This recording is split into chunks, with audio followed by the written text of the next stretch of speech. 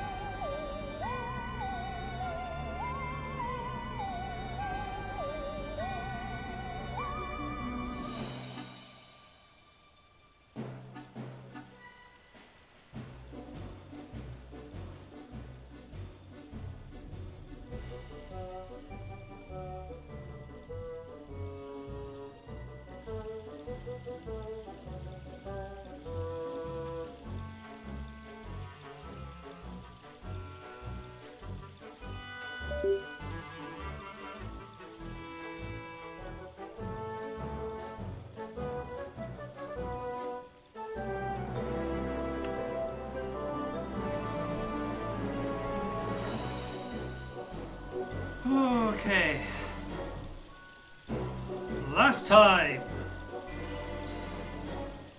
we resumed the plot. We met up with the Scions as they fully recovered, forming plans of what they're about to be doing. Most of them went, a couple of them went out to Garleval to see what the hell's happening up there. That'll be thankful to Antonio and Jay. Meanwhile, Yestola and Elfino went to a lot of meetings. Whilst ourselves, Alice, and Grahatia went on a wee adventure to cure tampering.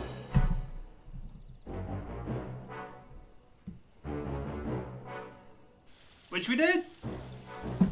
We went on a big crate movement across Az's land to get Allegan research notes on the subject. We got in touch with Sid, who helped make a supercomputer to help calculate the right balance of etherical and soul balance to get it just right with the memories so that they don't die. And then we went and saved Gaboo. And Gaboo is no longer tempered. So we then went to Matoya to make a lot more pigs. To then mass produce the way of curing tempering. Well, Shistola went off to deliver that. Us and Alphino went with Meryl Webb to help make a means of peace across the Limsa people and tribes. Had to deal with a pirate who was like, nah, we'd be pirates, and she'd be like, fuck off. Following that, we went to the kobolds, stopped them summoning Titan again, cured their tempering,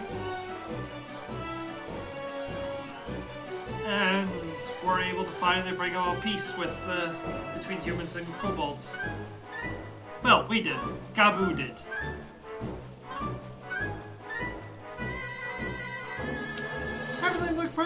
We're like, yeah, everything's going great.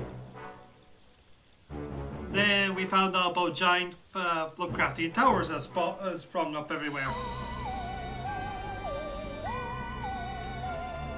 After going to Alamigo to talk about them, there was a fire. Wait, no. We met with an Asian called Fandaniel, who once told us that they want everyone and everything to die. As including themselves, they just want death.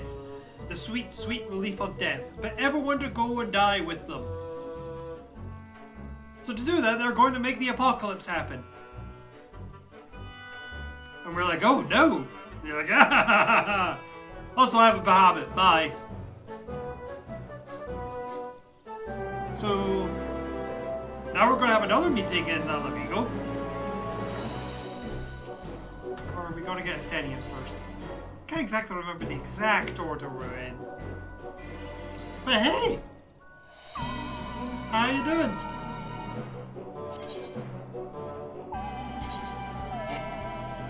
I cannot do this from here. For some reason.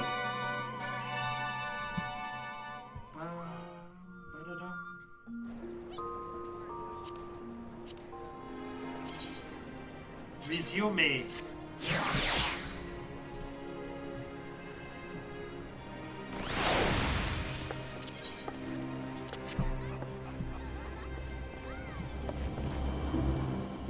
Yep, it's Alamiga.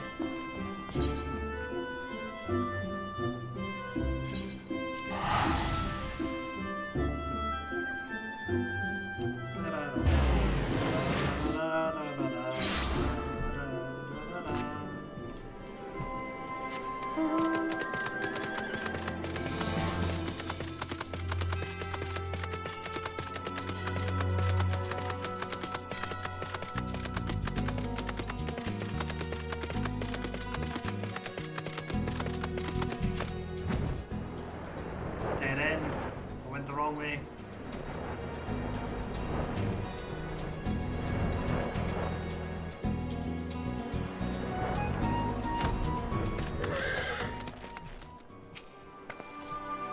The Royal Menagerie is so close to civilians, but Daniel and his pets certainly left a mark. While they safely travel, soon that the Telfroy are behind the works being carried out in the Imperial Palace. We can only guess at their purpose. Although I was only in Robert's total short while, I did manage to squeeze in a brief drink with Flamine. Saying more only. It was being a blind visit.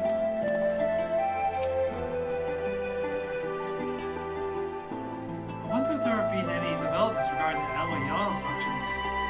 There could be no more mere coincidence that the incidents began occurring just as the towers first appeared.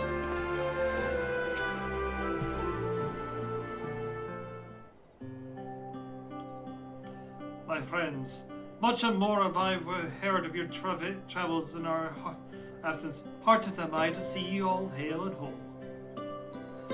As are we to see you safely returned from your mission, Orange. I trust Anchor made you feel welcome. Well, if it isn't Alphino and his berry band.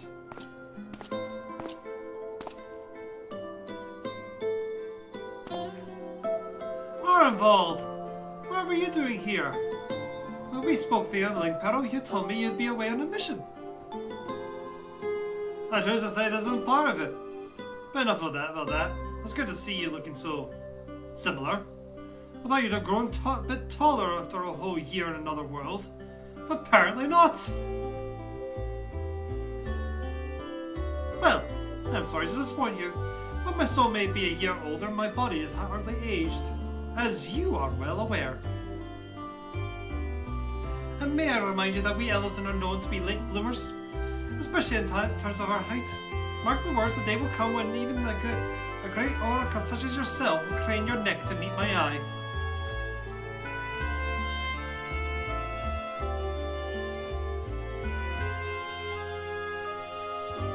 Aye, 'twas not until my 20th summer that I myself outgrew my boyish proportions.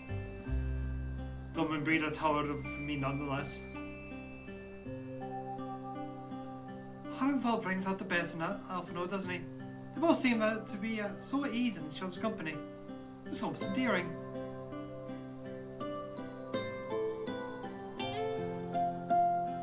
So, what brings you here?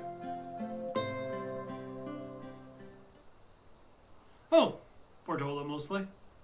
We need to go over a few things before we set out. Set out? Wait, does this mean something to do with the towers? Eh? We gave you that impression. Actually, tell me later. You'll got a meeting to go to. I'll see you afterwards, alright?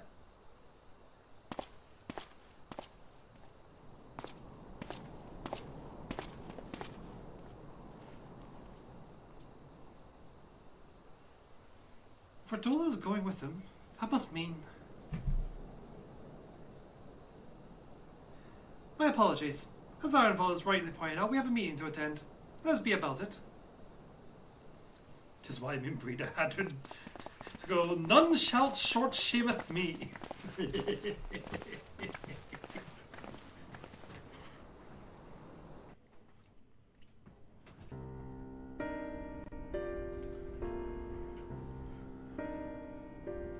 Ere we begin, I would like to offer my gratitude to Masters Thancred and Urianger.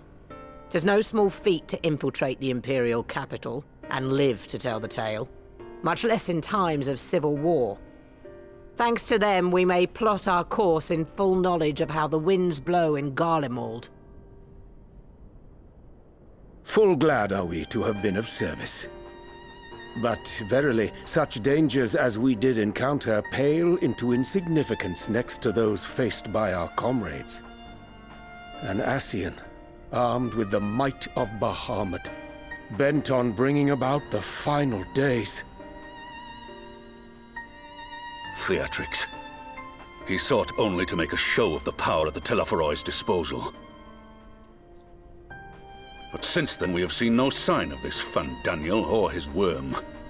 And while we've done what we can to bolster our defenses, there's no telling where he might strike next.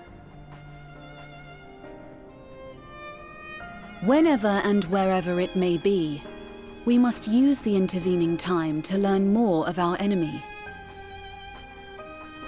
'Twas with this in mind that we dispatched scouts to investigate the towers.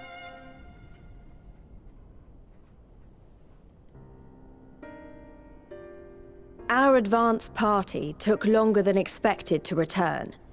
And when they did, they tried to kill us. Luckily, I'd seen that sort of thing before, and we were able to restrain them before they did any harm. Then it was just a matter of letting the Porksies do their work. Are you saying they were tempered? Once they'd come back to their senses, they told us everything they could. It seems that just as they were getting close to the tower, they heard an ear-splitting roar, and that was the last thing they remembered. But what worries me most is what they were saying right before they attacked. Glory be to Garlemald.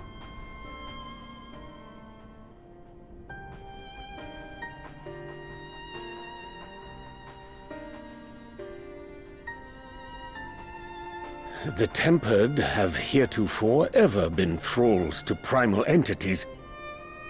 Yet these hapless souls were compelled to accept a nation as the object of their devotion. This calleth into question all that we know of the condition. Would that the unsettling news ended there. Alas, there is more. Following the earlier reports of missing Amalja, we have learnt that other beast tribes have suffered similar losses. And we now have reason to believe that the abductions are connected to the appearance of the towers.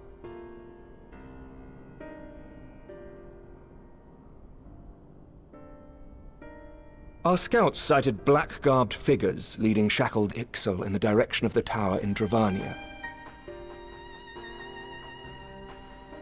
The Temple Knights were able to intercept them before they could reach their destination, liberating the Ixal and apprehending their captors, each of whom was found to be equipped with Garlean arms and armor.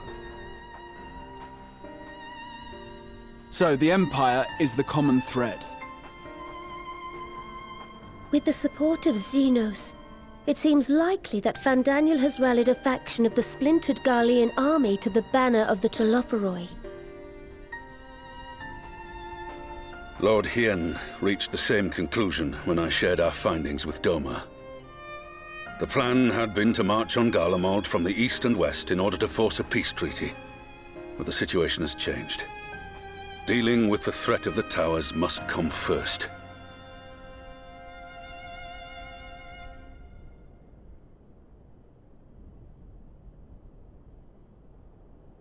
Given the nature of the enemy and the proven risk of tempering, I could think of few suitable candidates to aid in this task. But I am confident in my choice.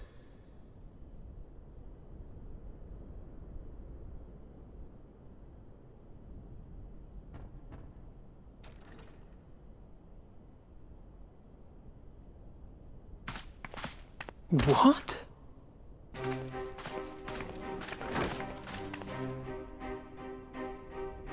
Resistant to primal influence as they are, they can investigate the towers without fear of being turned.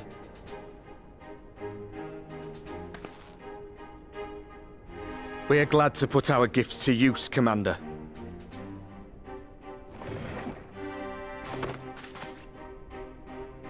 Gifted or not, going behind enemy lines remains a perilous undertaking. But we must know more if we're to strike back at our foe. I'm counting on you. If it would give us the upper hand, I'd do it 100 times over. We won't let you down. That concludes the briefing.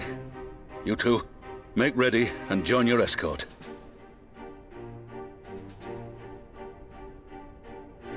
Are you certain about this, Arenvold?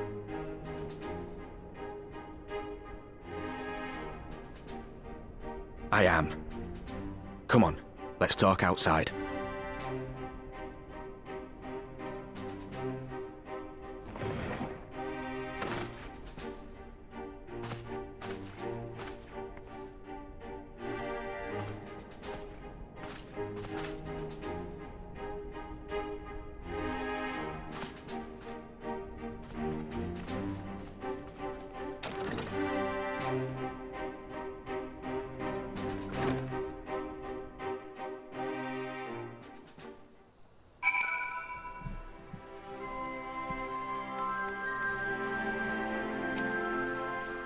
A small talk, you're after a look elsewhere.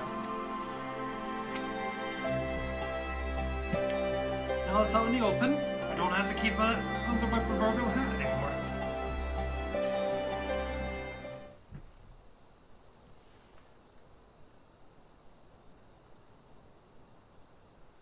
So you know, I've already gone through all the formalities at the Rising Stones. Made sure to inform Jamoldva and Vmar at Ralga's Reach as well.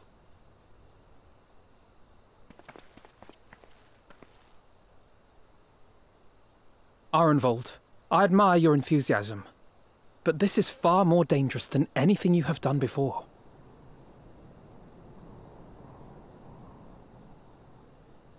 I know the risks. And I also know what's in store if we don't stop Fandaniel from carrying out his plan. With this power of mine, I can make a difference. If I stood idly by, I would regret it for the rest of my life.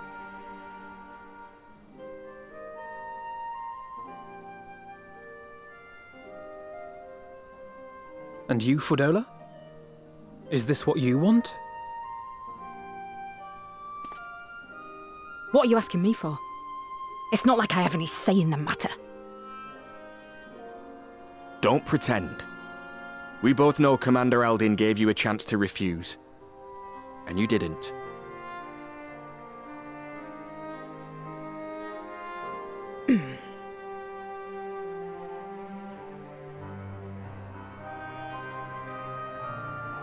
So the Empire's finished, is it? But that's what they're all saying. That the great and glorious Garlemald slit its own throat. And now, from out of its twitching carcass crawls the Telophoroi with bloody Xenos at its head! I fought for Garlemald. Killed for Garlemald. What was I part of? I need to know. Whatever it is, I need to know.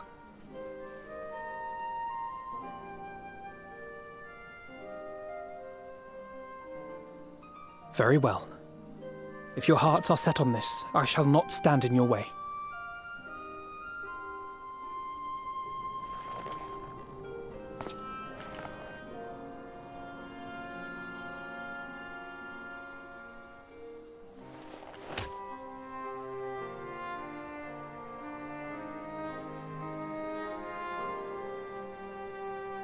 If you've finished with your touching display of camaraderie, I have a question.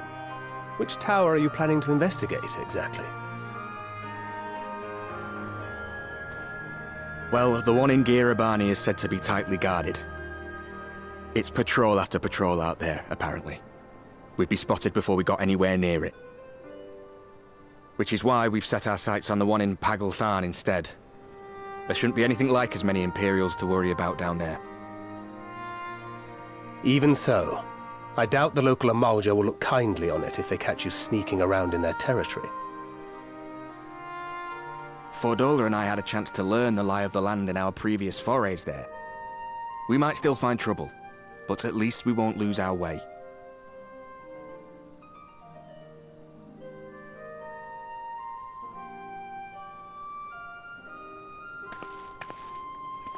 Well, we'd best not keep them waiting any longer.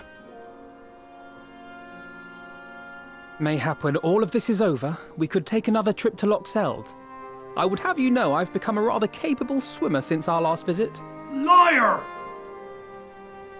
Ha! I'll believe that when I see it. Though, to be fair, getting into deep water does seem to be a scion's lot in life. Take care, eh?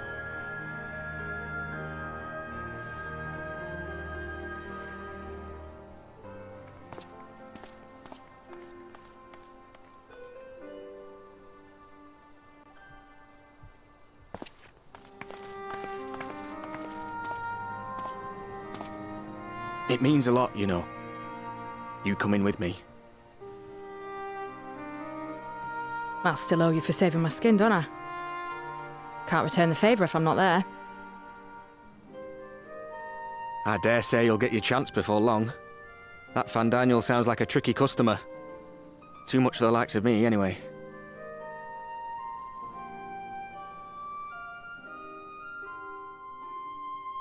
But we both know I'd just be another soldier if it weren't for my gift. And I need to be a damn sight more than that given what's coming. I realise I can't hold a candle to a hero like the Warrior of Light, or Alfino for that matter. He might look like he's 12, but he's seen more action than most people see in a lifetime. No, the fact is I'm nothing like them, and maybe I never will be. But I'll be damned if I don't try.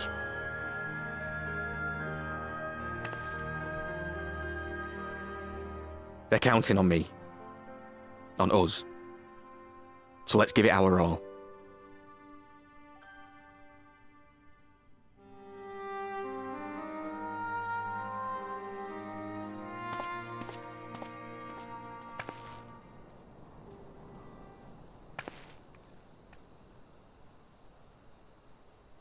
He does not want for conviction, that much is certain.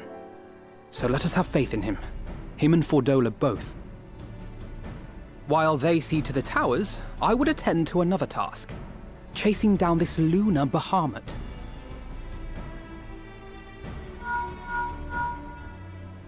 Ah, bloody thing. Can you hear me? It's Tataru. Ah, I'm happy to say we've managed to find Estinian. And I'm sorry to say he went running off again the moment we told him about Bahamut.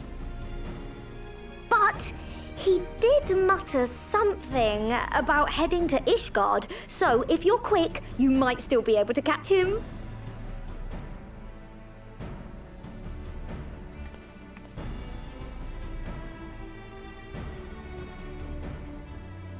Even if we set out this instant, he may already have left by the time we arrive. Have her send the Bonanza to Ishgard. It may prove useful should we need to give chase.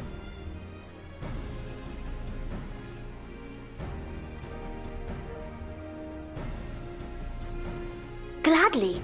I'll see to it as soon as Kryl and I get back to the Rising Stones. Good luck. While you go off on your dragoon hunt, Urianger and I will return to headquarters. We have much to tell the others. I wish you every success in your search for our elusive friend. May we all meet again ere long.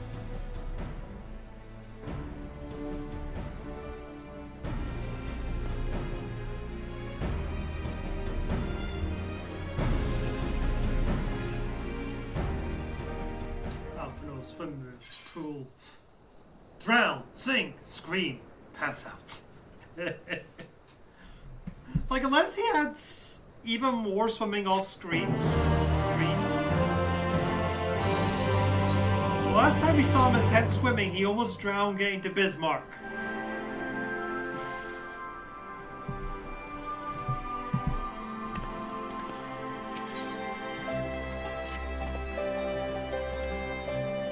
So, the city was bound for Ishgard.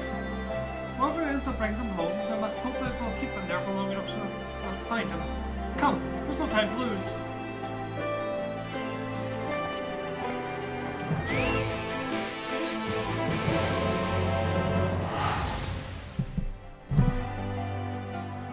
And yeah, they pushed the Bahama button.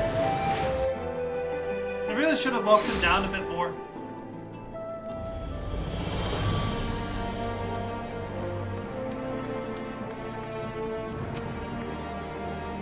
Let's hope we find him. That's all.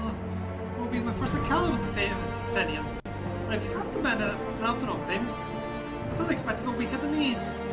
Perhaps still a little bit fainting while I'm at it.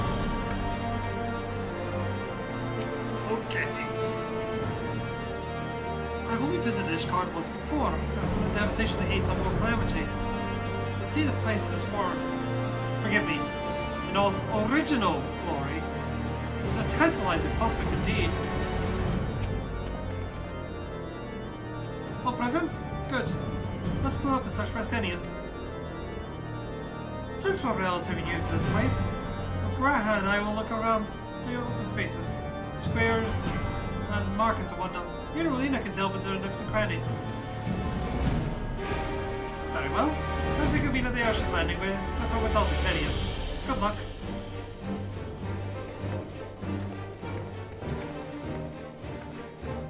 I think I shall begin the steel skysail manufacturing. So perhaps you could try the congregation? The sea may have well have use of her for return. You know, the Clive outfit really fits in to Ishgard.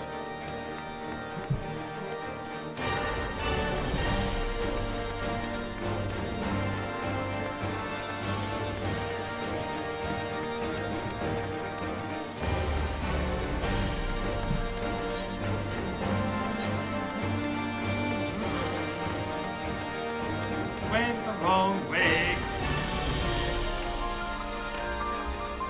How are you doing tonight, Ori?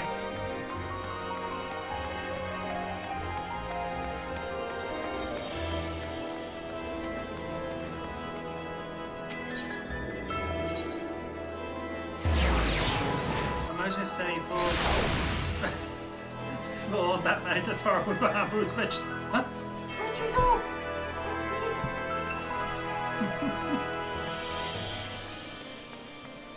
There does seem to be a bit of a superpower that Tatar and Kryl seem to have when it comes to Estenian. He can outrun everyone else, but not them. Well, that's good. Good morning to you, Warrior of Light. Lord Emmerich sent word that you would be attending the meeting at El Amigo, so I gather you have not come in search of him. To what then do we owe the pleasure of your visit? I see. No, we were not aware of Estenian and returned to Ishgard. But as I expect you remember, he is one to come and go as he pleases. I became seeking audience with Lord Emmerich, only to find him absent. In any event, I'm afraid I cannot help you. Because one of your companions is fair better.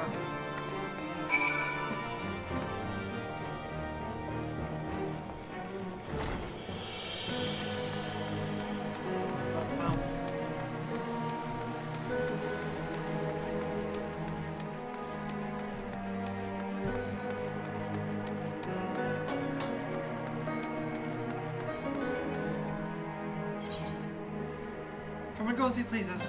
Can't think of anyone like that. What might that else be implicating?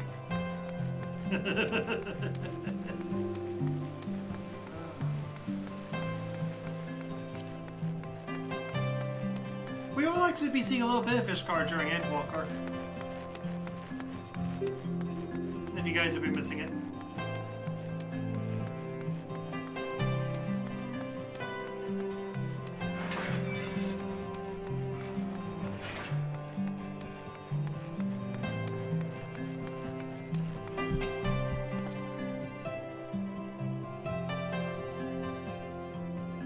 Saracenians, every bit as elusive as Uriachi suggested.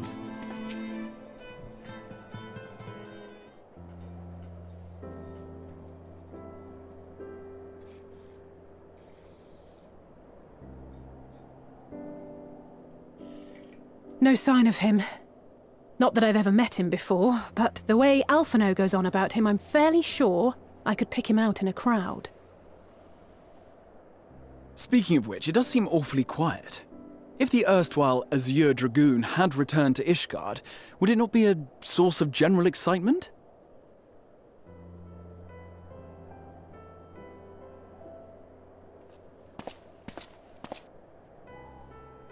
First the Scion's Coinkeeper, and now you.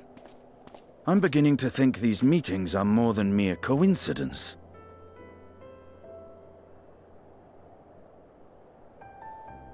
Not that I'm complaining. It's been too long. Too long? You look an ilm taller and twice as rugged. It suits you, Alphino.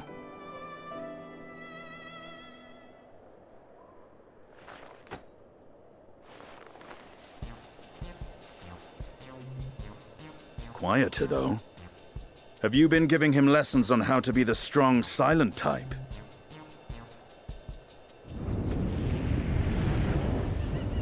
I am not Alphino!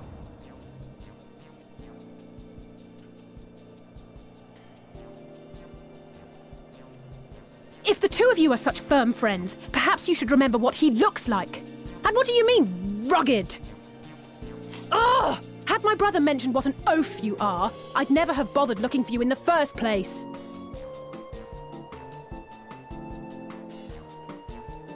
Estinian Wormblood, the Azure Dragoon.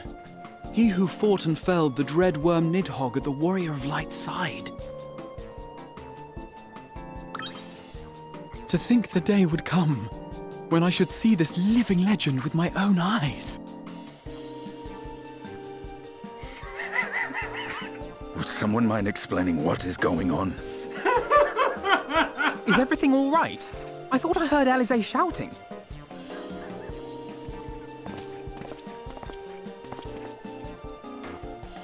Estinian! It's been too long.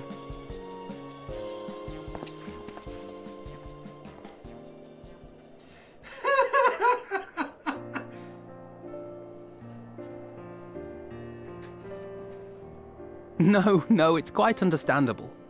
That was hardly the first time we've been confused for one another. Nor, I suspect, will it be the last. Well, I, for one, will not be making that mistake again. What I will say, for the second time today, is that you've grown. Inside and out. I can tell.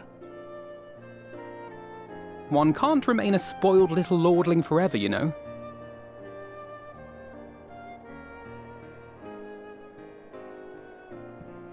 At least someone's having a good time. You know, when we were growing up, Alphino would never befriend other boys because he couldn't stand the thought of not being in charge. But maybe that's changed. He seems just as happy around Estinian as he does Arenvald.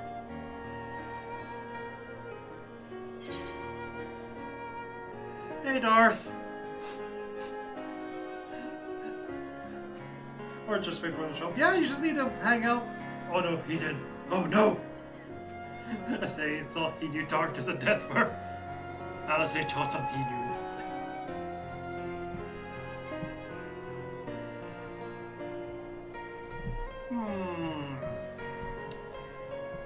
I like all three of these.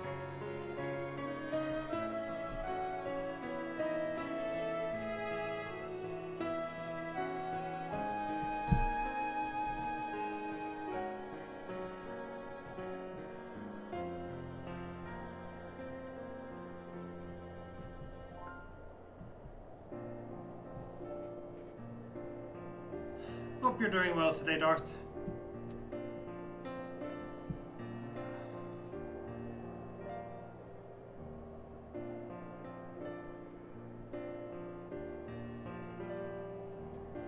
Dragoons are trying to achieve the war.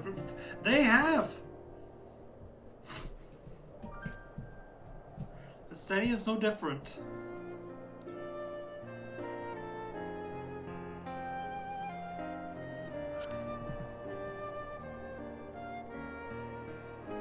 I wouldn't be so sure. He still loves nothing better than the sound of his own voice.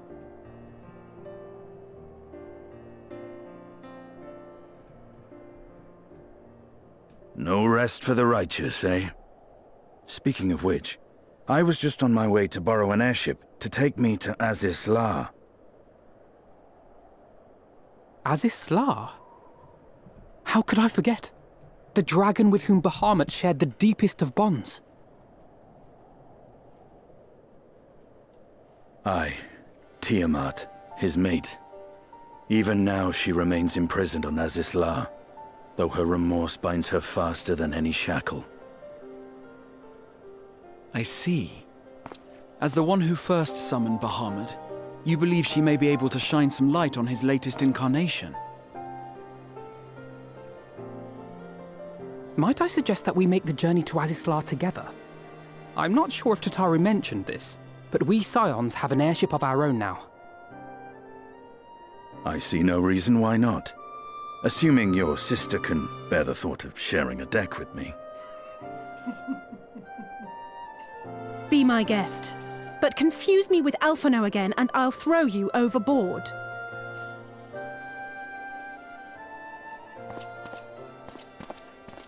Ugh! I don't know who he thinks he is, but he's nothing like Alphino painted him to be. I will admit, he is not exactly as I imagined him either. Based on what I had read of the man, I think I was expecting someone a little less blunt?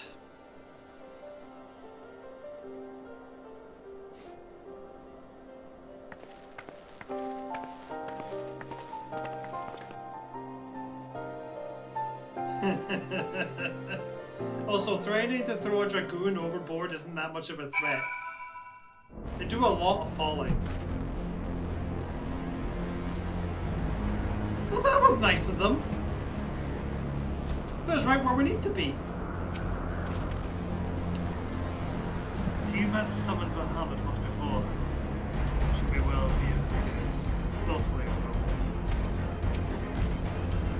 So this is the Delta Quadrant, where countless dragons yet lie imprisoned. Great Tiamat among them. Not to complain, but I didn't expect to find myself here quite so.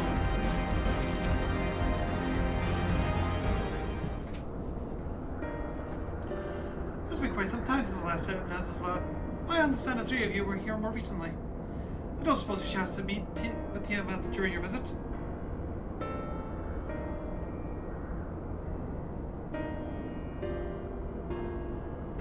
Alas, no. We had no cause to set foot here in the Delta Quadrant. I have studied the relevant records, which is not to say I wouldn't have appreciated a first-hand account if we were dealing with her.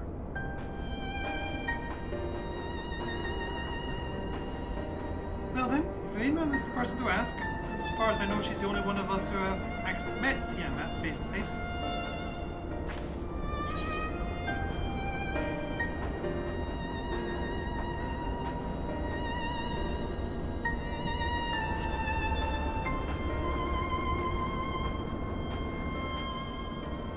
Ah, yes. You're a friend of our father's. I too have met with Tiamat.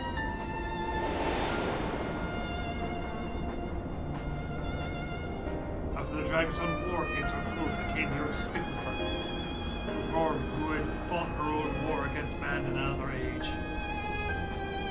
I wished to know if she had yet harbored thoughts of vengeance and asked as much. She said no.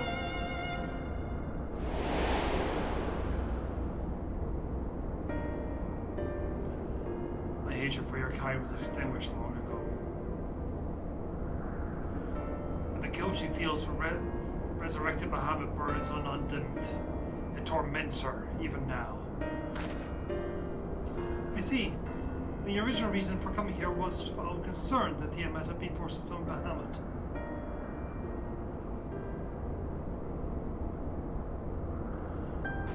Nidhogg is a part of me. I feel his emotions as my own.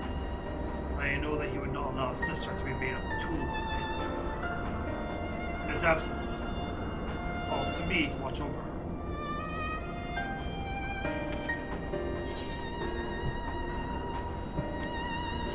To be fair, Darth, it's a very different Tiamat than the Tiamat you're currently thinking of.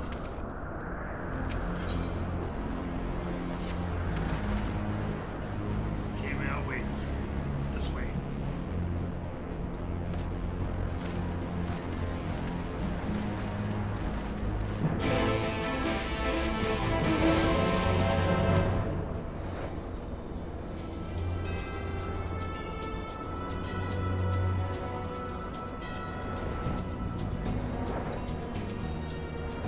Guess this is just how I'm traveling now.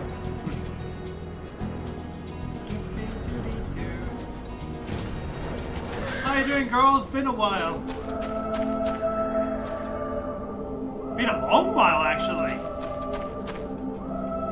Was it June when we were last here? Yeah, the Final Fantasy team is generally not portrayed as being remorseful.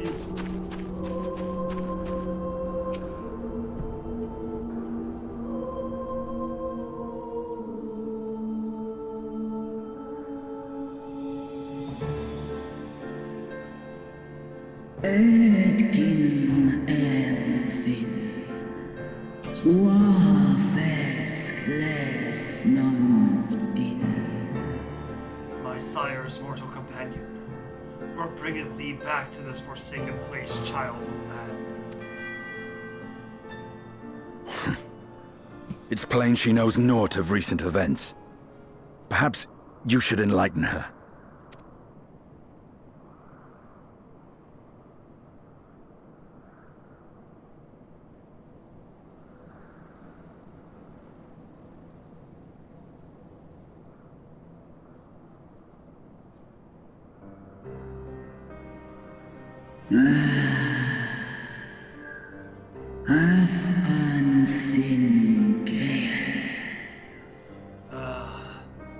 That my sin should be repeated. Noloskin esh. It says not the faintest stirring. Olankin waha. Listra mira.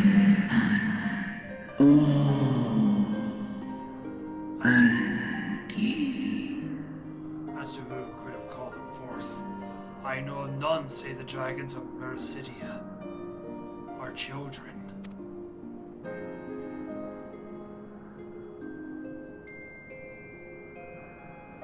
Esk I an esh I kin in. Esk dir lei I an esh in.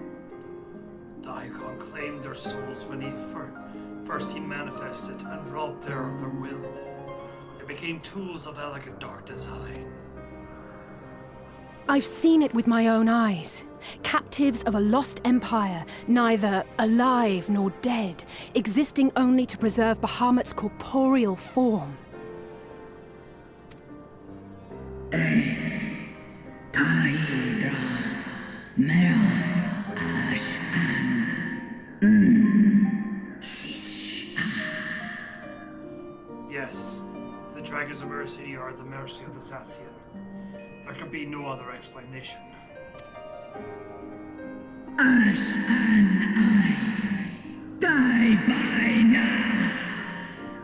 Accursed Asians, vile minions of darkness. Ten Ash an Ash in. Ash I an kin antun. U Ash I. In Ash. Tu in. I stole now. Again, you will profane the memory of my beloved, and strip our children of their freedom, their dignity. And are there no depths to which you would not stoop?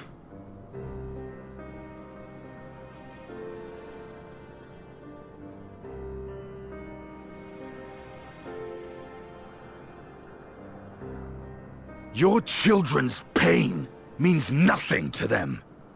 They laugh at your kind suffering. But tears will not right this wrong, nor will lamentations see the perpetrators punished.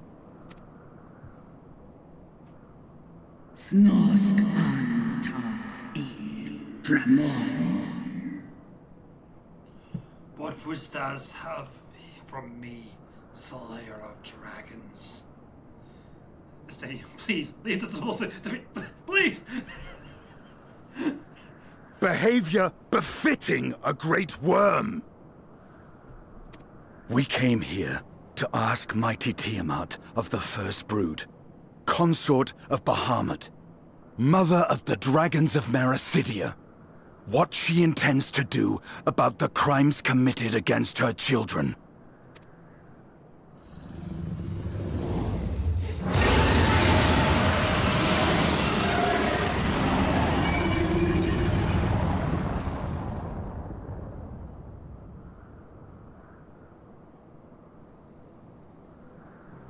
Santalan infan antosk.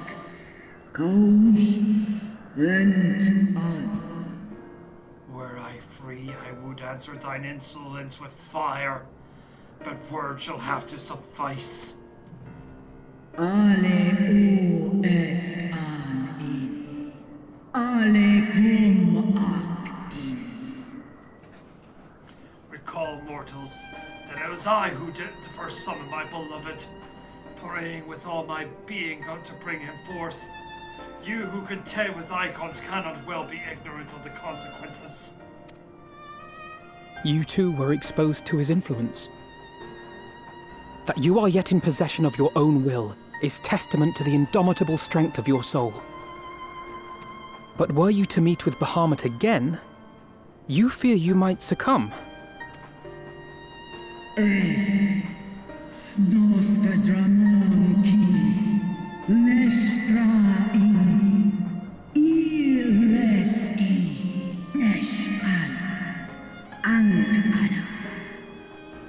Indeed. Ask a dragon slayer and he will tell thee the power we of the First Brood wield. Were I to lose myself to the icon's influence, all would pay the price. Unmik Nalstra ul an Antal an Smon Tahi an. It is of little matter, for even had I the strength to resist, I yet lack the strength to break my shackles. This prison shall be my tomb.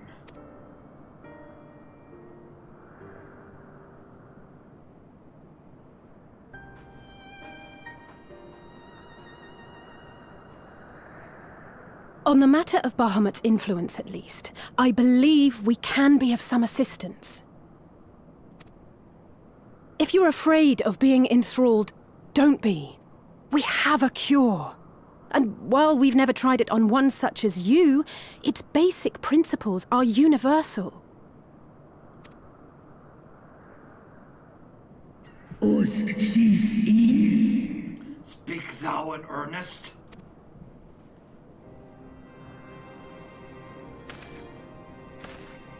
There is no future for those bound to the past. That you committed a terrible sin, I do not dispute. But if you feel remorse, you may yet make amends. We offer you that chance. Take it, or you will forever remain a prisoner, not of these cruel shackles, but of your own guilt. Sahaan, Seth Son, Kin Bahamut, Chance to make amends. To lay Bahamut's memory to rest.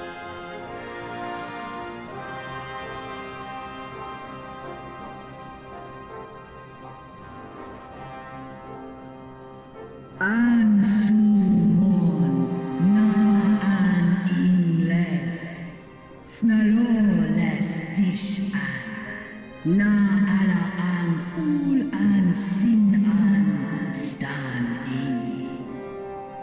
When our own star faced annihilation, Hydaelyn granted us sanctuary, and now your foes would bring her about her destruction. This I cannot allow.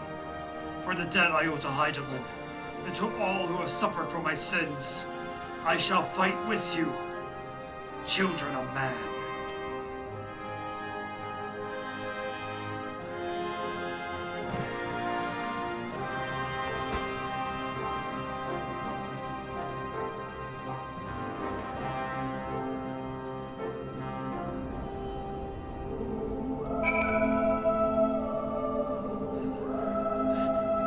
This is why you need the charisma character to do the talking. Except we brought freaking Alpha home.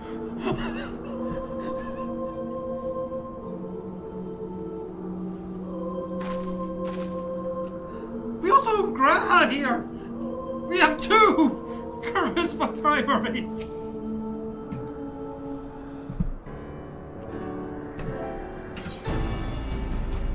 While proxies may have been shown to be effective in curing the temper, Tiamat must be considered a special case. She is far, far larger and measurably more powerful than any subject trained thus far.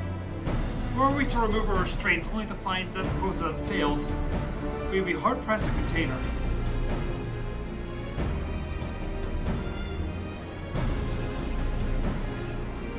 Before going ahead, we shall learn as much as we can about the exact nature of her condition. Do you suppose we could find that information here? Well, yes, we can. We can indeed. The Elegants kept detailed records on all their noble captives, and I know exactly where to look.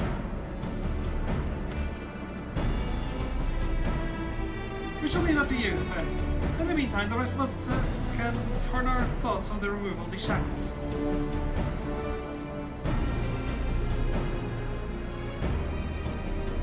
I know Alpha would really hear well enough, but not you. We're certain we are ready to see this through.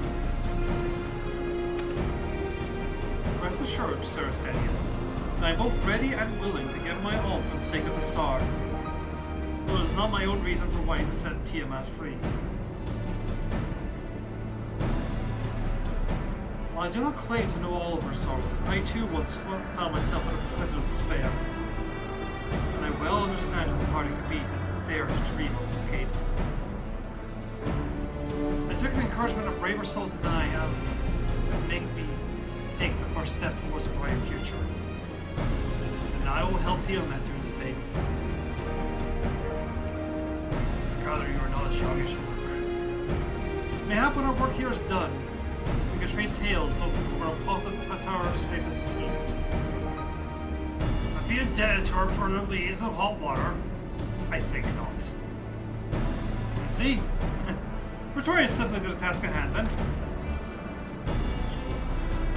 I believe that Noel's Scorpion and TMS restraints are located in the sector known as the flagship. Ah, yes. We're familiar with it. The Ethochemical Research Facility in particular. Oh, we may wish to take this. The spirit vessel containing a small amount of my blood.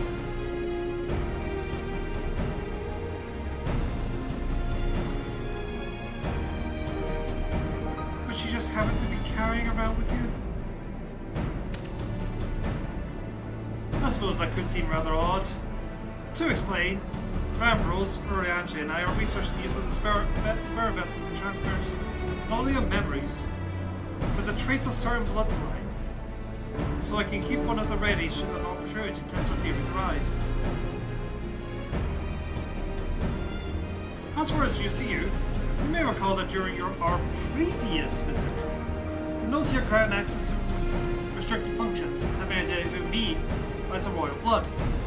And armed with that spirit vessel, I posit that they will be the same for you, given the absence of, well, the rest of me.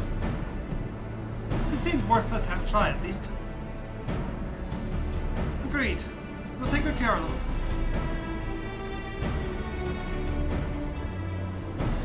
To the flagship then.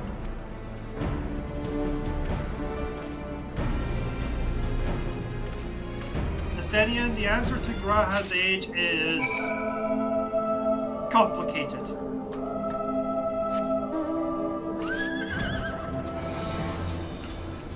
Sorry, Tiamat. Very complicated.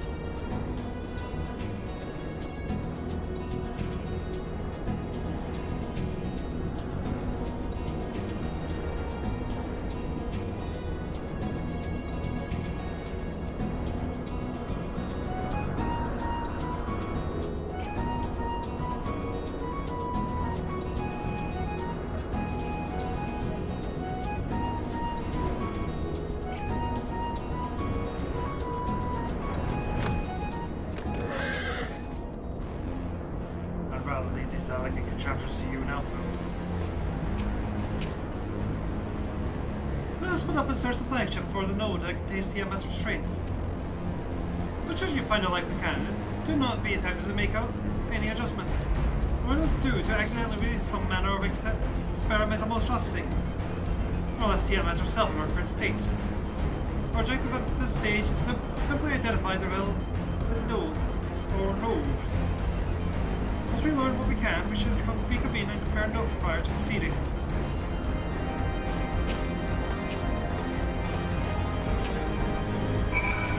By all accounts, Gra has 4 ages.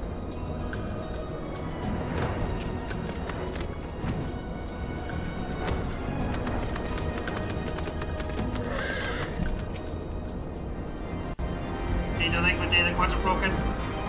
Possible cause, intruder interference. Advise. Deployment of automated combat units. Proceed. It's definitely not you.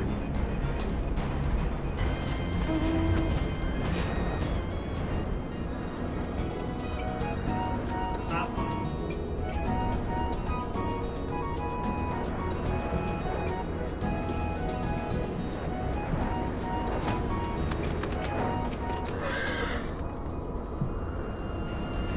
Friction between metallic components detected. Temperature increases to critical levels. Please replace damaged parts or retreat to a safe distance.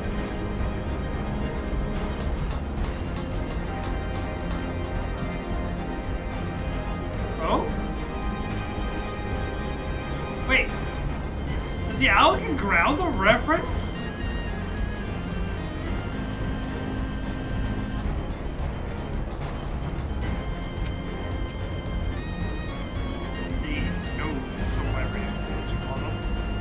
Why did they quiver so?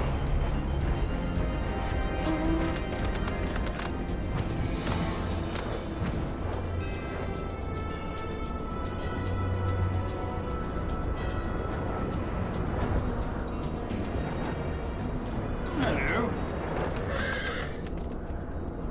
Nice. Warning. Scheduled dragon restraint maintenance due in minus 2,020 years. Failure to verify system integrity may result in unscheduled specimen release.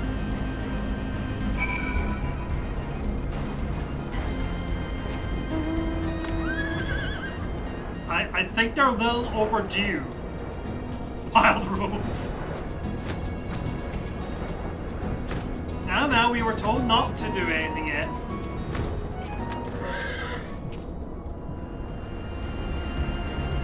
I'm afraid, Miss Stadium, I have little to show for our efforts. Did you find anything? I did! I know that it smelled like burnt hair! I, found a way to activate mechanical sentries, if that's any help. Yes, the trapping node, which spontaneously warned me about neglecting the dragon restraints.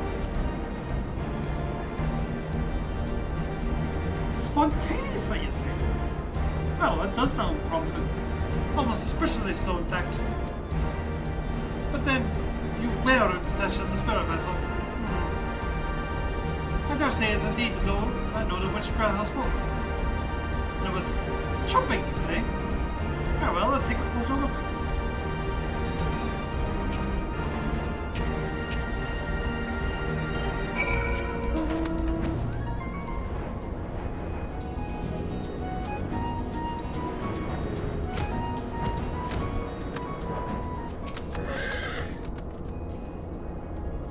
Do you wish to operate the dragon restraint mechanism? We do not have the requisite access privilege. Operation of the dragon restraint mechanism may only be undertaken by the chief technologists and members of the royal family. Or those with a vessel full of royal blood, perhaps.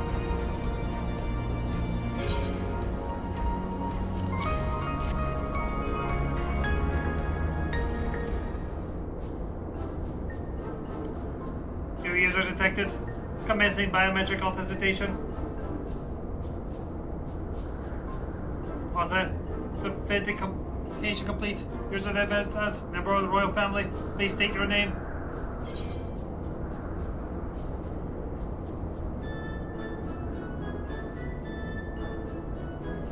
What am I saying to it, people? So to activate the dragon dudes. Am I using my actual name? Am I using Estanians? Or am I using Alphys?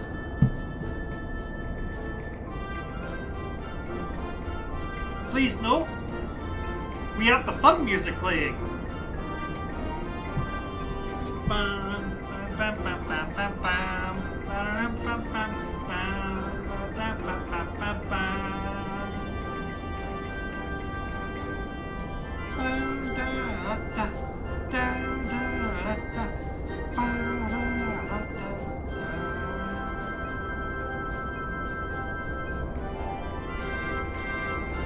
Poza idziesz.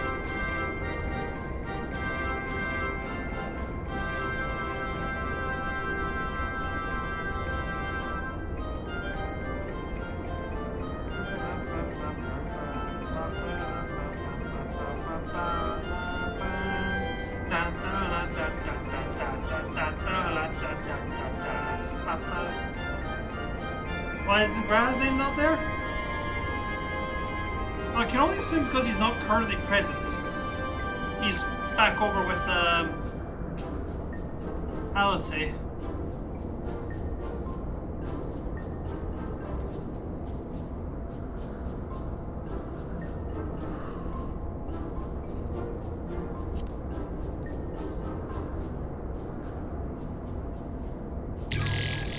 Welcome, Merlina West Knight. You may operate the dragon restraint mechanism when ready.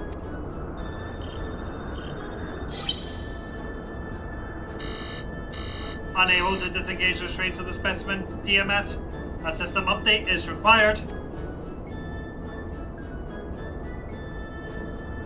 A system update?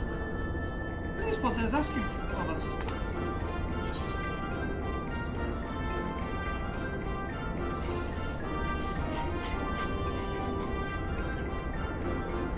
I am a mage. Tapping yours in Windows. Fuck your Windows.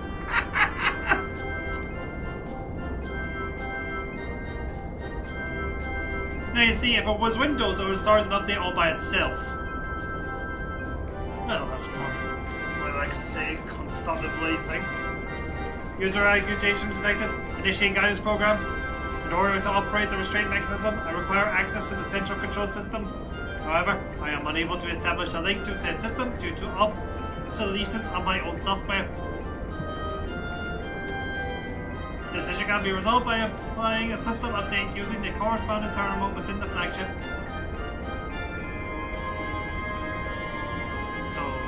distinguish the release of restraints from all. It can, but only once it has received the requisite system update, as far as I can tell. Till which time I'll float there spewing nonsense. User status when detected. Initiating station protocols. I am here to help. Rest assured that I will be on hand to guide you through every step of the system update process. How gratifying. I dare say we will fare with guidance than without it.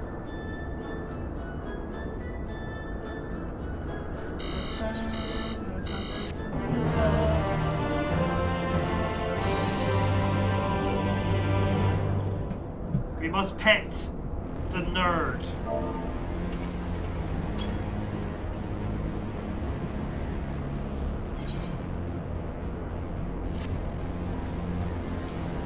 Guiding user to terminal. This way, please.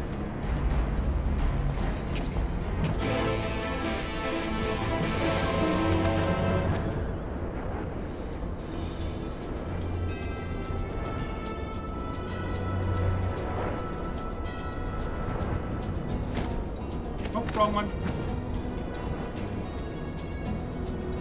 Yes. I need to go down again.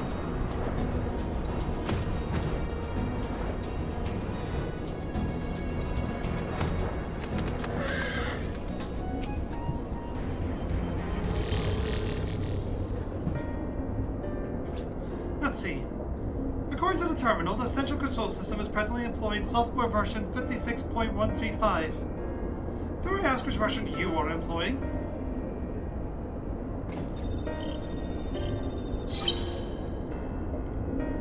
Why, software version 42.002, of course. Errors detected in data management system. Estimate time required for update. 5 years, 1 day. That is rather longer than we were hoping. Aren't there any other options? For instance, using this terminal to operate TMS's constraint controls. The proposed method is indeed an option. Please be warned, however, that the procedure may be changed as a result of the system. Update my instructions may no longer be accurate.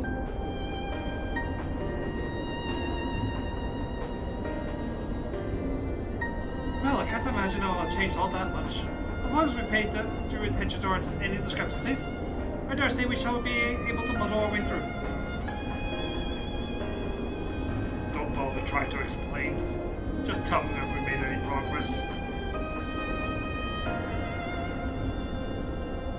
I would say so. Yes, it does. However, require that I remain here to operate the terminal. I shall inform you via link pearl once I'm ready to release the shackles.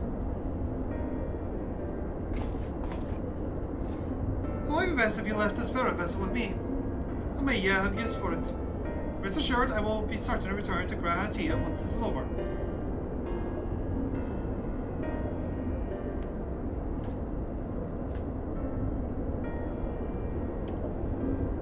Just a little more work. Tiamat will be free. Before we go any further, there's something I would know. The Tiamat or a kin fought against the Alcan Empire. Both sides were but dancing to the tune of the Asians. And it was the same in Ishgard, where they stoked the fires of conflict between man and dragon from the shadows. All the Diateans touched turned to ash, and thus have you made it your mission to fight them. But there may have been times where you tried to reach out to them instead, to find common ground. And so I must ask, what do you intend to do with Vandaniel? Will you try and reach out to him too?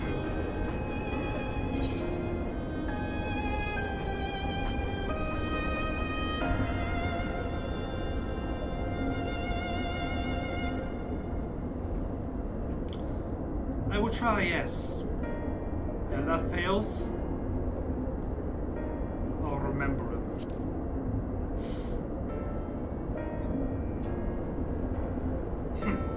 I see little point in reasoning without Rich, or remembering him for that matter.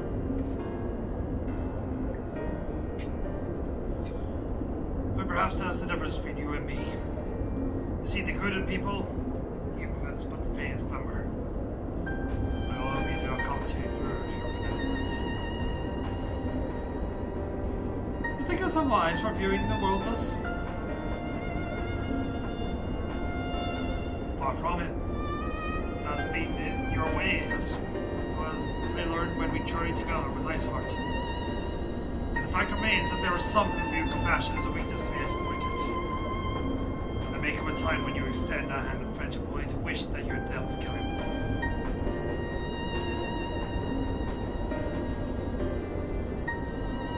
So, save your mercy for those who deserve it. Well, we should begin back to our task. And Alvino has things in hand here. I suggest we join the others.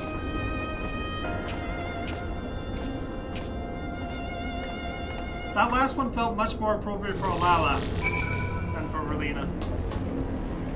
Alright, let's save Alvino and the nerd.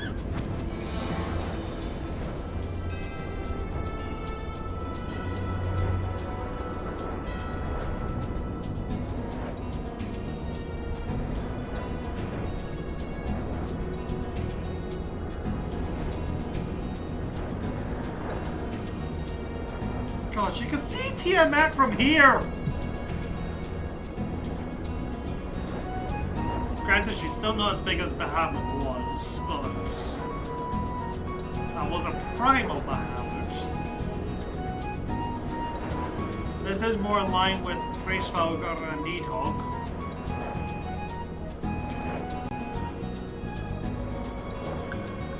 I think it's actually a guy say you'll burn the word in. Support my whatever you call Xenos. I mean, that's fair.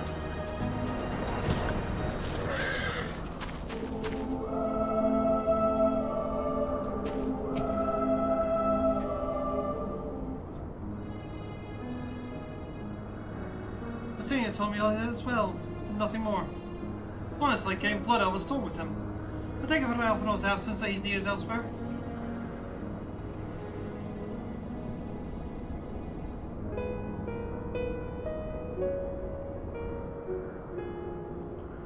Well, that all sounds rather frustrating, but you got there in the end. While you were off talking notes, Rohan and I were learning as much as we can about Tiamat's condition.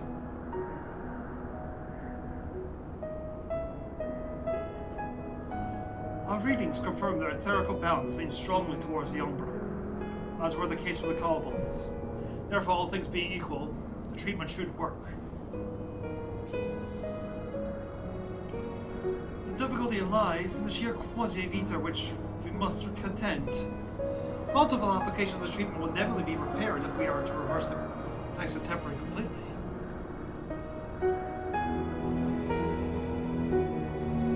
Meaning I'll need all the ether I can get. Thank you in advance.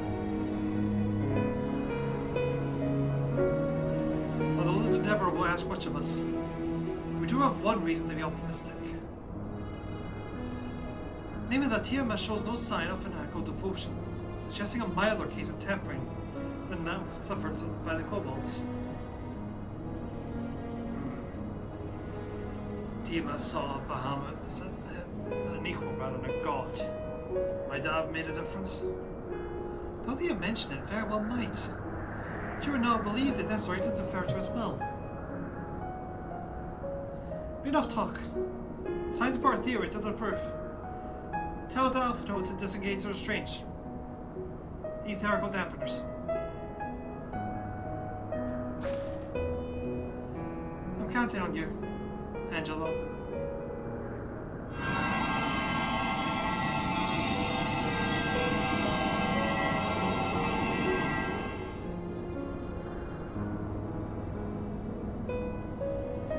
Such warmth.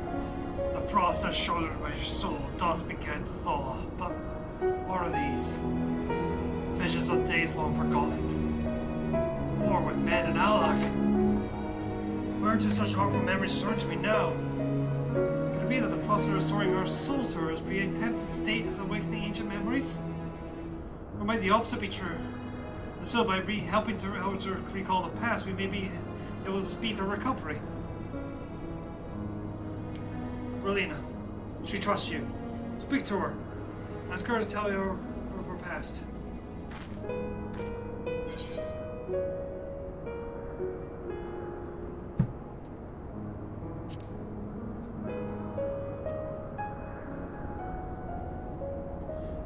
Bahamut, my beloved. Would that peace be found in mercy it could have lasted eternity? But alas, it was not to be. The Asians saw to that. In all creation I know of none more wicked. It was at their behest that the men of Alec first come into Mercidia, and to our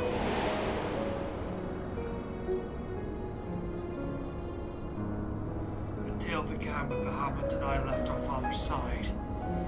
We took wing in search of a place to make our eyrie. Beyond the southern ocean, we discovered a lush and fertile land that would come to be known as Mercidia by the children of men. But many years would pass before we crossed the seas. Upon our arrival, we were welcomed by the peaceful people of the forest, kin to the trees, surrounded by nature's beauty and bounty. Bahamut and I had found a place to raise our young. Fascinating. This correlates with the writings of the Charlian scholar Vershu. She posits that man's first settled in the southern continent towards the end of the Second Natural Era. Correctly, it would appear. Whether she wanted with it was to hear a tale from Tiamat herself.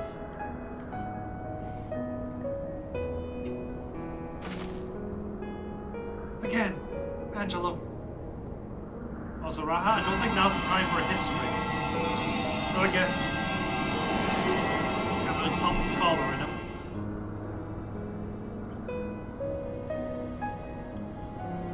When first the judgment man arrived to our shores, no foot did they set in those places from which we held dominion. Much as our fear of the dragon kind, and as they kept their distance, so did we let them be. As the days went by, ship after ship appeared upon our horizon, bearing even more of the brethren who divided the vast land amongst themselves. For a time they knew peace and prosperity. As their numbers grew, the smaller their share came to seem, and soon they began to covet the territory of their fellows. Ere long, man fought man, blood was answered with blood. And none could see an end to the strife, until one day they came to us. Recognizing our wisdom, they entreated us to intercede in their conflicts. Bahamut agreed, and with him presiding over the affairs of men, the land knew peace once more. Alas, those golden days of harmony too were fated to end. For the men of Alak slew my beloved, and I, in my rage and sorrow, heeded the violent words of the Asians. The rest thou do only too well. But your tale doesn't end there. After ending it there, when you are free, we'll rid the world of the Asians together, and your both lovers will have justice. Fine sentiments, but you're almost spent. I'll keep watch from above. The treatment fails. Run. Thanks for the vote of confidence.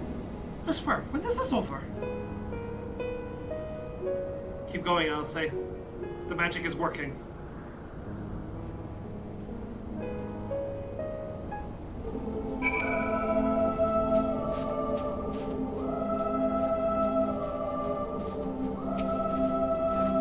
Hello.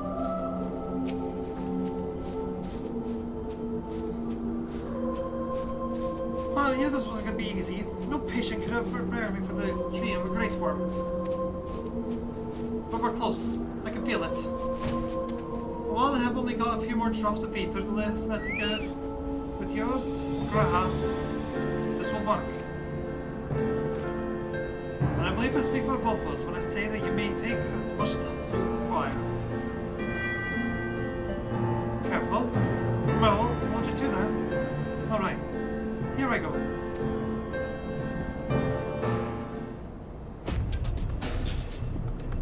I'm just gonna let the cutscene play. I'm not gonna read TMS lines this time.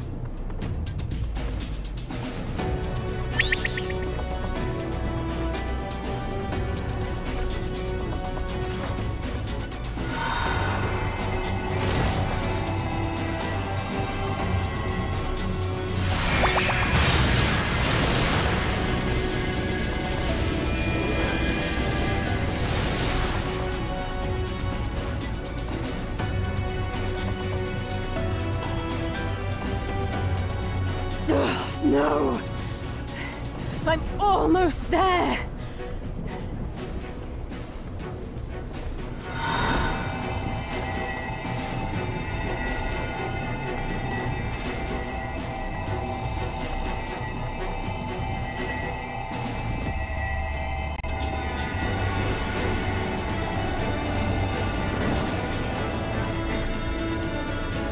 This is it, Angelo!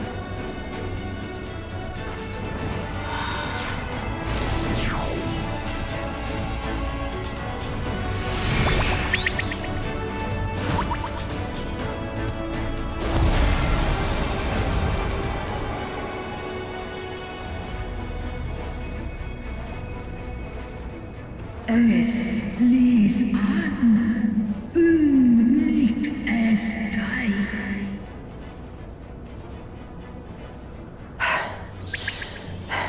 Did it work? We won't know for certain until the shackles are removed.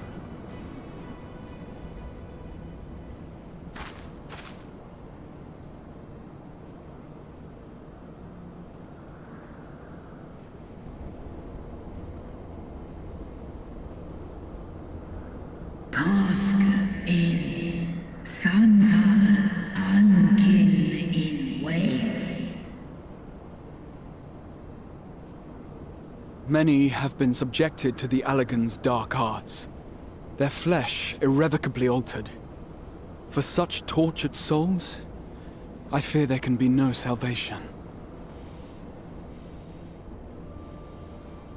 Ankin.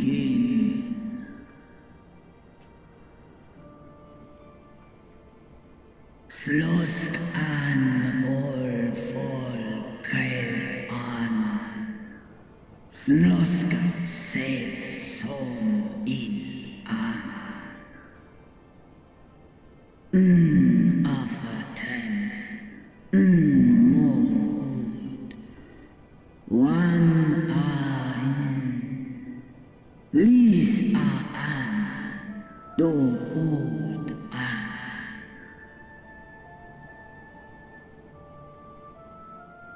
When that time comes, you won't be alone. We'll stand by you.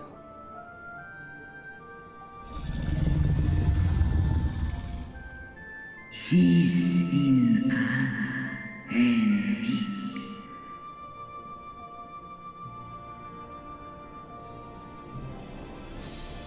Alphino's ready. It's time.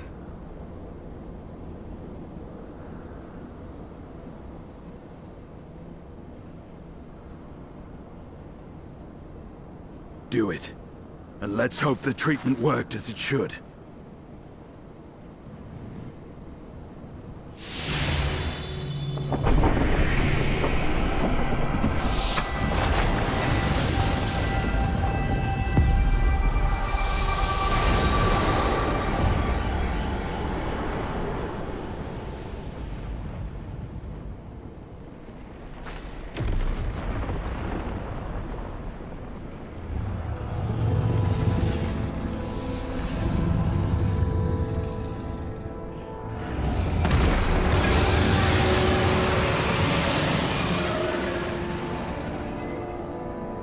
Mahamud an esk. Ul jas. Ul asa. Vesk an.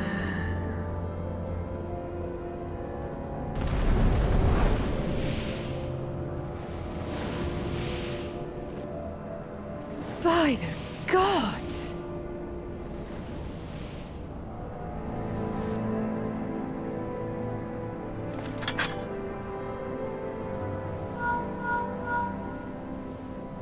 Urianger, your timing could not be better. Understood, we're on our way. It's Bahamut. He's been sighted over Pagalthan.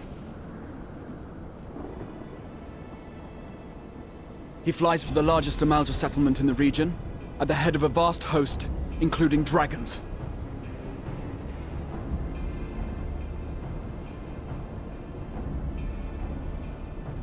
Did you hear all that, Alphino?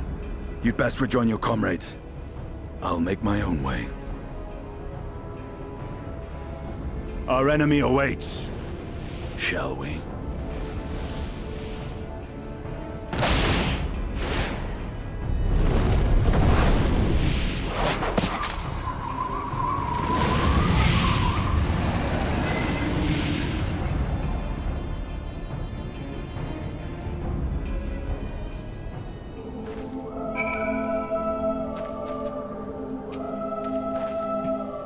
I'm sure you're desperate to join extending on Tiamat and battle. It should be wiser to gather the full strength of silence first. Before we face demands, no less.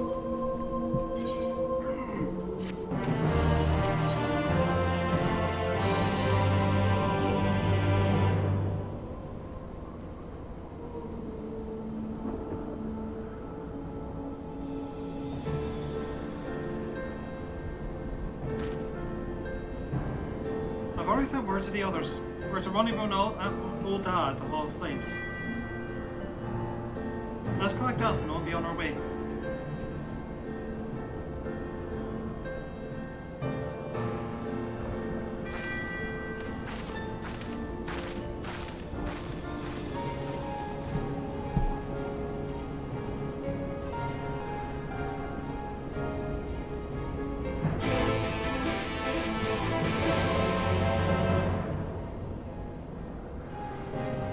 So far kept.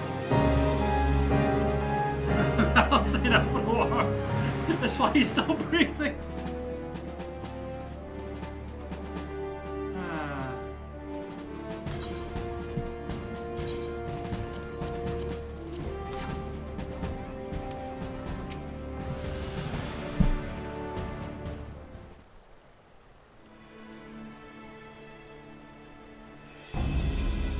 Now.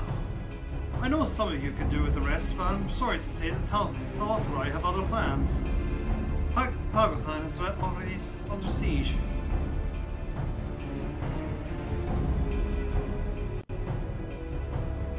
Happily, the Immortal Flames arrived just in time to join the defensive effort, with Marshal Turpin at their head. Well now, given the failure of the peace negotiations, I'm uncertain how this Sultanate will respond. So it's good to hear that Old Da has not abandoned the Amalja. Abandon them? We don't profess to be their friends. Whoops.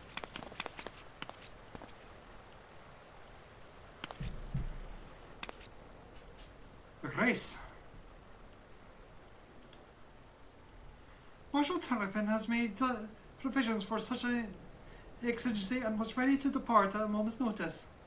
All that was required was the agreement of the Syndicate, each of whom voted in favour of intervention.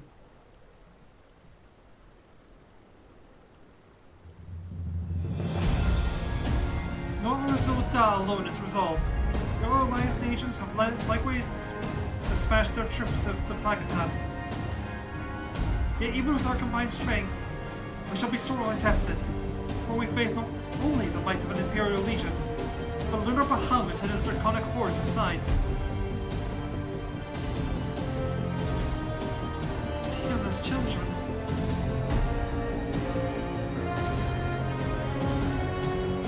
Fight as we may, victory is by no means assured, and all the omens are grim. Our forces report that despite the proximity to Lunar Bahamut, none of the Amalja show any signs of tempering. Strange. What primal would turn down a chance to gain thralls? I say is incapable of doing so. Rivals are not one to serve a master, Messian or otherwise. It may well be that Luna Bahamut differs in some fundamental manner than those we have previously encountered.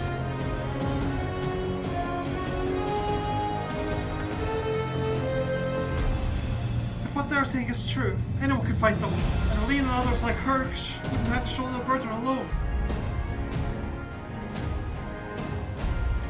Be that as it may, Luna Bahamut remains an incalculably powerful foe, whom our soldiers will struggle the best, though near our force of arms. With the aid of science, however, I believe that will fare rather better, assuming that it is you're ready to take the field. An airship awaits to bear you to the front. Pray step forth as soon as you are able.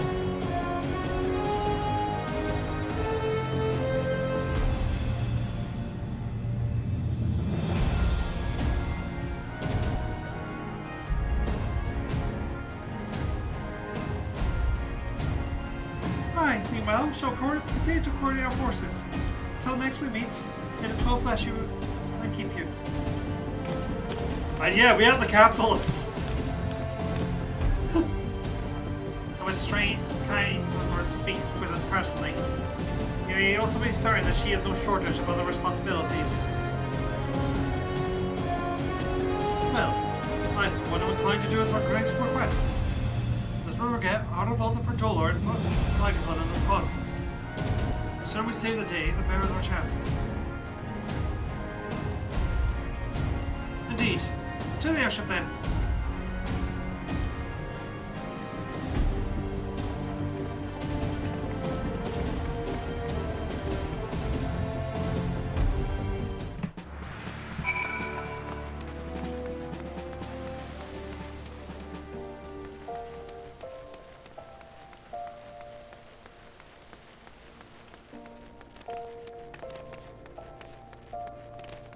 Hey, Gigi. You're doing well, Gigi. Yep, you go follow that Arasharan, who is currently a dragoon. Right, where the bloody hell is he?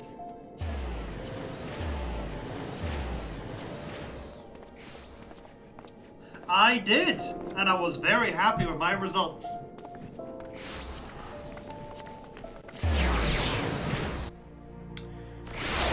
As you can see, I don't actually play at 4K, but I did do a 4K test with everything at max just to see how it would do, and I still scored high.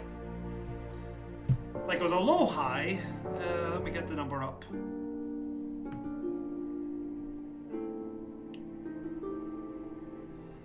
Yeah, I got 9,420, which is serviceable. So that's probably what I'm going to be playing Dawn Trial.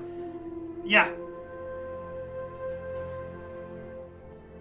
If I played with everything on at the resolution I play at, though, my score was 15,609.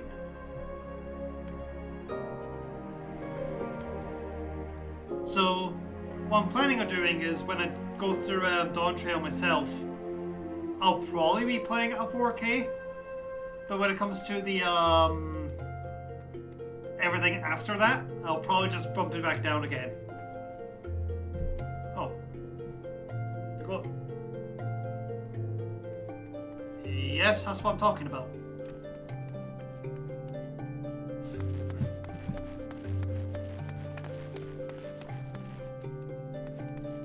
Oh! Right. That's also why I changed my hair. I realize that now's a good time to make her highlights stand out a little better. She actually looks... Yeah. I actually quite like the way she looks. The only thing I noticed initially was the, her nose looks a little different, but then during the actual benchmark trailer, she looked really good. So I'm just assuming it's something to do with the way it looks in Character Creator. But yeah, that's why I changed her hair up, because she's always had pink highlights. You just can't see it because her hair, it was so close to her actual hair. Anyway. Greetings, we've been expecting you. But say the word, and we shall depart from the Plagathon at once. Alright, we got a dungeon. Alright, peeps. Who are we bringing? I, for one, think Alice should sit this one out. Purely because she's going to be a little drained from Tiamat. Granted, so will me and Graha. So that probably means Graha should sit this one out as well. But at the same time, Stola. And yes, it is the final. It's the final dungeon of the Shadowbringers patch. Other Silence Eternally. Really is changing her look. Who are these lucky people she has a crush on? Gotta look my best for vacation. Yeah, Stola did get to go in Montoya's retreats.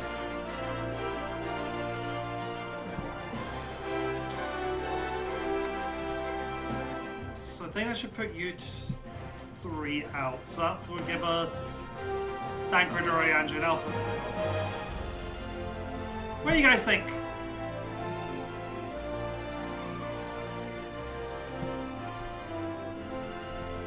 Oh, right, whoever saw that. Alright then.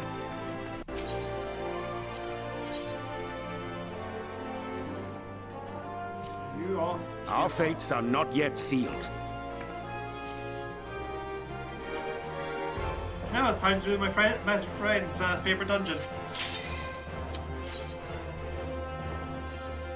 Catman, little reload that wherever works.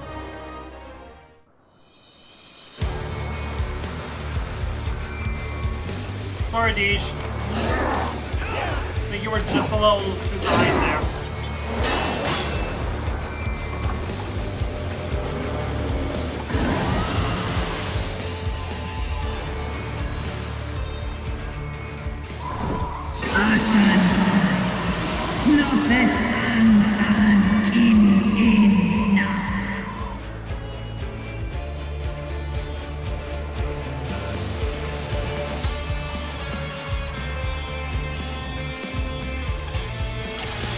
I have not done this dungeon in over a year, so I'm going to be a little lost.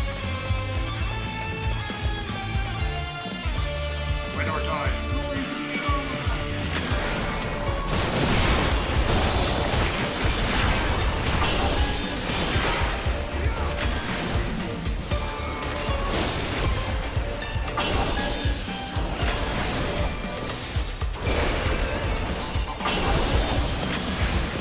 I'm curious, Steve. There's no 3-bomb.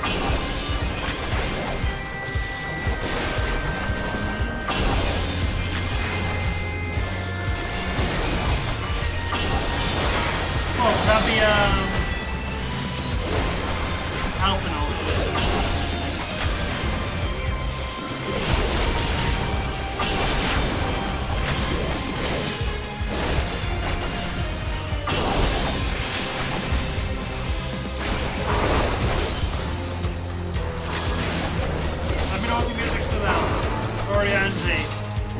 Ah, okay.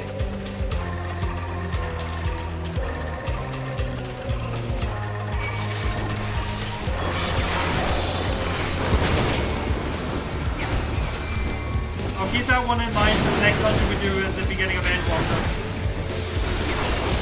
which we are not getting to tonight. But we might be starting Endwalker tonight. There's not that much left.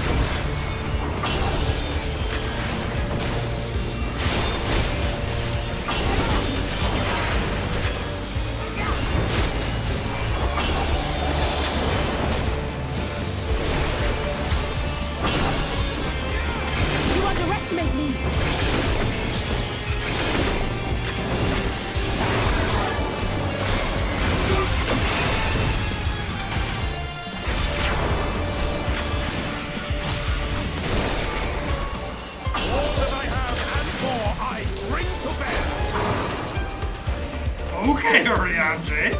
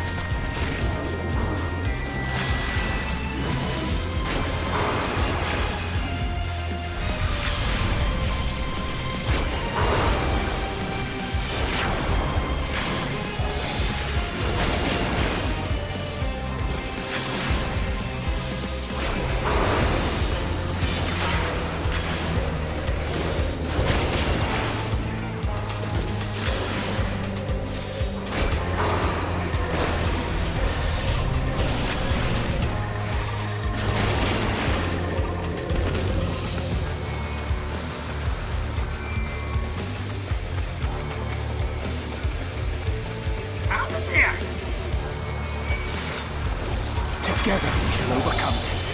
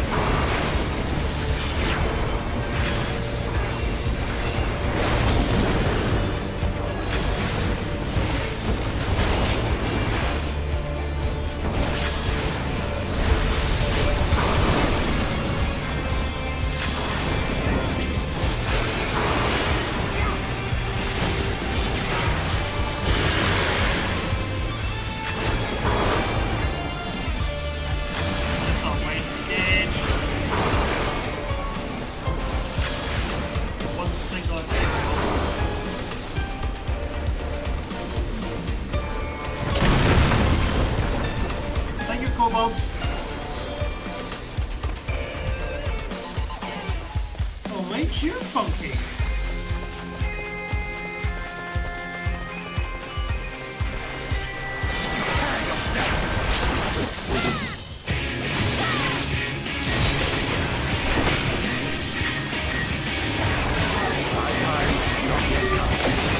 Hey guys, prepare to say goodbye to this trash.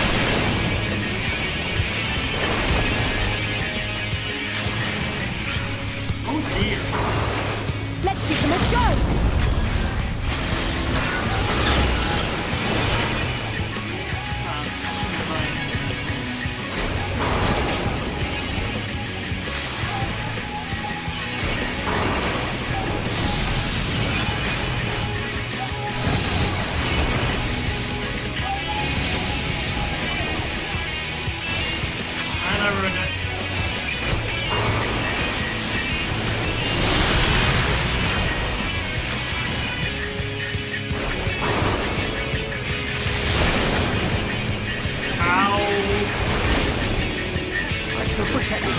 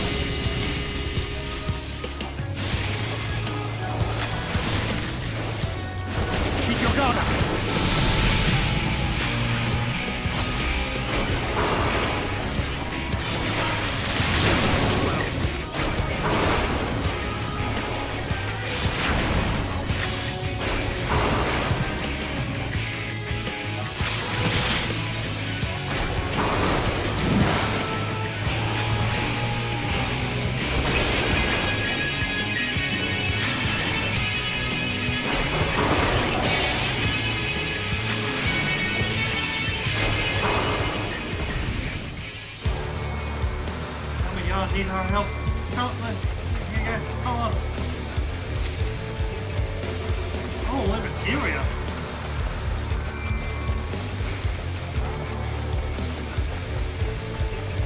What took you so long? The Amalja are in trouble. Let's split up.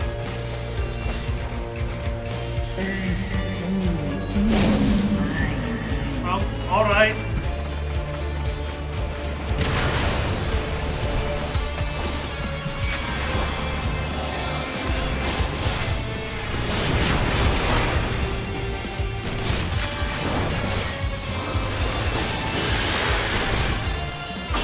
Protect me.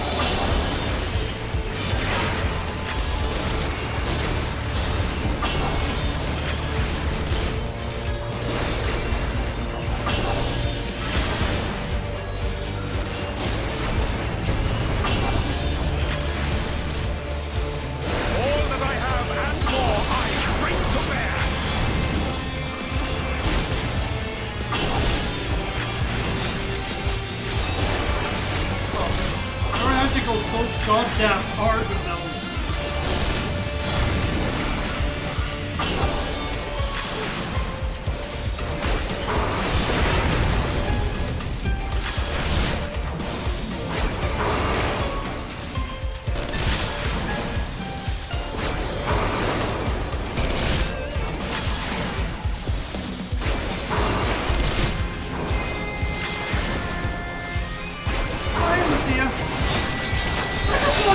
See a Netflix.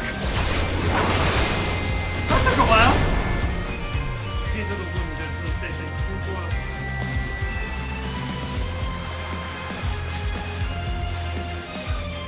Whoops. Well, I must absorb in a moment. Oh no, you don't. Yes, Daniel. Hi, Daniel.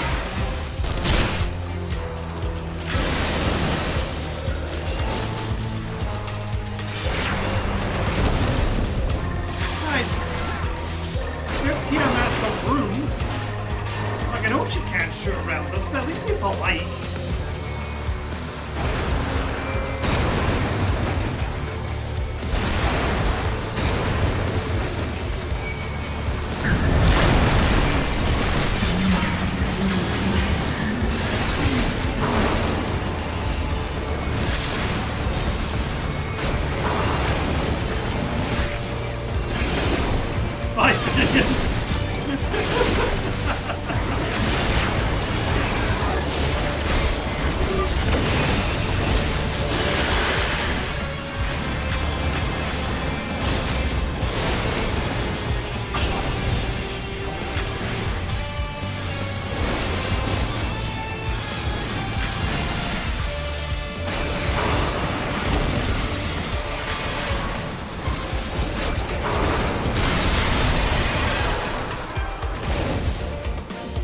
Hi, Tiamat.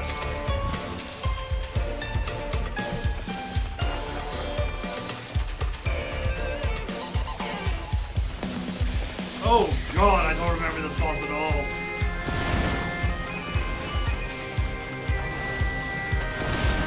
Oh, we'll figure it out. Let's do it live, everybody.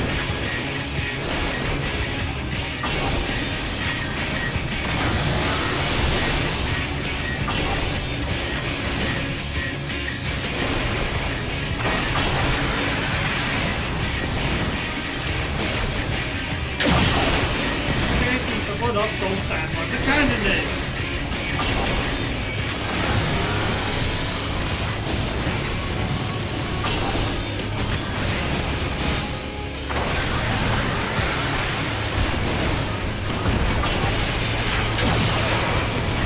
Keep your guard up.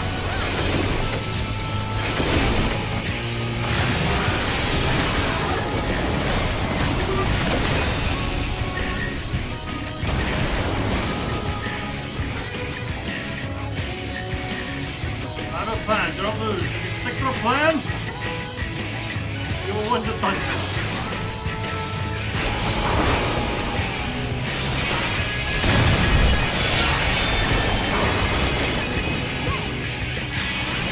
I should say my big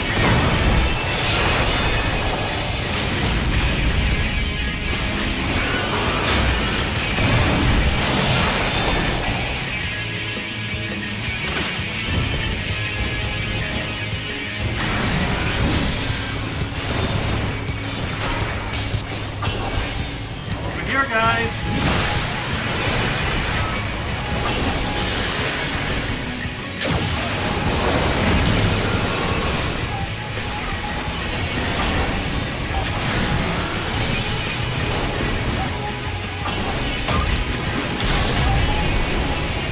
Missiles.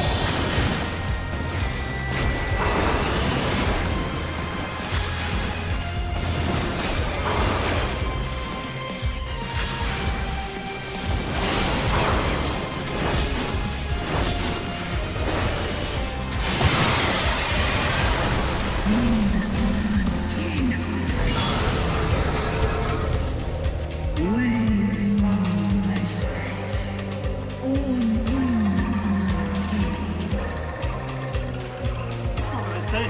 Okay. Guys, pick a dragon.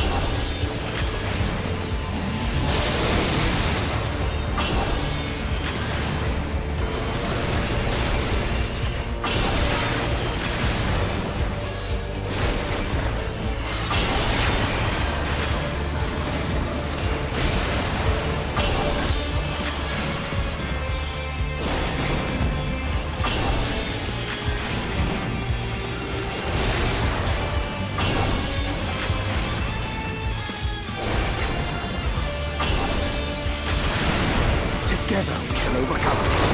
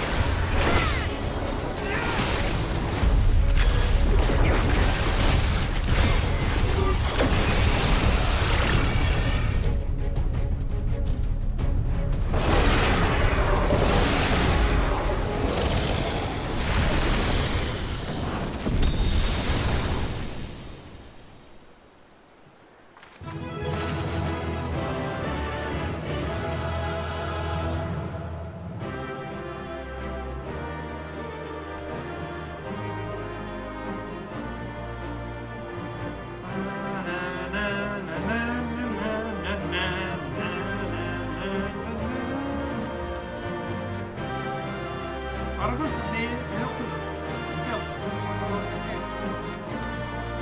Hopefully TMS wounds are not too severe. Those kobolds are really how the day ended. Yeah, well, sure. We'll forget this day. Our allies are seared, but, well, miss the rest of that. Is that the last we see? What happened? Probably not. I would say this is Final Fantasy. Man, I need to come back here and just take a picture. That's Skyline.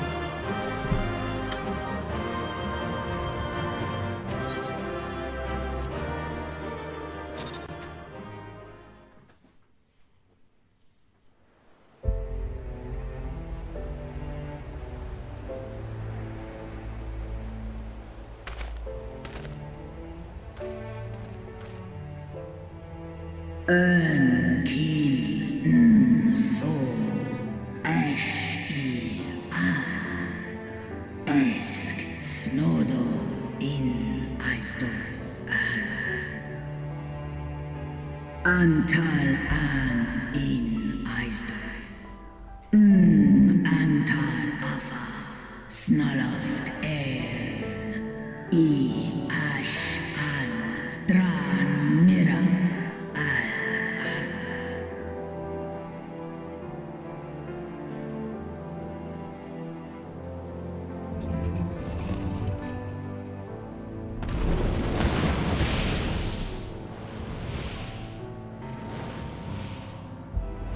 Noble warriors, the dragons chose their friends well.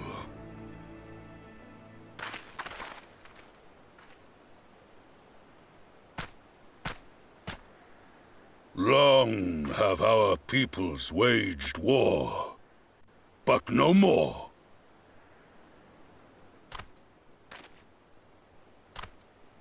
Your fallen lie beside our own. By our words and deeds shall we honor their sacrifice.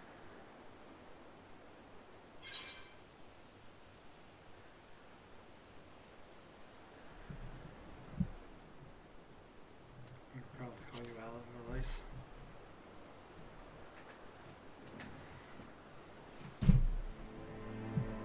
The enemy of our enemy is our friend. And you have proven yourselves worthy of our trust. It is the Garleans who are deserving of our fury. I shall see that my brethren learn the truth of this day, and rally as many as possible to the cause, till we meet again.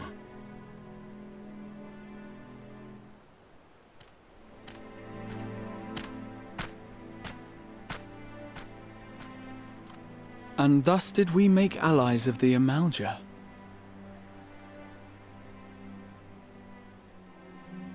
It would certainly seem that way. The Sultana will be pleased. Let's go and give her the good news, shall we?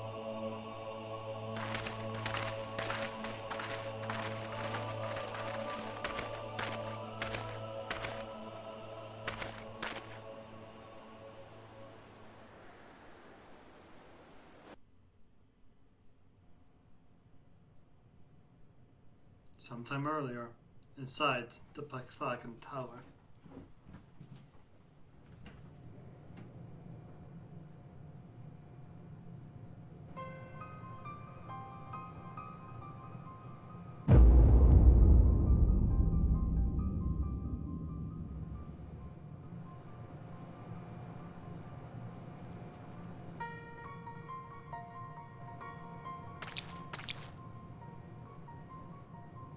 What in Ralga's name happened here?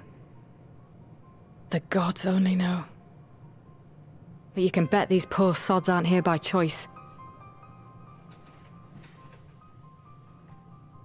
Quickly! We've got to get them free!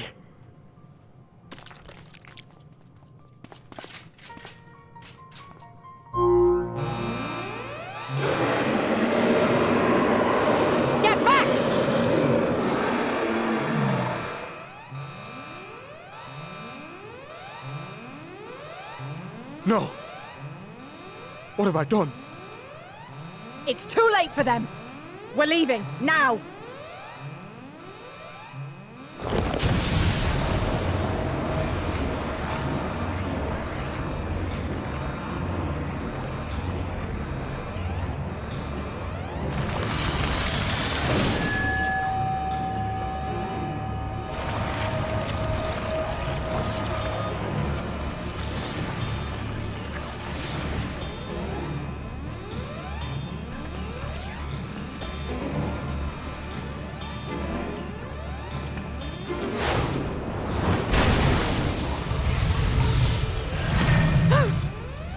No!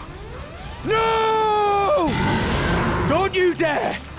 We came together and we're leaving together!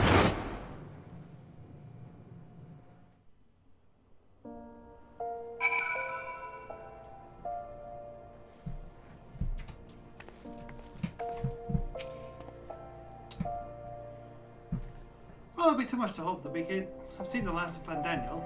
We can certainly defeat his schemes at telling below this day. That alone is cause to celebrate. And celebrate I will, when we receive word of Arnvald's safe return.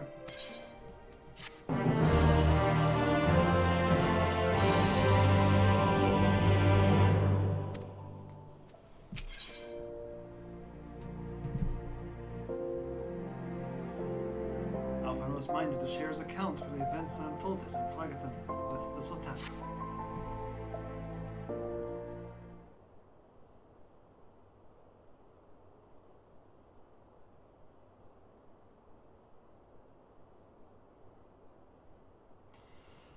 Standing around here worrying is not going to help matters.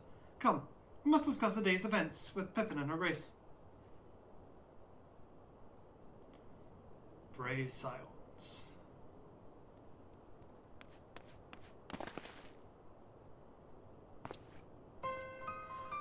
Well, would I could treat you to the hero's welcome, but bear urgent news from the fronticiary.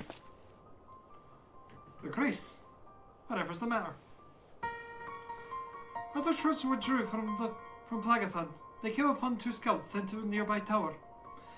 I have yet to hear a full account, but it seems that one of them, your friend I believe, had been wounded and was being dragged away by the other.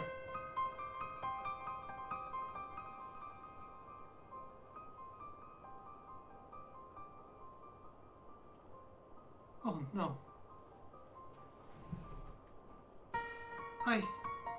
I must go. Forgive me, Your Grace.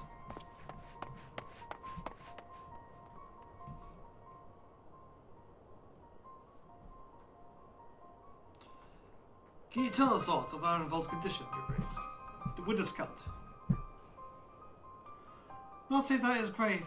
The Kyurgeons attend to him even as we speak.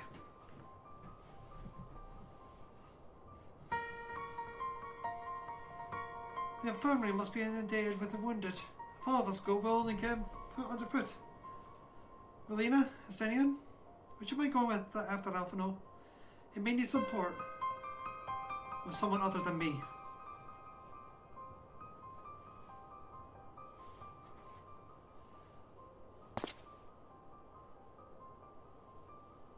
Very well. Thank you. The rest of us will see what the relevant people know what took place in the plot. That.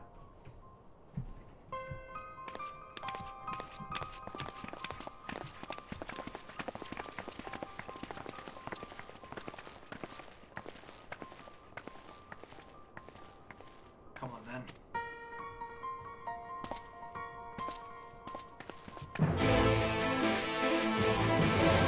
Airport security just stands and watches.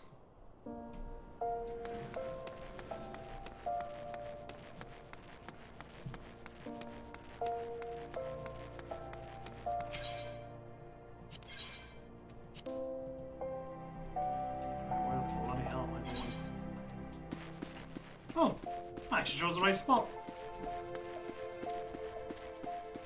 Come on, I need you to help me make sure I'm following the right one.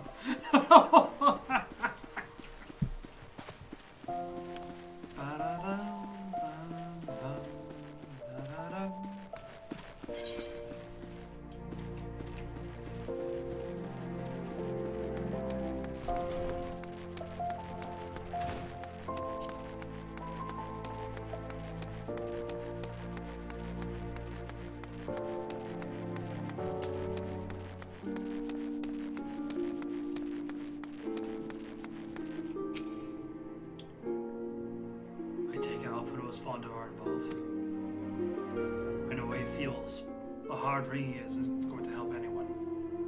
You better have a word.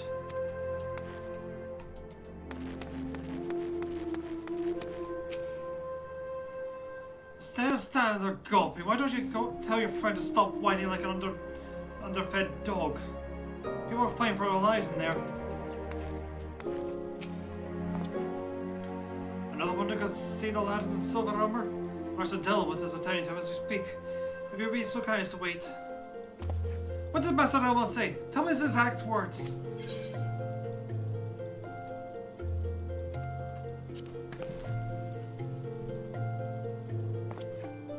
But you're right. Forgive me. When we said our farewells to Arnvald, I was afraid that something like this might happen. But now that it has, all we can do is wait.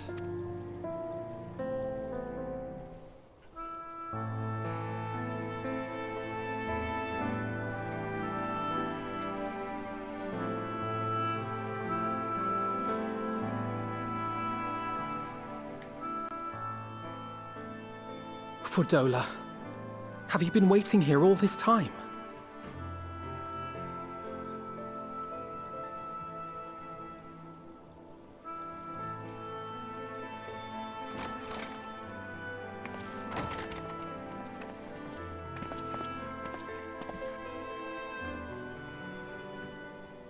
We have done what we can.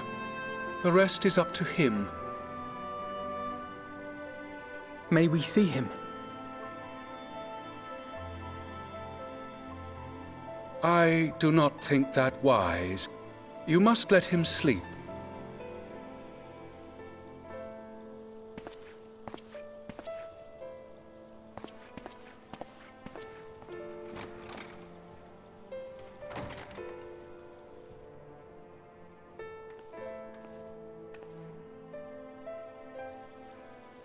Thank you for bringing him back.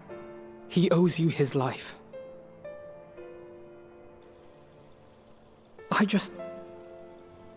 I just wish I had been there.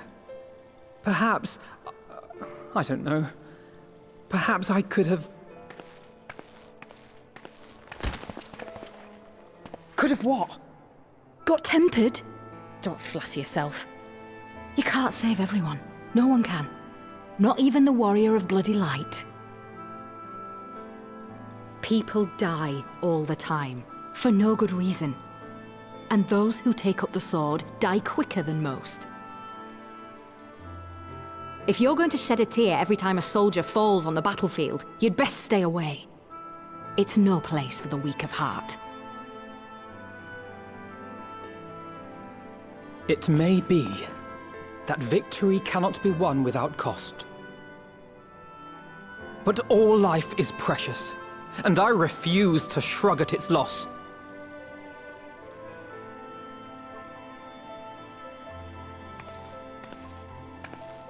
All life is precious! Oh, you need to grow up, little man. Before your sparkling ideals get everyone killed.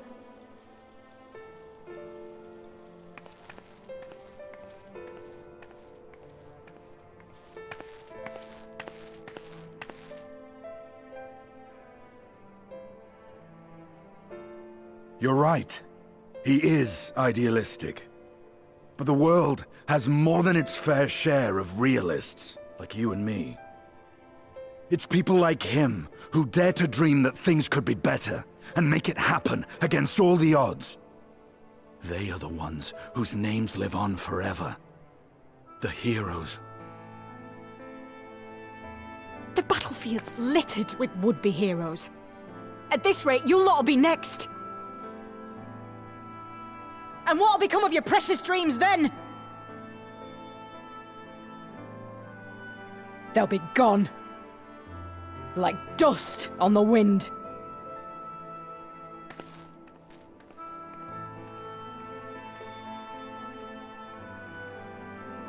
Dreams worth fighting for don't die so easily.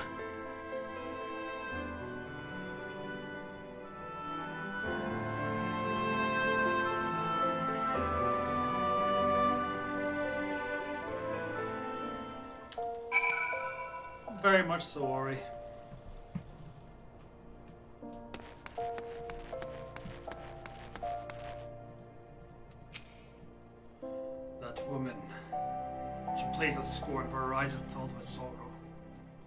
So deep enough to drown in.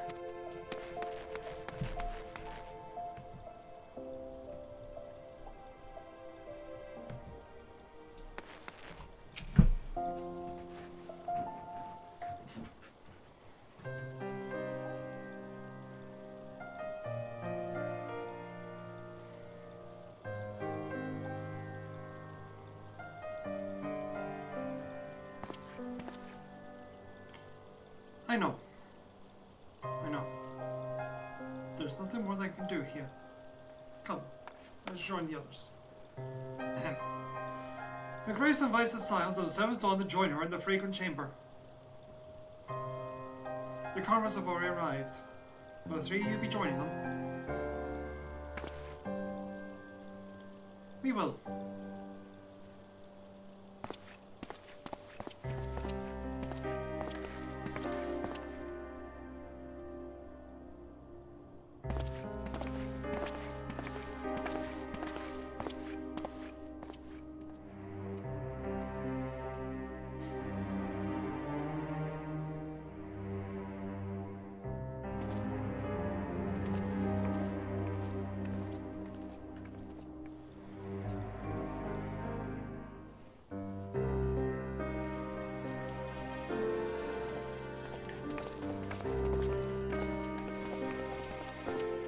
Your Grace, pray forgive us our lateness. Think not of that. I understand a close comrade of yours was wounded in the line of duty. Arenvold. It was at the Alliance's behest that he risked all, and we are grieved to hear of his condition. Rest assured, he will receive the finest care our chirurgeons can provide. On that you have my word. Now, we would share with you the findings of the mission. Pippin, pray relate to our guests the details of Fordola's account.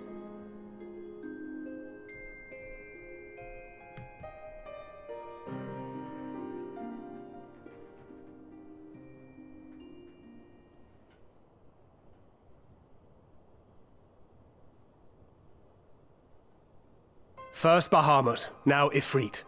Or Lunar Ifrit, as Fan Daniel would doubtless have it. 'Tis now all but certain that the towers were conceived to facilitate the summoning of primals by those imprisoned within. Less certain is the means by which the Telophoroi constrain the wills of said entities to enact their designs in defiance of the pleas of their victims.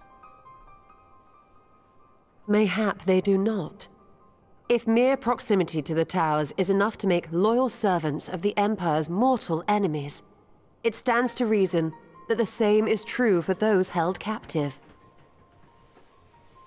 They invoke their gods for the good of Garlemald, and in their disturbed state of mind, summon a primal whose form reflects their own alteration.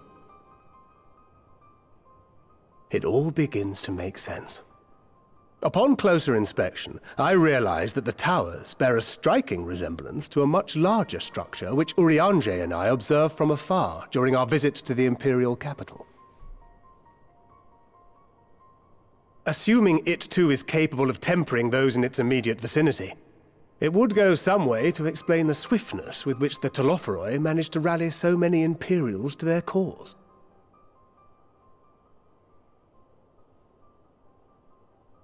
While the situation in Garlemald is indeed troubling, I fear we have more immediate concerns. Ifrit was not the only primal summoned. At approximately the same time, observers at several other towers bore witness to the emergence of further such entities.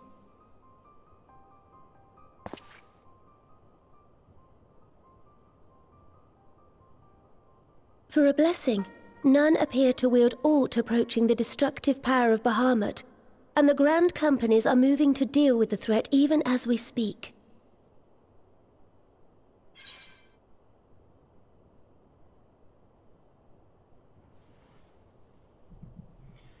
You need only tell me where they are, Your Grace.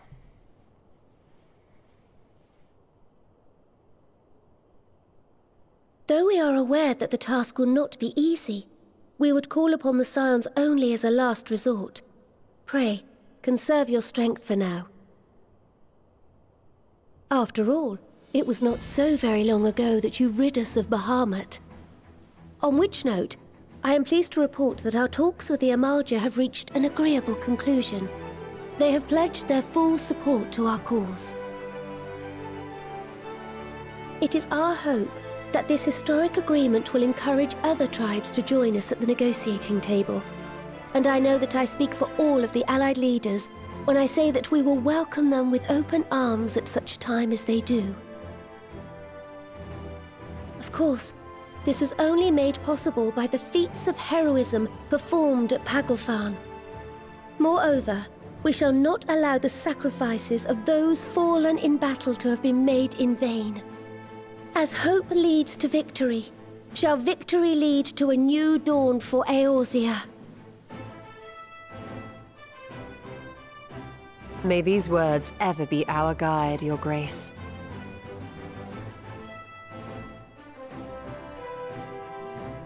Now, if you will forgive me, I must consult with the Syndicate on the matter of our new allies' integration. Till next we meet, my friends, I bid you safe travels and blessed respite.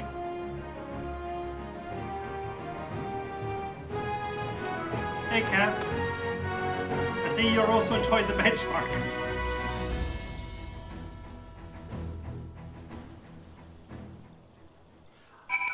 Do you know how to trigger the Easter eggs on a captain?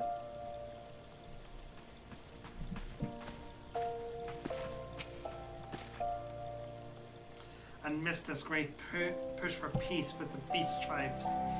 We would do well to remember that all prejudices yet remain. It is a delicate political dance, and I do not envy the Sultana her task, nor any alliance leader. Dates for some. Okay, no.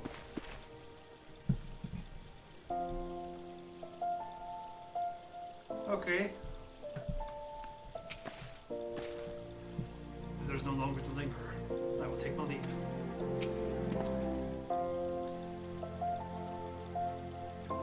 Yes, I do, Deej. I just don't know how to make them happen. Alphanol knows only too well that sacrifices are an unavoidable part of conflict. But knowing something does not change how one feels about it. You yourself have shared adventures that are involved, have you not? And I shall say no more.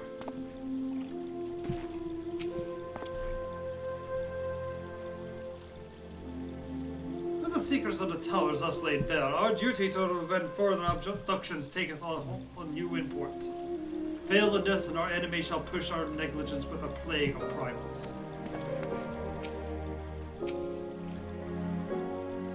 Even without the threat of tempering to contend with, the grand companies have quite a task on their hands.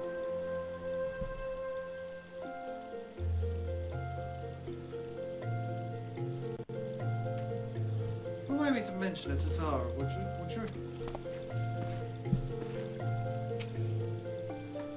We have won our first battle against the Telofroy and made significant discoveries to bear. The war has scarcely begun. We must steel ourselves for what lies ahead.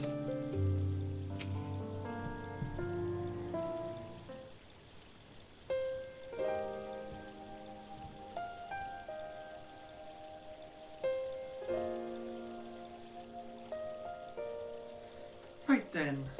Unless anyone has any objections, I think it's about time we return to the Rising Stones.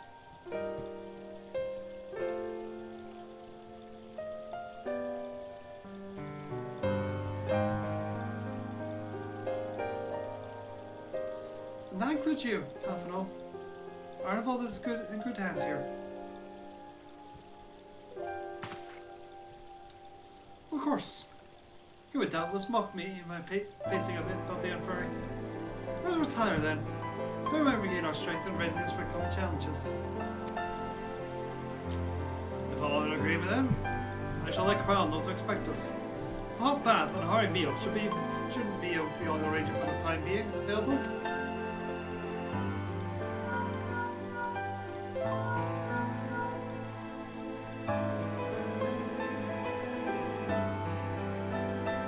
It'll be good to be home. I have some thinking to do.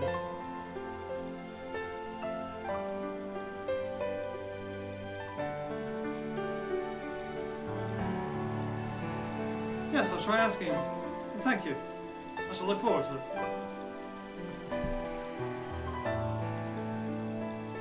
Our comrades are legally awaiting our return. In Cryle in particular has a few matters she is keen to discuss. One of which concerns you, Estenian, believe it or not. You will join us, won't you?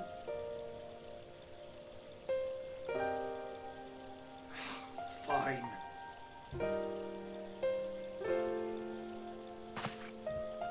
Really? I thought you said you would be avoiding the Baldessian woman.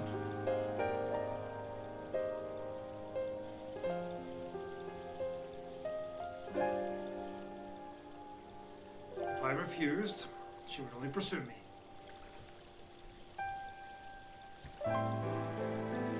Let's get this over with, shall we?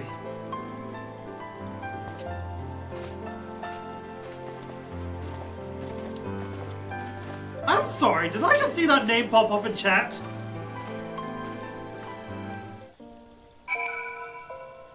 Keanu Reeves? They got Keanu Reeves?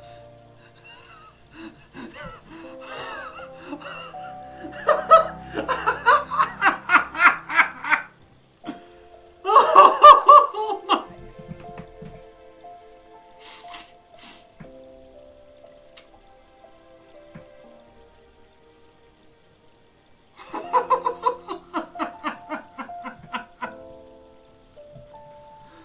Oh man, that is perfection.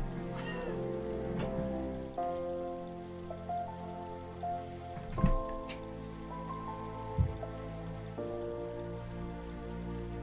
mean, yeah, no, we'll pretty much do whatever ourselves want. True.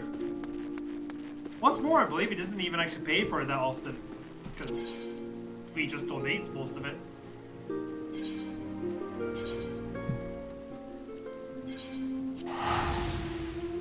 I believe. I don't know if that's still the case.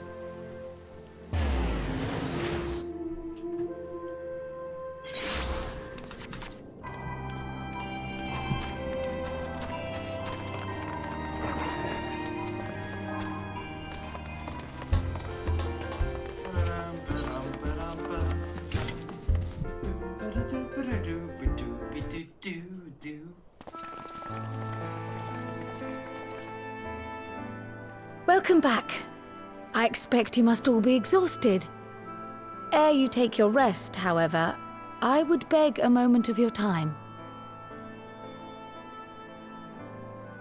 Thanks to Arenvold's selfless efforts, we may now be confident that we understand the function of the towers. But many questions remain regarding the reason for the summonings and what lurks behind the looming edifice in Garlemald. Until such questions are answered, we will struggle to devise an effective strategy for thwarting the Telophoroi's stated aim. Nothing less than the destruction of this star. And so, given the gravity of the situation, I move that we petition the aid of Sharlayan.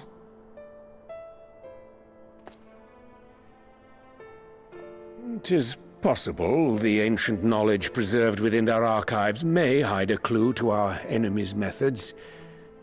But given Sharlayan's established policy of non-intervention, our former colleagues are not like to aid us in its discovery.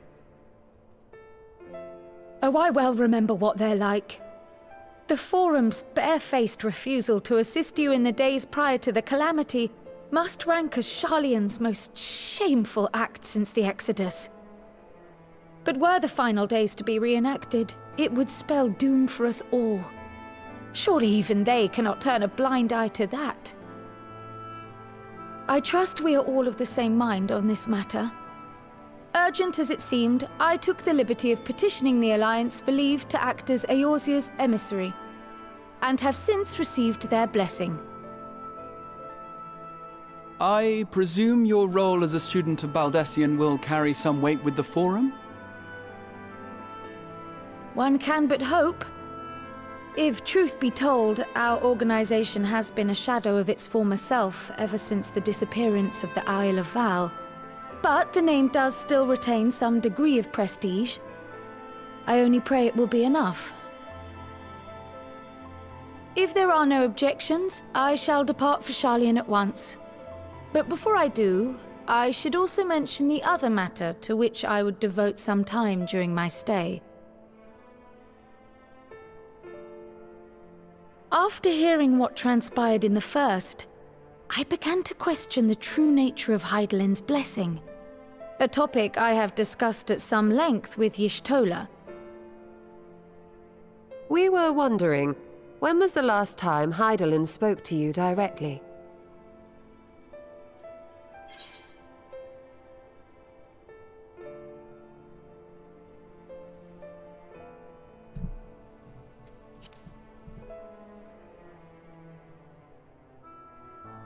When you regained her blessing, was it not? But never since. Not in all your time in the First, when you faced the Unsundered, the very heart of Zodiark. History shows us that Hydaelyn is able to awaken the echo in her chosen, convey her will directly, and grant the blessing of light. To our knowledge, however, she has not sought to intervene in man's affairs for some considerable time. Might not the explanation for that lie with her choice of champion? Mayhap she is content to trust in her judgment. Mayhap she is. But following my initial discussion with Krile, I made inquiries of my own, and as far as I am able to tell, Hydaelyn has not made her will known to anyone. During my time in the First, the Oracle of Light spoke to me through Reen. But that was not the will of Hydaelyn. It was Minfilia herself. Indeed. And while she and Hydaelyn were inextricably linked, Minfilia yet acted of her own volition. A messenger, yes, but one who spoke with her own voice. I wonder, could Hydaelyn's silence suggest the presence of some disruptive force, perhaps? Some obstacle to communication? While I share Urianger's high opinion of your conduct, I see no reason why she would deny you her guidance altogether. Then again, who am I to say? The fact is, we simply don't know. But if the explanation is to be found anywhere, I can think of worse places to look than the archives of Sharlayan, and their research on the Ethereal Sea in particular.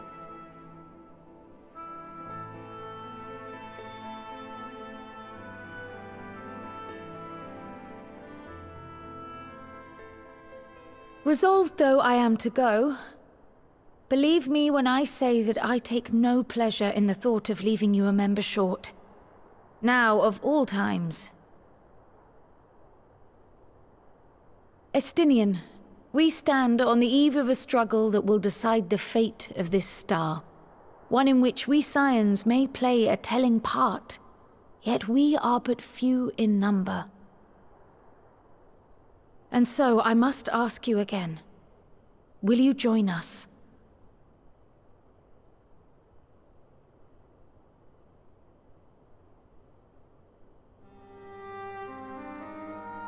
You see the world the way you want it to be.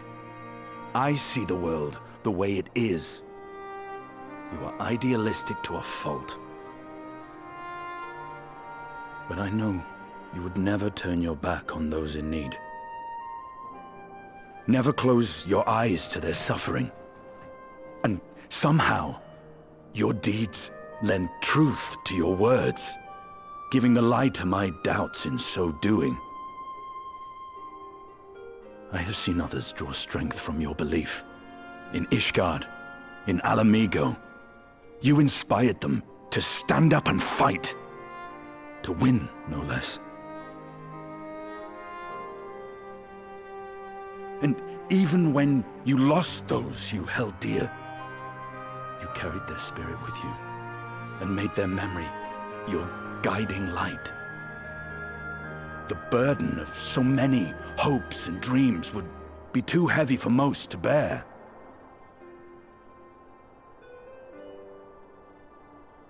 But you bear it willingly. As you have shown me, some dreams are too important to let go. If you have need of my strength, it's yours. After all you've done, how could I refuse?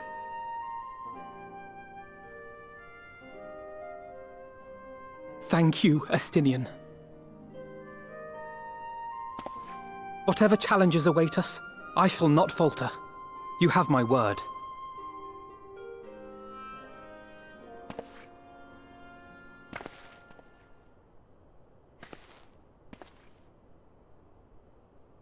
And now, I may bid you farewell. Safe in the knowledge that all is as it should be. In this little corner of the world, at least.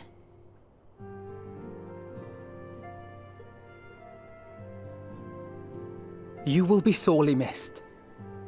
Tread warily in Sharlayan, and do try not to let the Forum embroil you in their politics. A forlorn hope, I know, given the individuals involved. I shall do my very best. Farewell.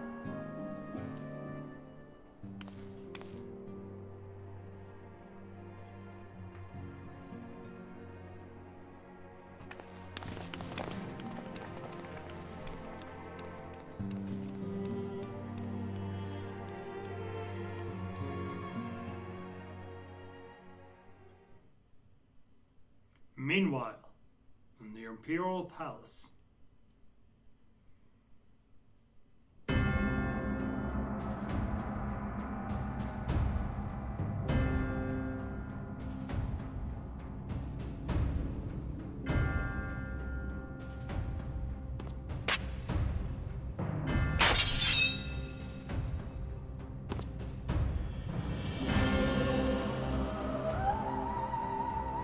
Well, does this one meet with your approval?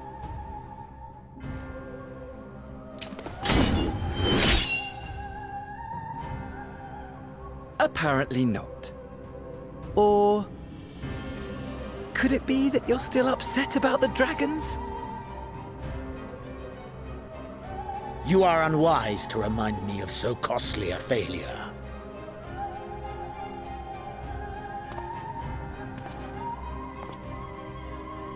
It will not affect our plans, I trust. Oh, hardly at all. Though, admittedly, the chances of us being able to procure any more Mericidian dragons are rather slimmer following Tiamat's reappearance.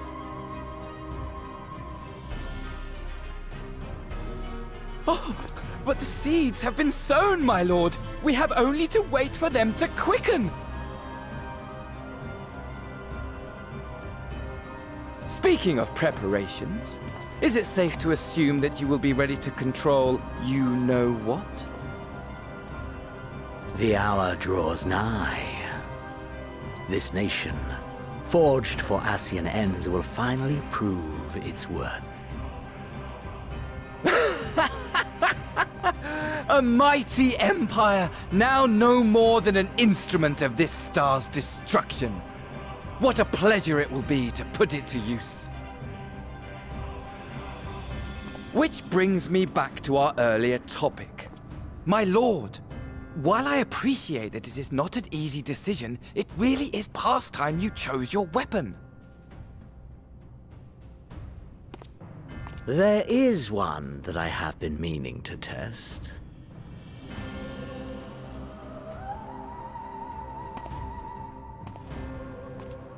Well, well, not quite what I was expecting. Though I will say, it does seem rather apt.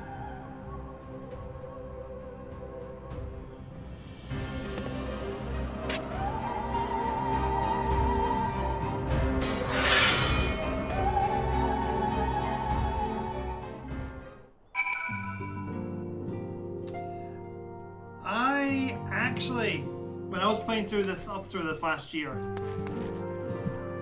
I was starting to wonder about that exact topic myself.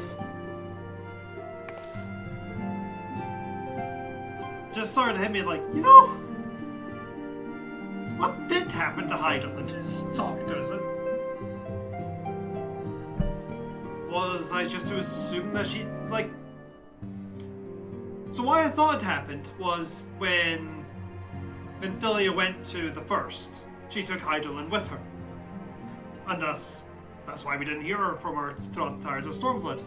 But I had thought we would hear her again during Stormblood. Not Stormblood, during Shadowbringers.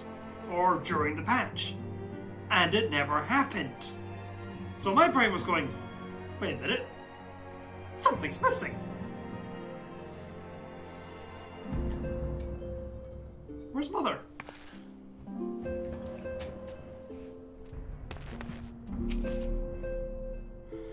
Well, looks like I'm going to have a busy few moons. Not that there ever seemed to be anything but. Penguin got me dispatching trips to every corner of the realm. Which is not to say I don't trust the Alliance, because I do. When it comes to putting down primals, nobody does it better than us. Well, than you lot, more accurately. Won't catch me trading blows with a primal in the near future.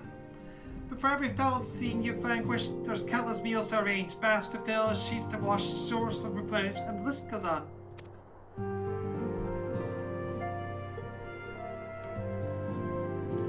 Which is where I come in.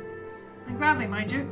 It's the least I can do in support of the Scions, who risk life and limb, like poor Alvald. I wish there was something we could do for him. We had to settle for saying the odd prayer and keeping the roofs over our heads. And we do have him come back to complete shambles now, will it? That's enough of me rambling. I'll have you go and get some rest. If there are any developments, I promise you'll be the first to know.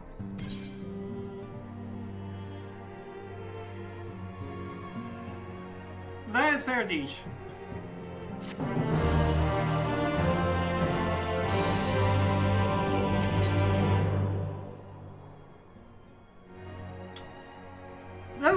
Isn't this just a picture showcasing the Alphanos? He's surely going to get an upturn soon, right? Right?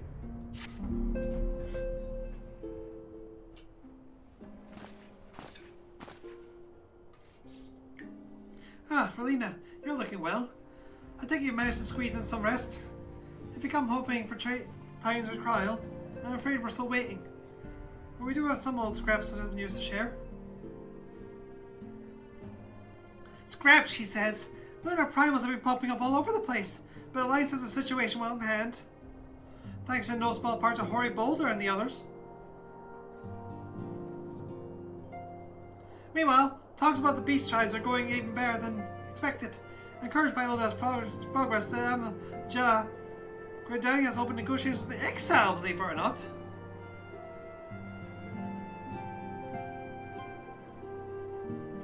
All of which is obviously very encouraging. But the Lothroi is still out there. It's not as if we can't afford to lower our guard.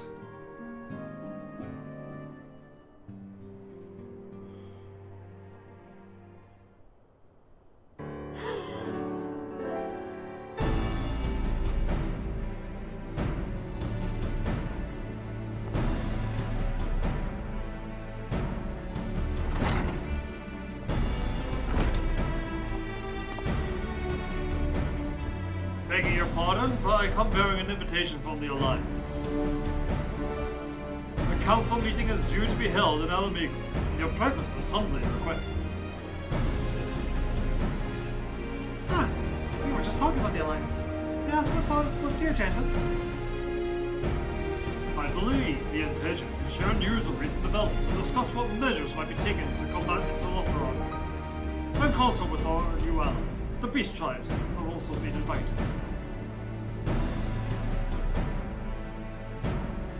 It is hoped that they will join us in the fight against our common foe. So the Alliance will bring all the Beast Tribes into the fold with a single stroke. An ambitious plan, given the delicacy of the negotiations, but mayhap an expedient one considering the threat we face. Indeed, my lady. For that part, their part-time told the beast tribes have agreed to attend. With the Soyons too are present, all of Eorzea will be represented.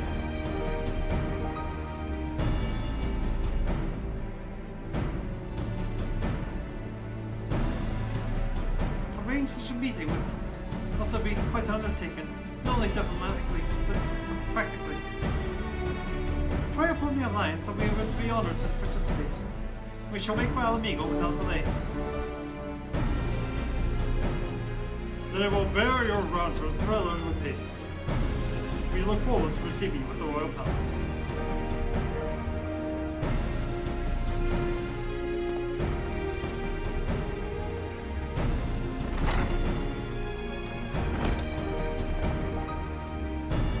Well now we've accepted the invitation, who exactly is going to attend? I move that you and your soul lead our contingent. Given how long you have worked in something, it's only right that you be present for what promises to be a historic moment.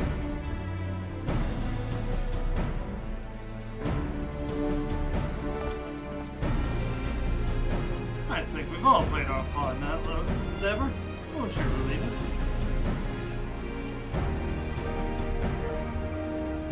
All present may rightly claim a seat. I do quite agree. But by your leave, I believe I shall remain here and lend what assistance I can to coordinate over defense efforts. I'm not coming either. Emmerich will be there, and I'd rather not be interrogated. Very well then. Well, those would mind to hold their fort, go on with holding it. I suggest the rest of us make for Alamigo. Shall we? You'll invite me to dinner again, and those just get very awkward.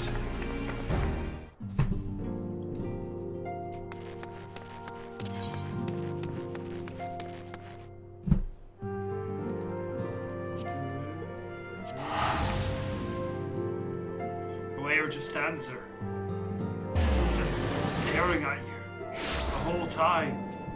It's like he's expecting something to happen. Makes me uneasy.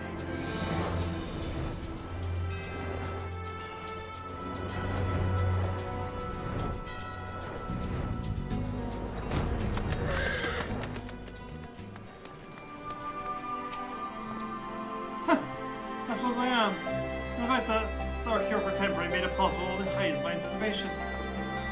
I think I was meant to do someone first there. Honestly, the look on your face. You're going to bear witness to another historic moment by any chance. Given the swift intervention of the mortal flames, not too many could lost their lives like Athen. Still, closer knit coordination between our peoples will be required if we are to thwart the plans of Tolophoroi.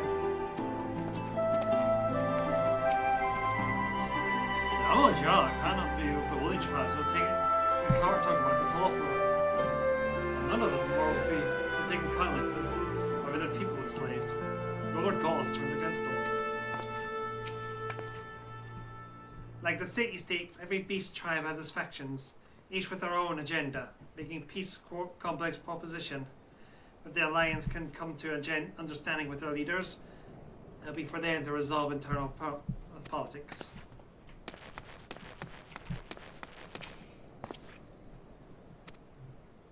We're very expecting. Though some guests have yet to arrive, the Alliance leaders are all present. Shall we show you in?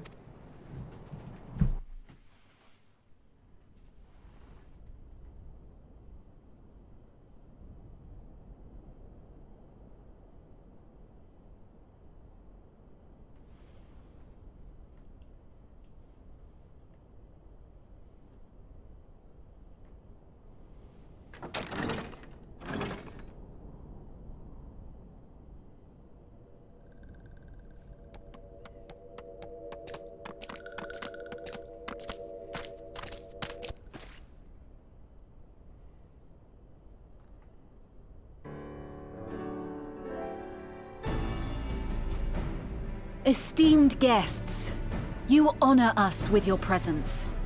As there is much to discuss, let us begin.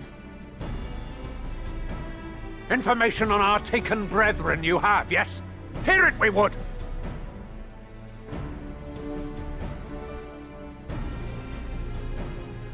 I know we didn't invite the Moogles. Ah!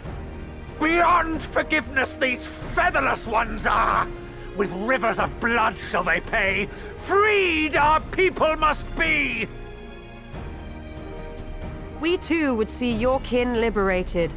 But ere we attempt their rescue, we must first find a means to negate the risk of tempering.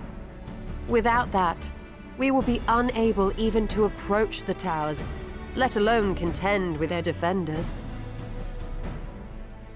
If all else fails, I've always found cannonballs quite effective. And what of the prisoners? Would you see them slaughtered? Think for a moment. Ponder, consider, think. If Merlwyb truly intended to bombard the towers, she would have done so by now.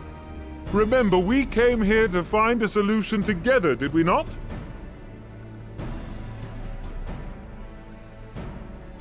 Y'shtola spoke of defenders. I but offered a means to clear a path, should you require it. Given the enemy's capabilities, we will all need to play our part if we are to have any chance of success. For if any here should give less than their best, it will be to the cost of every living being on this star. A paragon, the Empire, our very gods. How can we hope to prevail against such odds? That our foe is formidable, none would deny. But our strengths are many and varied.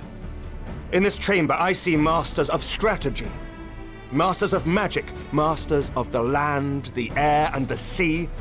And together, there is nothing in creation we cannot overcome.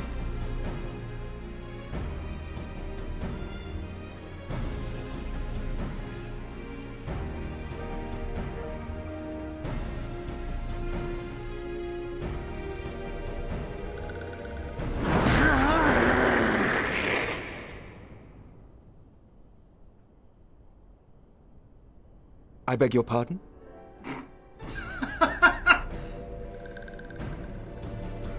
What is it, Soulwalker? Do not express your passion thus. A little tricky without gills, perhaps? Suffice it to say, I am proud to be counted amongst Eorzea's finest. We Sahagin will play our part. We kobolds have not forgotten the crimes the Overdwellers committed against us in the past. But today we look to the future, as allies united in purpose.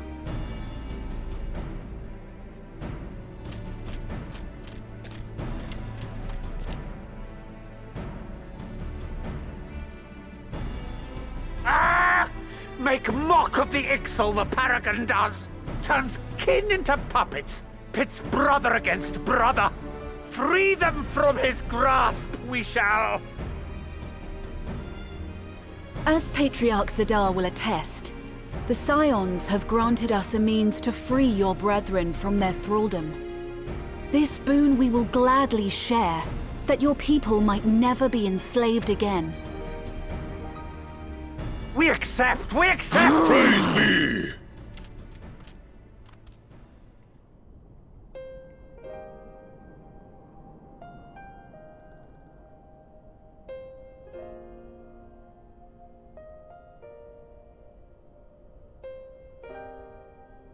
It's taken a while, but I do believe we might be one step closer to a world without primals.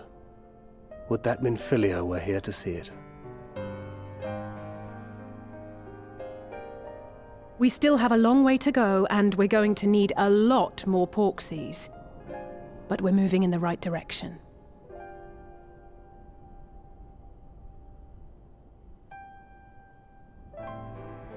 If I may have your attention, there is one other point I would like to raise. As we can all agree, freeing those held captive must take precedence over every other concern.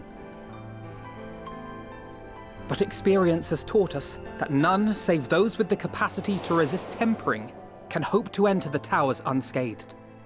And even once inside, a still greater threat may yet await them. That which we call a primal. Needless to say, if we are to succeed, engaging with such foes can only ever be considered a last resort. And so I move that we seek to prevent them from being summoned in the first place.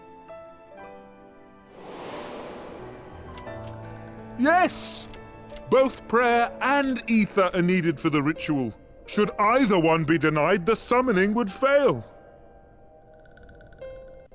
Indeed. And so we must endeavor to discover the source of the ether on which the process depends. Do so, and it may present a way to halt the summonings, or perhaps even neutralize the towers entirely. A promising proposal. While you are conducting your investigations, however, we will need to remain vigilant, lest the Telophoroi commit further abductions and summon primals ere we have the means to prevent them. To stand a better chance of keeping our enemy at bay, we would do well to coordinate our defensive efforts, sending reinforcements to assist our neighbors when needed. We Amalja would have been overwhelmed were it not for our newfound allies. But say the word, and we shall come.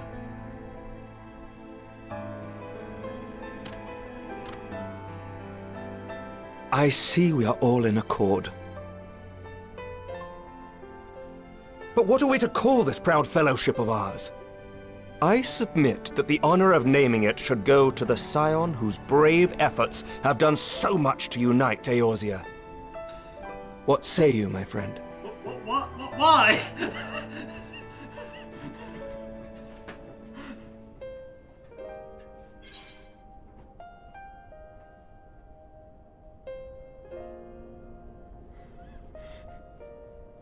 Yeah, Cap. Oy.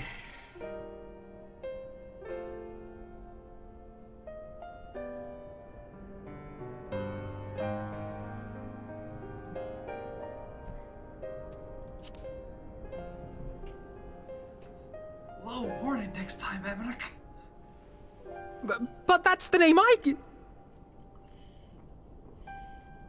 A fine choice, for there is none here who does not love Eorzea. Aye, in that we shall ever be united. United in our gratitude for the realm that gave us life.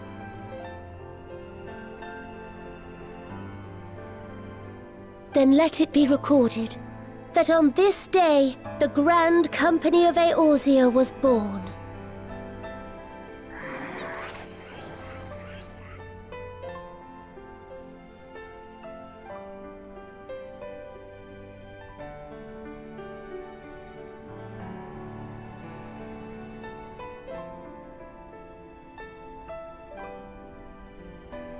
How long have we dreamed of this moment?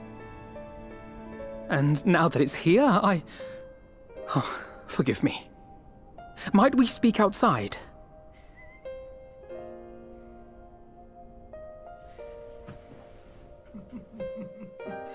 Romantic dinner table, get ready.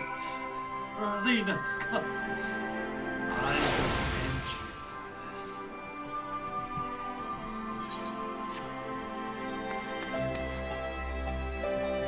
Your dream's been realized, Alfie. Crystal Braves are... First attempt didn't go so well, but this one? This one.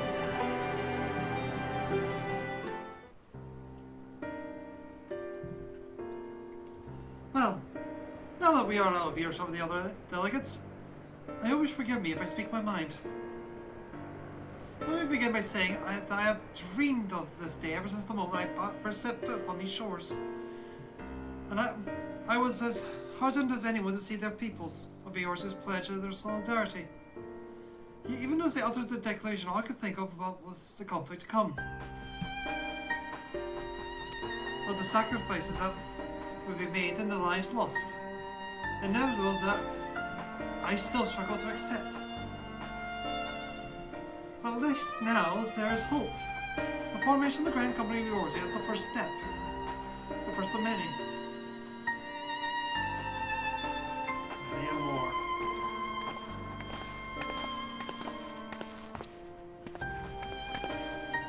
Now the seed seal. What might be of service?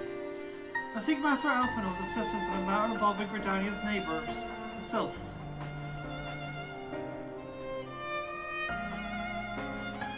I know that you and yours have long kept a weather eye upon the crystal trade that the bears will predict the coming of primals, and so you'll be familiar with the Sylphs of the Ashen Crown Crystorium.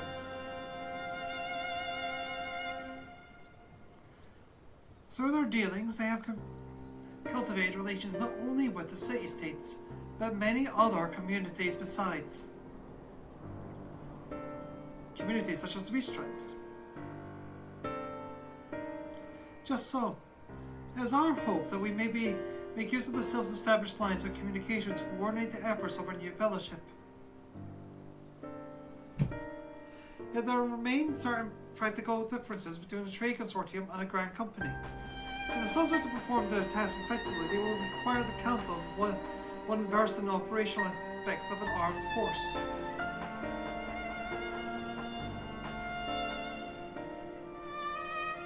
An armed force founded with the self-same goal in mind, no less.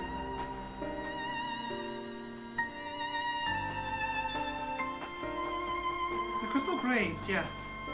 Forgive me, Master Alphino. I know that was a painful chapter in your life, but the experience may yet be made to serve the realm. In my hubris, I plotted a course for the Crystal Braves which stretched far beyond the Order's initial conception. I wanted to pave way for the foundation of what I intended to call the Grand Company of Eorzea. But my plans all came to naught. Built upon a frail foundation of lofty ideals, the Order was doomed from the first to collapse under the weight of a more worldly interest. And I had no wish to see this new endeavor suffer the same fate.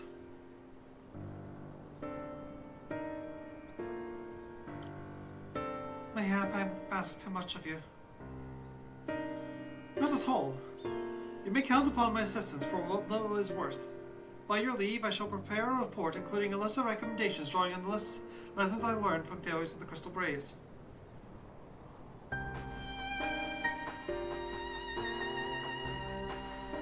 You have my gratitude, Master Alphino, and my trust. When your report is ready, pray share it directly with the Sylphs.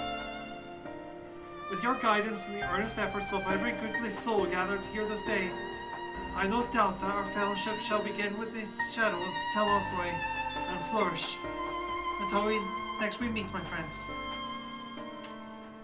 Lesson number 1, background checks. Lesson number 2, background checks.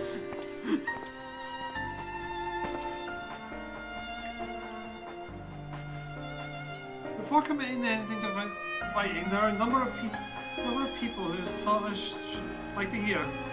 Former Braves, if you understand. Will you join me and seek them out?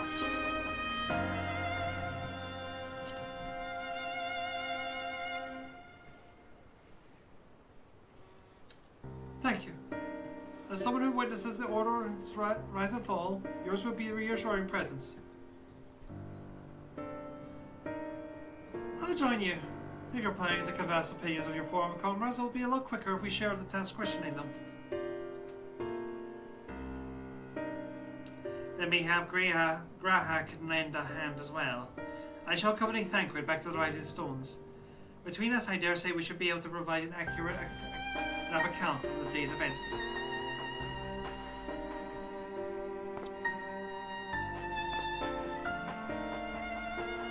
We should be glad to have your company, Graha. I'll explain the details on the way.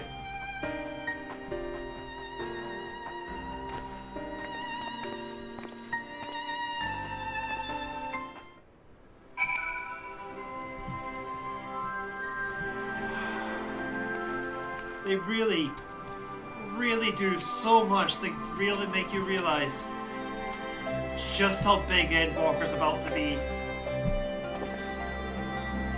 So, what's the plan, brother mine? Before discussing the task at hand, I should have probably admit the report I promised is largely written. Well, Not long after the fatal day in Odell, I penned a detailed account of the organization's history, and the events that led to its inception, the failings that brought about its demise. Thus, did I primarily as a means of taking some semblance of responsibility. Never did I imagine that it would ever be referred to by those seeking to form a similar organization. And while I made every attempt to be objective, the account was mine alone. This event's viewed from my singular perspective. For it to be of use, however, it must be broadened to encompass the viewpoints of all involved.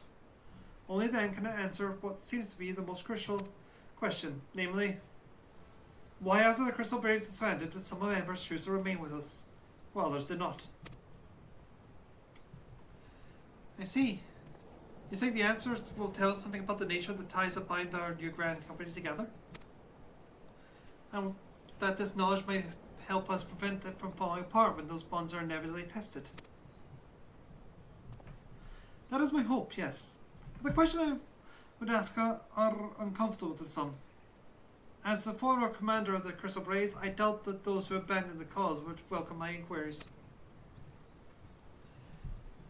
Then Graham and I will just have to try. Meanwhile, the two of you can talk to the ones who kept the faith. A fine suggestion. Have care, however. Certain of my former comrades are of questionable character, so keep your wits about you, and let's reconvene in Britannia later on.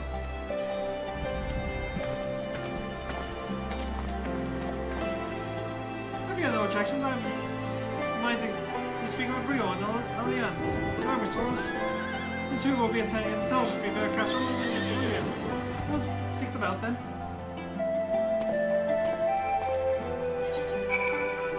Teleport, teleport, teleport, teleport, teleport.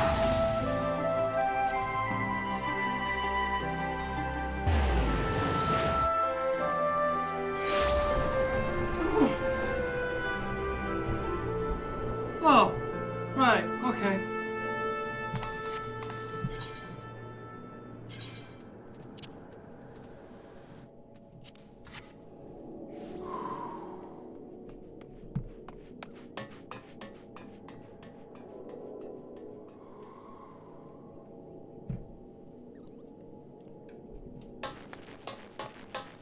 Everything comes back together.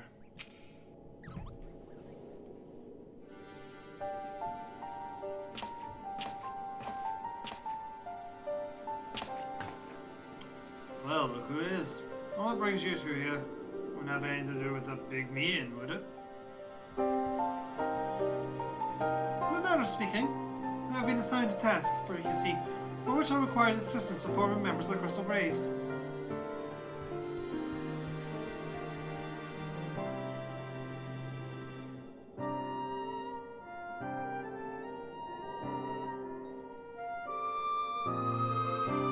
Why we decided to stick with the silence, eh?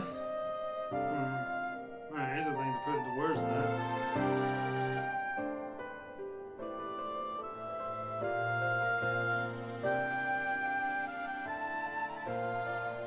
As I once explained to Erlina, I spent a long time agonizing over my failure to alert you to the traitors in our midst. For my negligence, I was captured along with many others, and we were powerless to prevent the tragedies that ensued.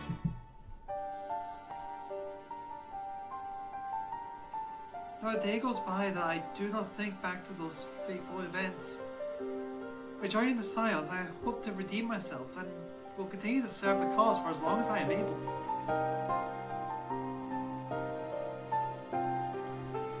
But that wasn't my only reason. When we finally reunited at the Rising Stones, you refused to blame anyone but yourself for the fall of the Crystal Braves.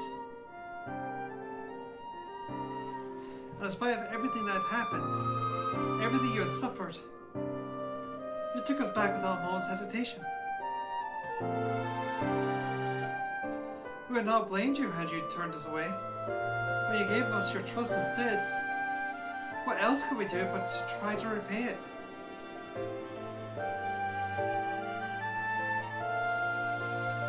Nothing, that's what. As for my own tale, well, I also had the Silence had something in common with the old crew. The duty of the strong is to protect the weak. That was our creed, and I still live by it to this day. As time goes on, we learn that strength comes from many shapes and sizes. From hoary boulders to mistress towers. We've all got something to offer. And not one of us is doing it for the personal gain. Because we believe there's more important things than that. Things worth protecting. Which is being the science all about. I'm at a loss for words. Thank you, my friends. To hear this from you means a little more than you know. Forgive me, Helena. Could you?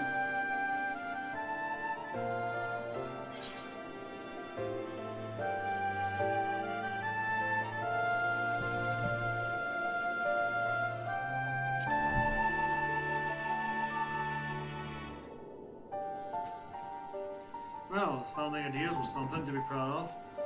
But ideals alone don't make a crew. For every swab that signed up with good intention, there was another who was only in it for the coin, the glory, or both. Ours was against quite a desperate band. Although I would never forgive Elbert. The fact that we managed to function at all was thanks in large part to his efforts. Giuseppe was doing it for all the wrong reasons, eh? Only takes one bad apple, they say. The Rays had a barrel full of them. Not like the Scions.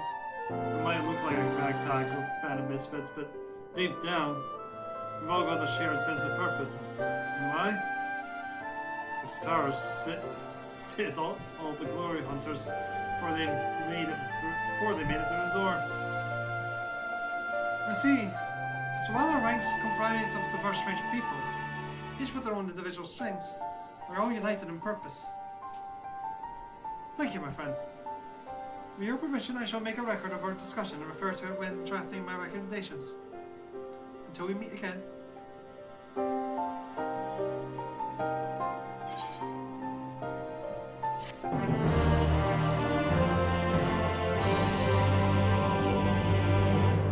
So, Cap, after running the benchmark test 87 times in your own words, you think you're going to be changing anything about your character when Dawnshell launches?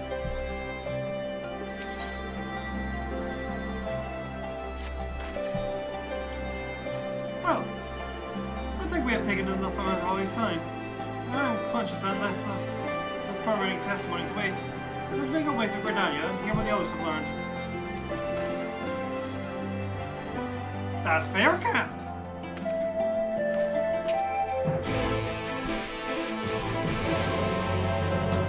I've already made the only change I think I'm going to make, which is making the highlights of my hair stand out more.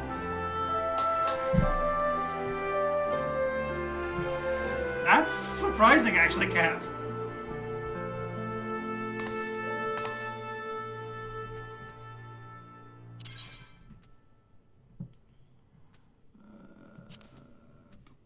Hey, that's Gridania I'm going to.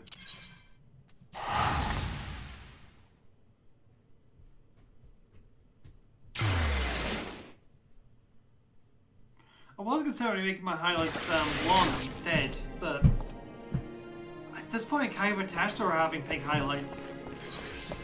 They've always been there, it's just that my main hair color is was so close to the one I had used that it didn't stand out that much. On that one.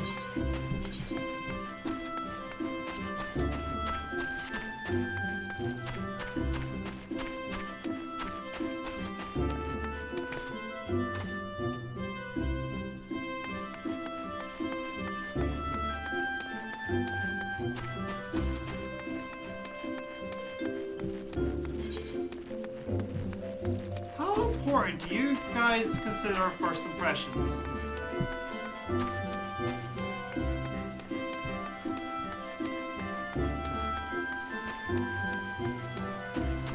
Just out of curiosity.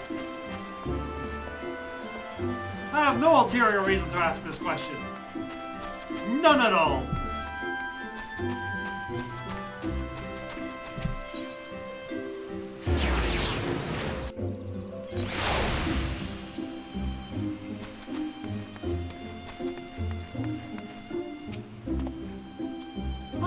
well, I took the opportunity to write up my notes from our conversation with Alian and Rio.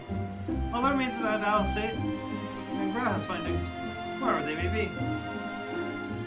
I also say the benchmark also may be strongly serving a Viper. That's fair, Cap. I'm also heavily debating Viper.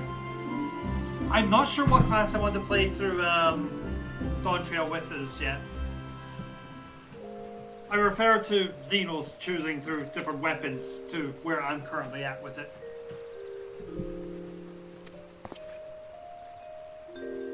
I mean, Alphino's first impression was, how far can I hunt this child? Whew.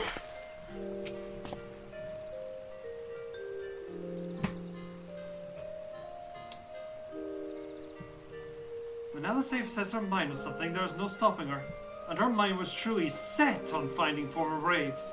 For a while, I even feared what she might do to them. But in the event, she was acting admirably civil. For the most part. You've been looking forward to hunting them down for a while, haven't you? Thanks to the Tara's ever-dependable intelligence, we managed to track down a handful of former braves without any great difficulty. Some were forethought, others less so.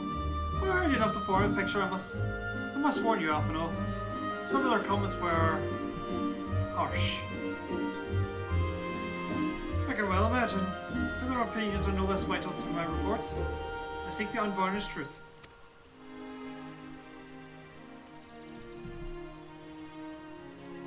Thank you. I'll set about adding your findings to my own at once. In the meantime, pray go on ahead to the Little Solace and seek out the Elder Fixo.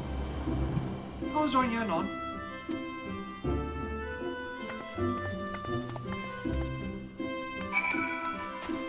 My first impression of Alphino was a little weirded out.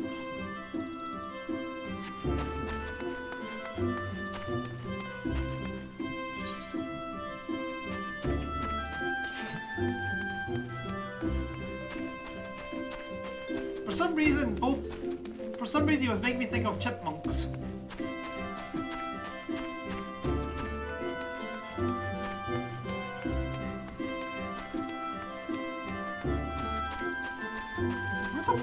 Oh, go to East Route, right. Duh.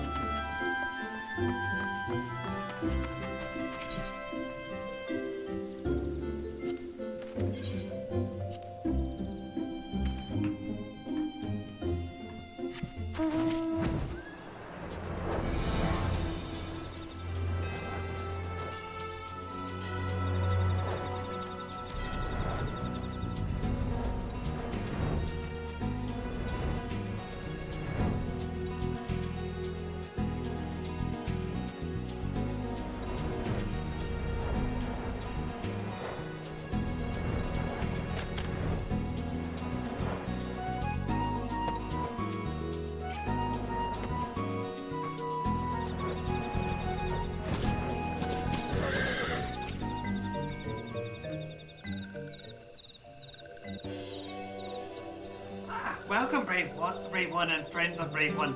How good it is to see we walking once again so soon after the meeting.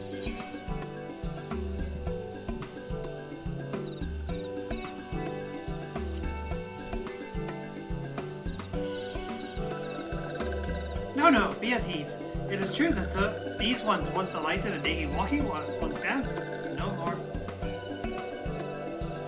Lord One Canny Santa said that walking ones should be coming to Little Solace. Imperial ones also invaded Silklands. Reflected many of these ones. So these ones will be glad to bear messages between fighting and friendly ones. This is heartening to hear, Elder. I require all ones to work in unison to stop the Telefroy. These ones will try very hard, of course. But matter of war, these ones have little experience. Any advice walking ones can provide would be most welcome. Oh, another pretty silver-haired one. And in quite a hurry, it seems. Alice, you must come quickly. Whatever's the matter, Alphino? Don't tell me you couldn't read my handwriting. What? No! A twin outer officer accosted me as I was about to set out. Charlene has sent an envoy is due to arrive in Gridania any moment. An envoy? Could it be that Cryos managed to sway the form? We shall know soon enough, but there's more. The envoy has requested that the two of us attend the audience with the Elder Seatsier. Really? I can see why they might from my science present. Well, specifically? Wait, it isn't who I think it is it? It is. I can scarce believe it myself, but when I've inquired as to the envoys of days, I was told it was one Fortunal Levier. Your father? Well, if I did the servant member of the form majority here would be surprising enough, but him? Quite. I glean from this they are taking the matter seriously. That may be, but why him? And not only do the other 98 forum members, unless he volunteered for it. It has been some time since you last saw your father, has it not? Could it be that he's concerned for your well-being? Perhaps. He's always been reluctant to discuss his work with us. Indeed. And whether we write to our parents, it's inevitably our mother who replies. Nevertheless, I welcome the opportunity to meet with him after so long. Even is secondary to his true purpose here. Elder Fixio, both I am to cut our visit short. We must return to Gridania. Pray accept my apologies, along with my report.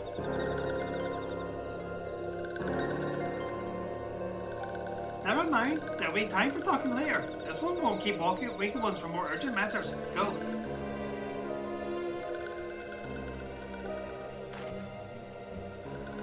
The audience will be held at the lowest stand. The elder seats here awaits us even now. Let's be on our way.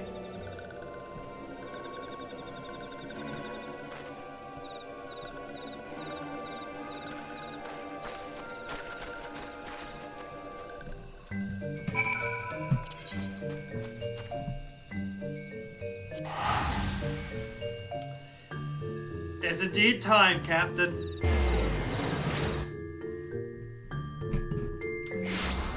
Oh, it's time.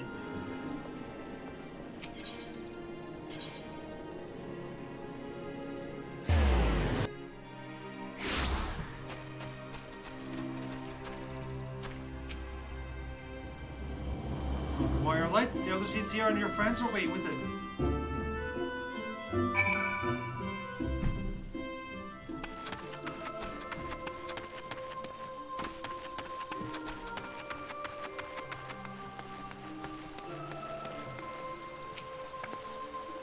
After all this time away, am I going to see my father? Even if it is only for an official meeting. 99 may seem like a rather lot of members, but before the forum was founded, every person of age in Charlene was given equal say in its governance. Many of the institutions that are still active today were established by the people's vote. Not least the stadium. As Say and I were constantly reminded during our time there, it's an example of what can be achieved through absolute democracy. During my time in Charlene, I heard much of Fortunal Olivia. It was a gift to speak on it, known among many other things for the uncompromising application of the foreign policy.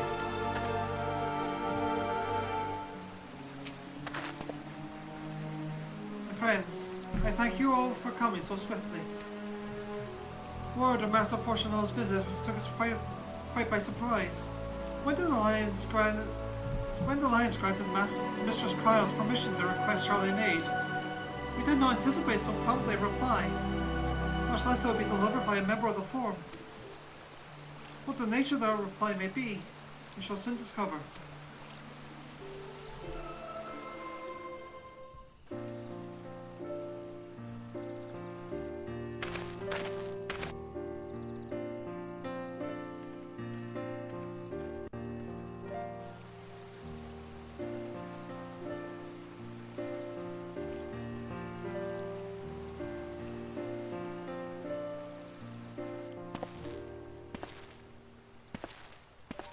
Elder Seedseer, I thank you for granting me this audience. I am Fortuno Leveilleur, here in my capacity as representative of the Forum. It is I who should thank you, Master Fortuno, for journeying so far and so swiftly. Would that our first meeting could have been under happier circumstances.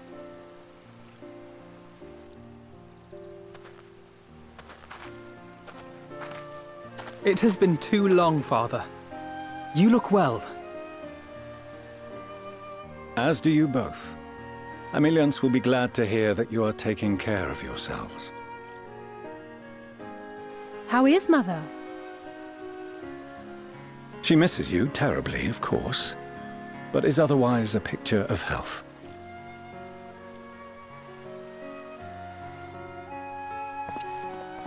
Circumstances apart, I'm grateful that our meeting has afforded me the chance to be reunited with my children at long last. And I believe I also owe you thanks for the hospitality you showed my father, Louisoix, during his sojourn in Eorzea.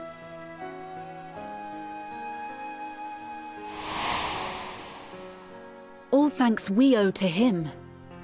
In the days prior to the 7th Umbral Calamity, it was your father's tireless efforts which granted us a means to vanquish the Primals.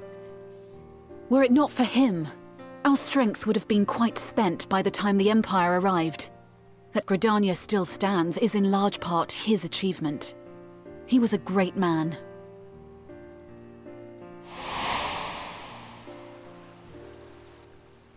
He would doubtless have been moved to hear you say so. I must confess, however, that I opposed his decision to intervene. And my position remains unchanged.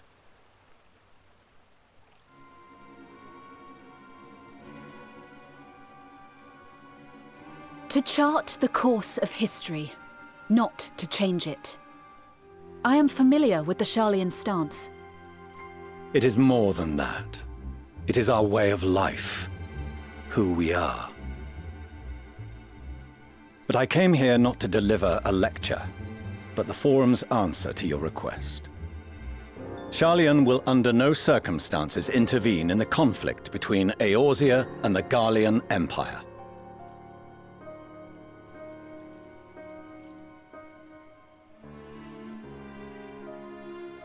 May I ask for what reason the Forum has come to this decision?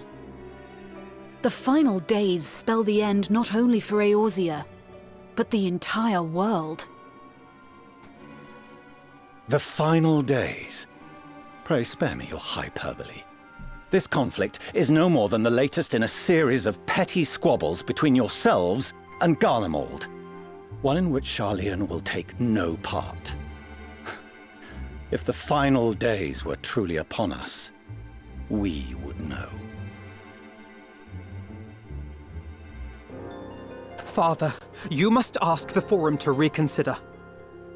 You may feel safe on your little island across the waves, but if you imagine the Telophoroi will leave you be, you are mistaken. They mean to kill us all, themselves included. Alphino is right. We have seen what the enemy is capable of, the lengths to which they'll go. This is no time to turn a blind eye. If Eorzea falls, so too will Sharlayan. So if you truly love our homeland, you will join us. Now, before it's too late.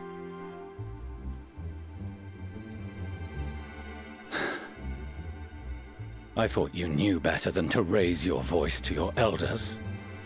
It seems I was wrong. Wrong to ever let you leave, Sharlayan. I consoled myself that your time abroad would instill in you some hint of restraint, of discipline. But I see now that Eorzea has made fools of you both. Have you forgotten why it was that I so vehemently opposed your grandfather's departure? For all his wisdom, his only solution was to go to war. Death, devastation, ruin.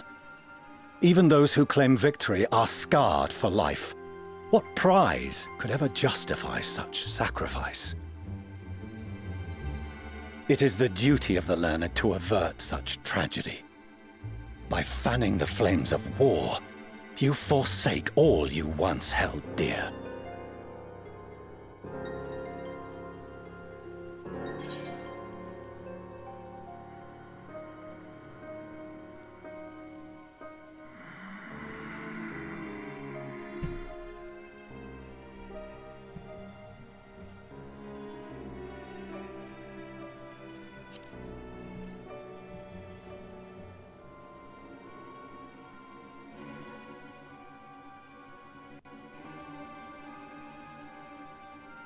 I see your friend shares your misguided ideals. But unlike her, you should know better. By espousing such barbaric notions, you subvert the teachings of Sharlayan and place all we have worked for in jeopardy. Alphino, Alizé, as of this moment, you shall no longer bear the name of Leveilleur. What? Father! How you choose to live your lives is no longer my concern. If you wish to walk the path of ruin, I will not stand in your way. Master Fourcheneau, while Sharlayan may have no intention of intervening in this conflict, we can still part as friends. Will you not stay and speak with us, that we might learn of Sharlayan's hopes for the morrow? I have said what I came here to say. Any further discussion would be meaningless.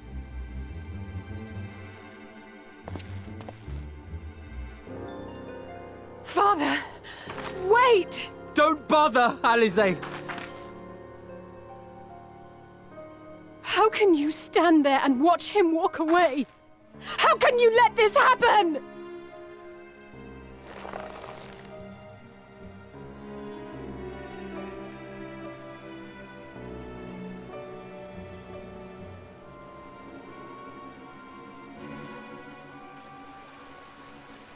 First impressions.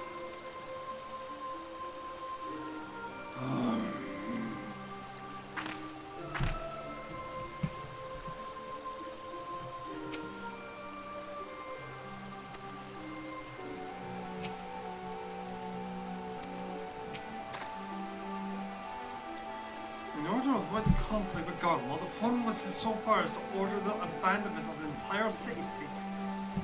Their refusal to aid us now is, I'm afraid, sorry to say, entirely inconsistent with their historic position.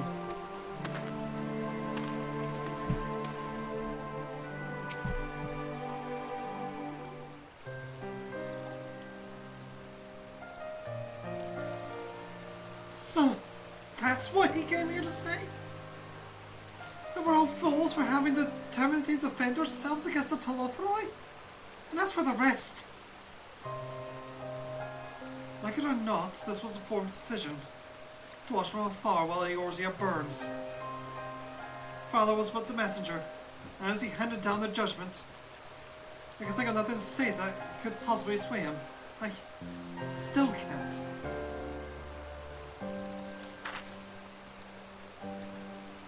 To have prolonged this discussion would have changed little. Whereas not only Master Fourcheneau who must be persuaded, but the form as a whole. The decision was made ere your father crossed the sea. Nor is it like to be changed, and so we shall face the Talothroi without their aid. Forgive me, but if they have no intention of helping us, then why would they go to the trouble sending an envoy in the first place? Why they not simply keep their counsel as they were what to do?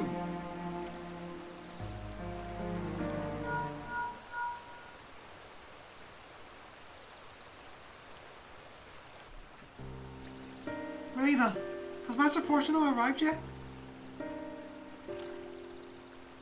As I feared. My efforts were in vain. I pleaded our case to as many forum members as I could, but they flatly refused to discuss the matter. No, that's not exactly true. I should rather say they ignored every word I said on the subject without exception. It was almost unnerving.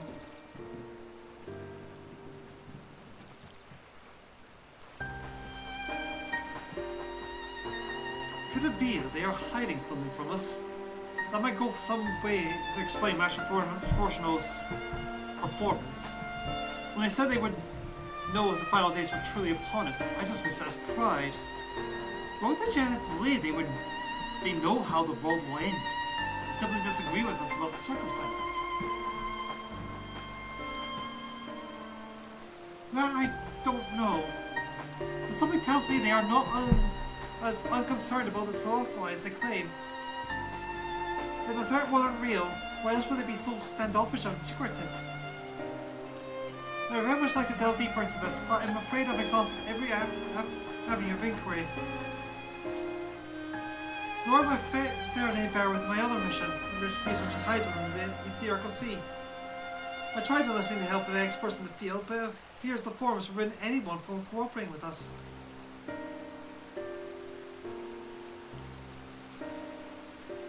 Obstructed at every turn. So it would seem we don't lose heart just yet. With all the knowledge and acquaintances we have between us, we can still find a way forward. To that end, I would like you to join me here. When the time is right, of course, I am aware that matters in Eorzea stand on a knife edge. With your permission, I can at least start making the necessary arrangements.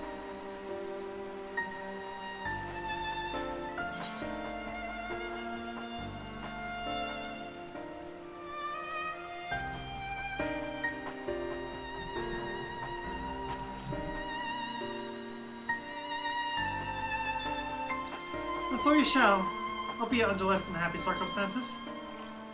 It may take a while to secure entry for you all, but I'll let you know when everything is in order. Look out after yourselves in the meantime, won't you?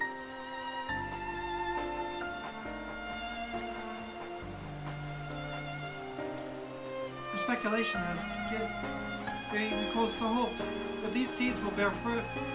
I cannot say. While it's possible the Charlians hide some truth from us, there can be no certainty that his exposure will prompt them a change of heart. And so for the present, we must needs confront the plight in which we find ourselves. The foreigners refused our request for aid. I felt also us alone to contend with the Telephorai. Even though Eorzea is standing united, there is no guarantee that we will prevail. What does Charlian intend to do if we fail?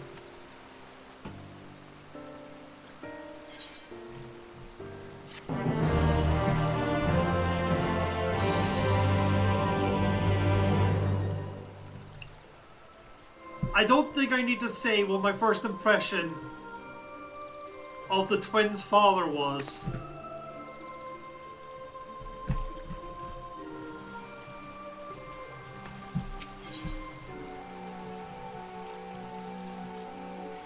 Wow, ain't that your full quest name?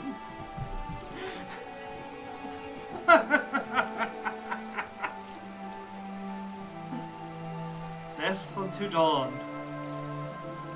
Canny Santa seems determined not to let the disappointment of Charlie's rejection distract her from the task at hand.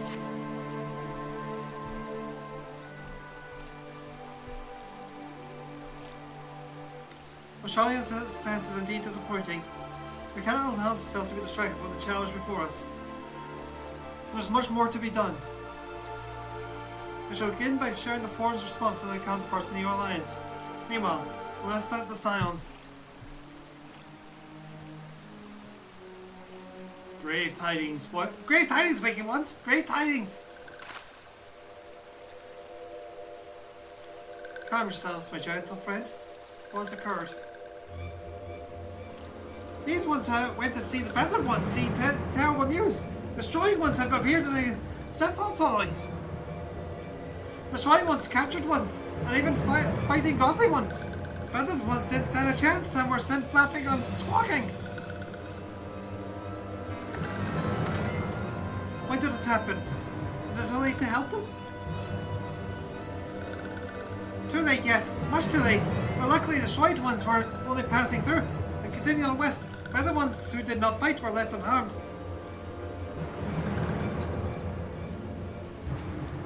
West. That would be Corthus.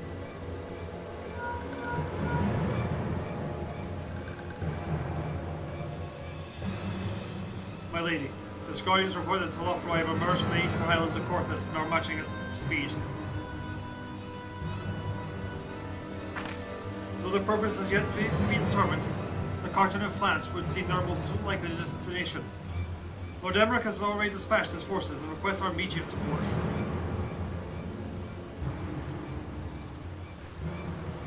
Tell him he shall have it. The time has come for the Grand Company Eorzea to prove its worth.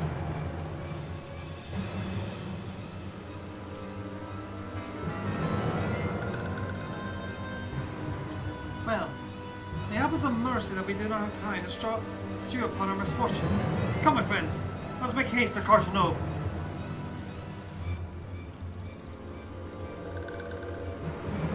Wait, this one I almost forgot. The Stride ones were said to be led by cackling Roth one. This one see not them all. The walking ones know. Farewell.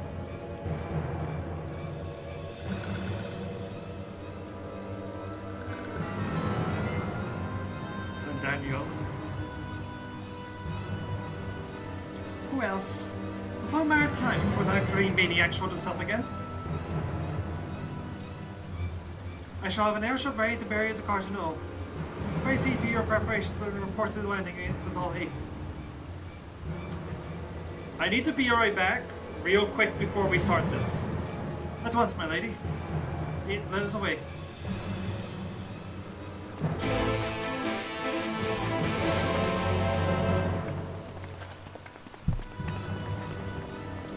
But before I be right back, I just want to do a small point out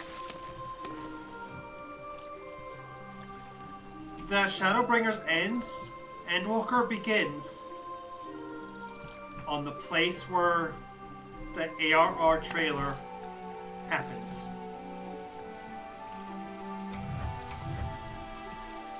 We're going to Cartonu.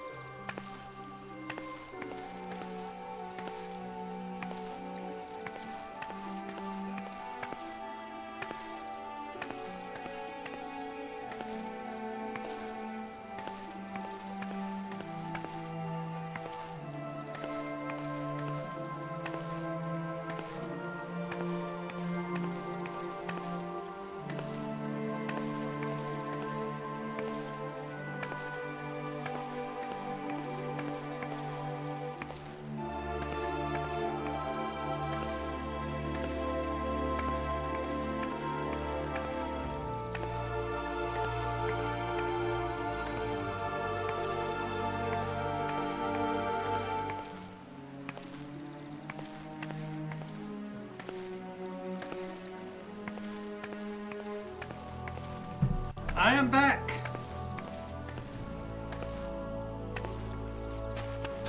Let's get going.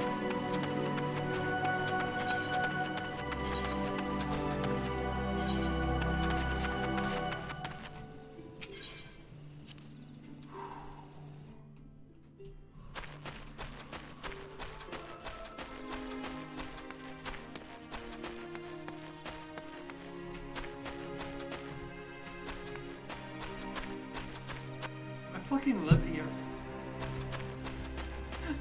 I got confused with which accent that was. Hey.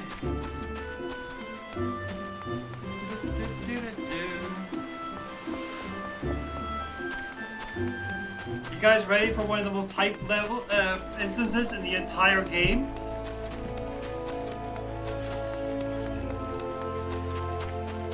Also, there was no chance of us doing this last week. Oh my god.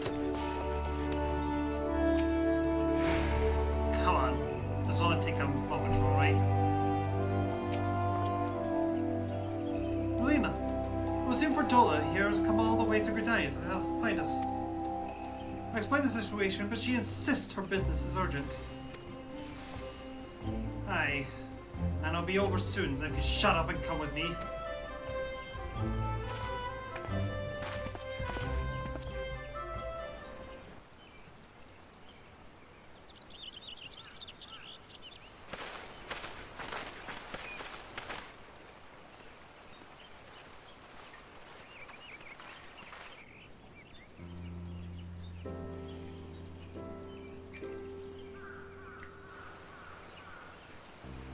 Arenvold! I can't tell you how good it is to see you.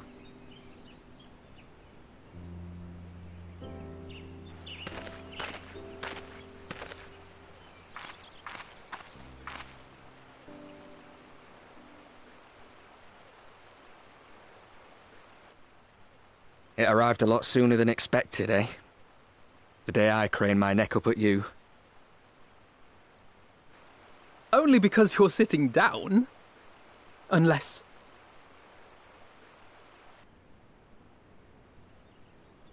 Afraid so. The Chirurgeons say I may never walk again.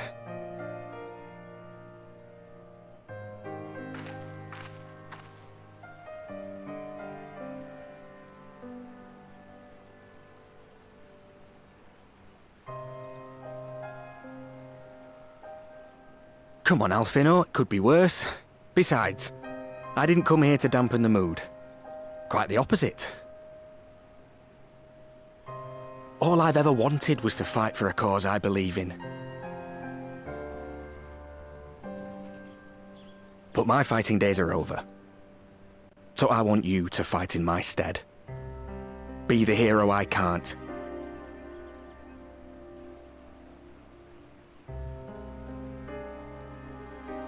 I am no hero. That's what they all say, though. No one ever calls themselves a hero. Even the ones who eat primals for breakfast. It's for others to decide.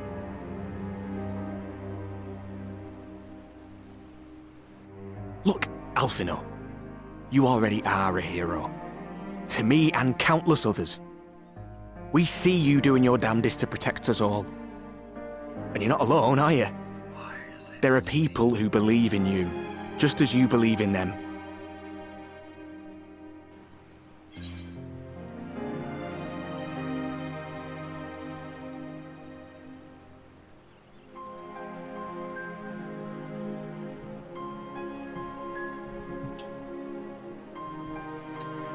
What are you picking, chat?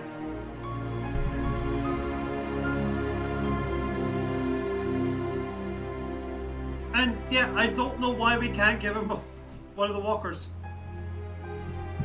3. Going once. Going twice. Some things may have changed. The adventure is complete.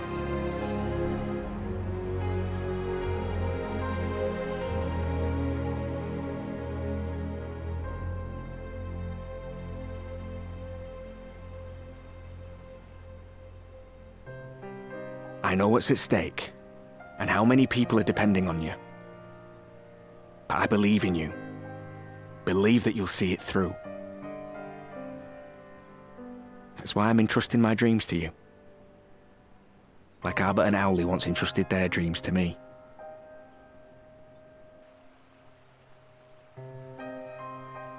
There was a time when I would have borne the weight of such expectations without a second thought. But now, I know just how heavy that burden can be. To tell the truth, I'm beginning to wonder if I chose the right path. Sacrifices will inevitably be made for the sake of the ideals I uphold. Maybe I am not the person I thought I was. The person you think I am. I wouldn't presume to tell you. But I will say this. In spite of everything, you've come this far. The road ahead might not always be clear, but you've never been one to give up or take the easy way out. And everything you do for others. For a brighter future. I'm proud to call you my friend. Well, I've said my piece, so I'll let you go. I know you've got more important things to be doing. Just give what I've said some thought, all right?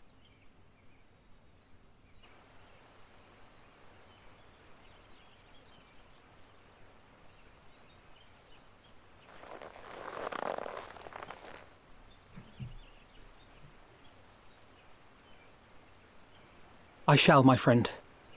And we will meet again soon, I promise.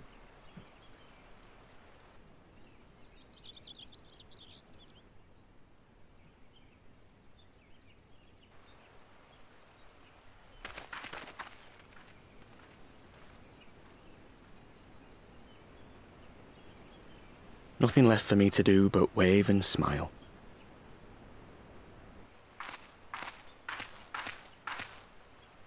You've got a pretty narrow view of what it means to be a hero, do you know that?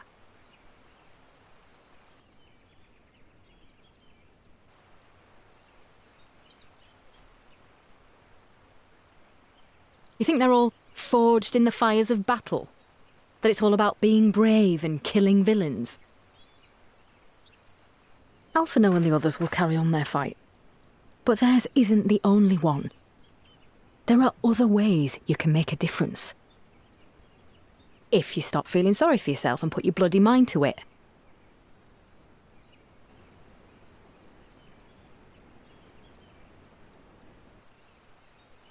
There's not much chance of me living the quiet life with you around, is there? If you're content to twiddle your thumbs thinking of what might have been, that's your lookout. But I reckon you've got some fight left in you. And I reckon you might be right. If there's a way I can still help my friends, I'll bloody well find it.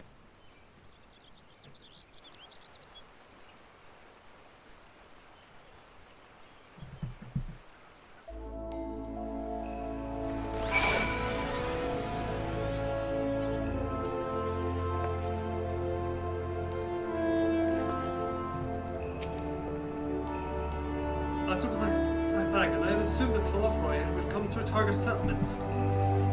It was plain he would consider this self-thought a mere obstacle on the road to Cardinal.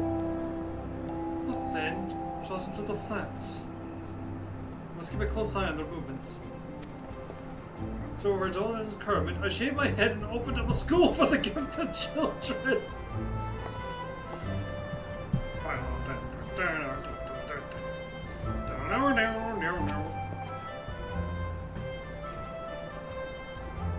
Rather doubt that Fordola obtained Kyurge's permission before bringing Arnvold halfway across the realm. So I delivered that message in that. I should have both known better. What's done is done. I will also read and forget his words. You can tell me later what that was all about. But judging by the savage off in his jaw, it appears to have done us some good.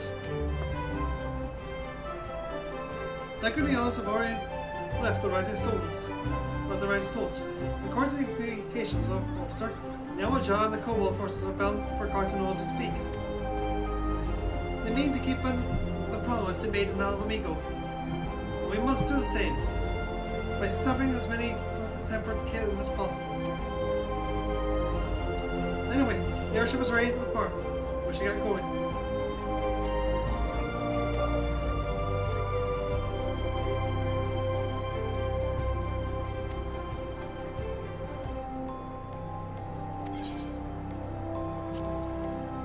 This instance. Oh my god, this instance.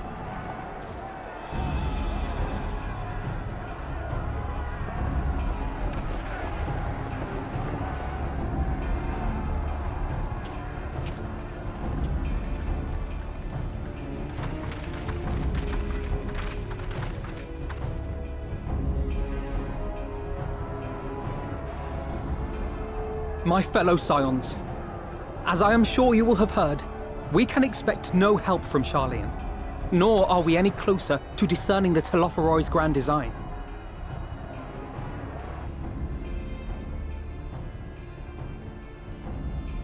And now, our adversary moves against us in unprecedented numbers, compelling us to answer in kind.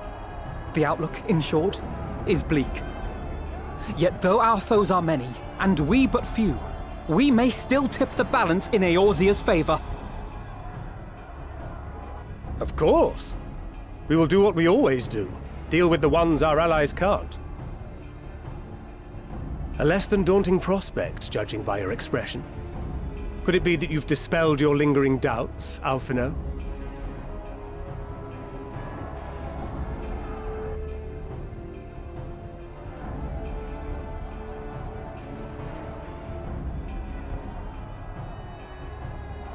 Oh, I doubt I ever will.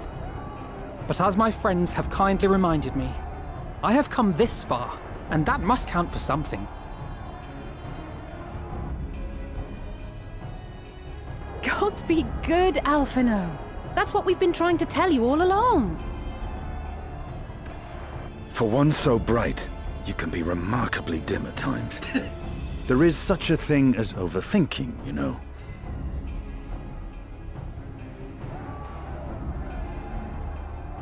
Might I suggest that we continue this conversation after the battle? It would appear that Telophoroi have already arrived. I'll do what I can to cure the Tempered, but they'll have to be incapacitated first. Have care, my friends, for none can say wherefore our foe did choose this fateful field to be our battleground. Whatever may transpire, pray grant him not the pleasure of deterring you.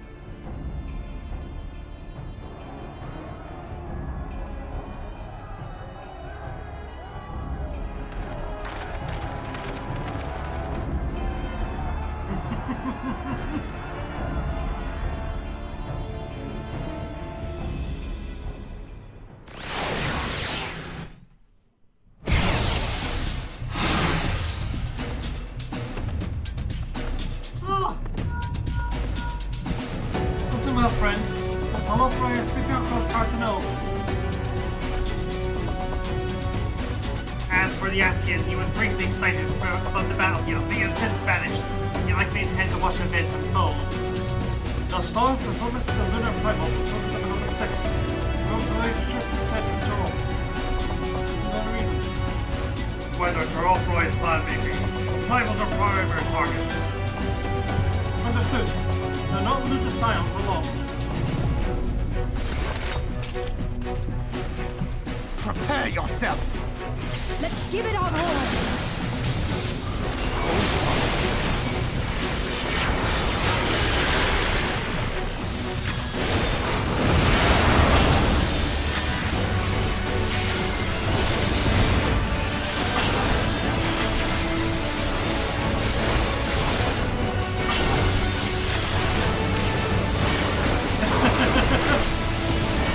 He's just been motivated, alright.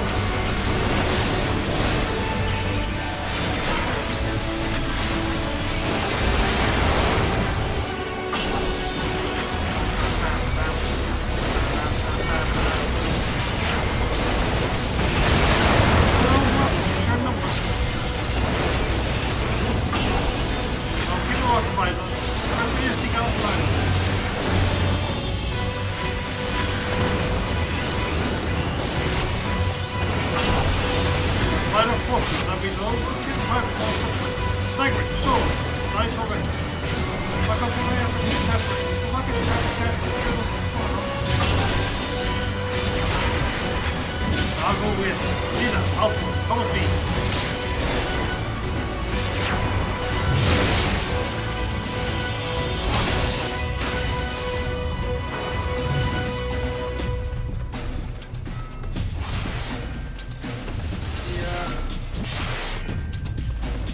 There's no self-fighting in this!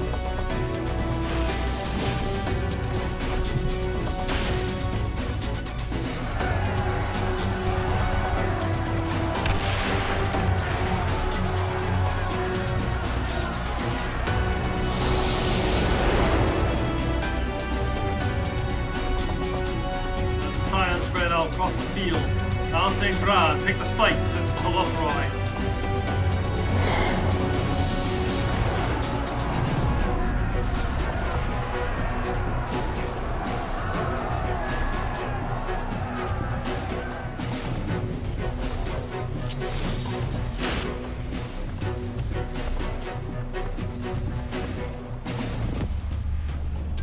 So many of them. I won't be curing anyone at this rate. Think about them first. Where he is, but there's a new spy rebel.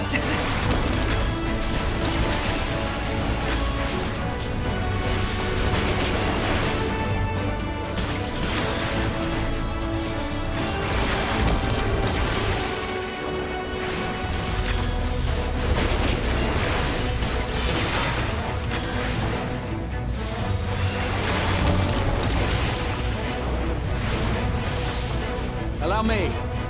Give me a sec.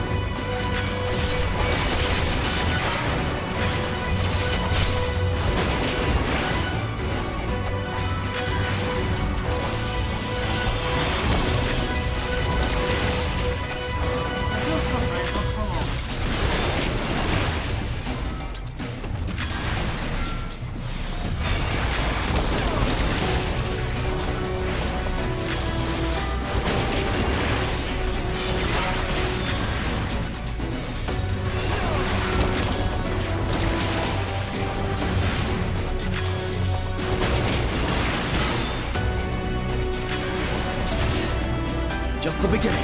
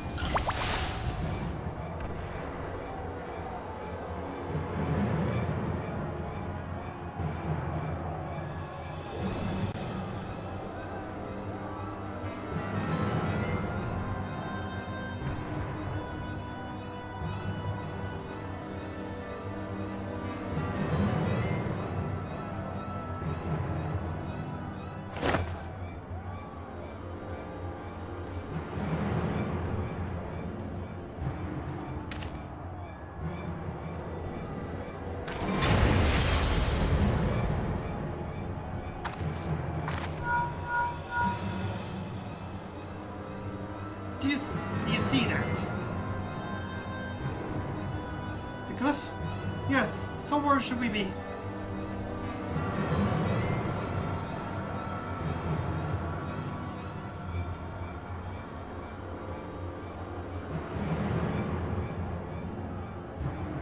Listen well and judge for yourself. Though I can see the etherical currents, I have not thoroughly examined those that flow through the heart of Cartano. But now that I'm here, things have become clear.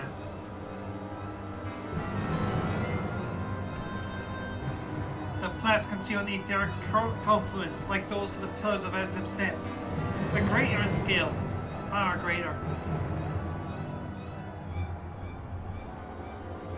The glyphs that Fandaniel has conjured reach into its very midst.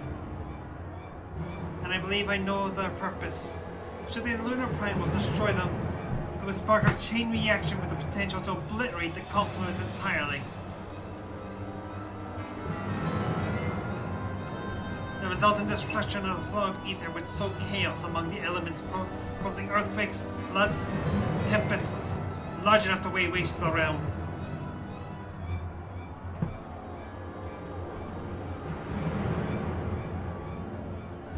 That he would go so far as cometh as little surprise.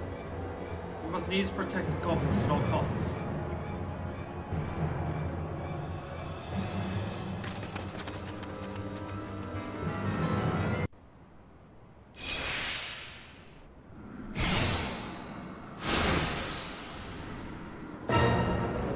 I told you. So the time has come to clench my blade against his. Oh, please.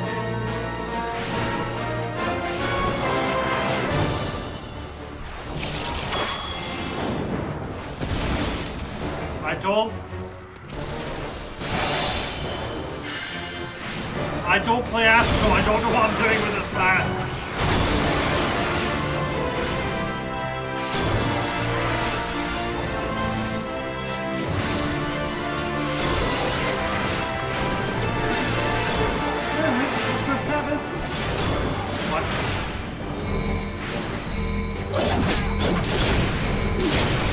I shall protect you.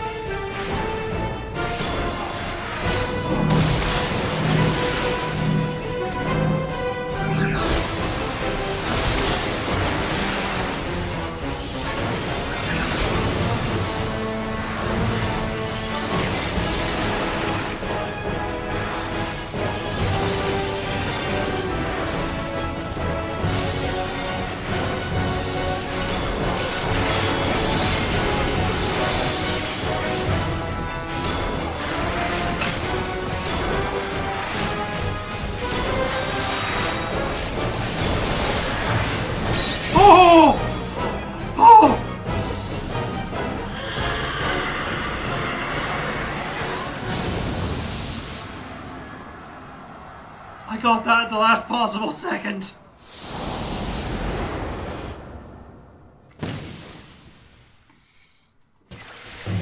Meanwhile, Graha, Tia, and Alice prepare to lock swords of Luna Ravana.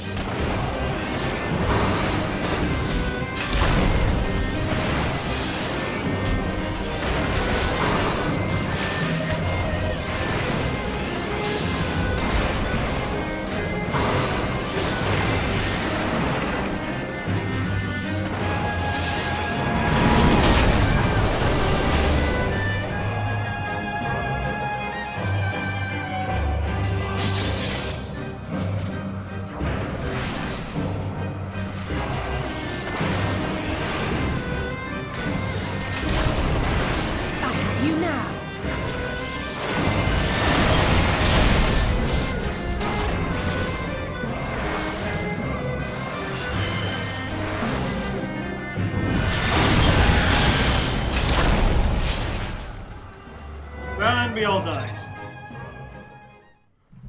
Okay. Graha, why don't you have AoE?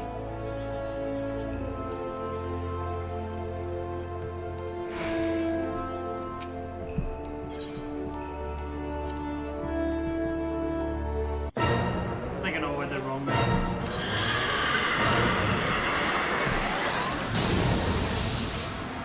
Oh, we're losing people fast. Didn't do anything wrong. Or is Twitch being Twitch? Okay.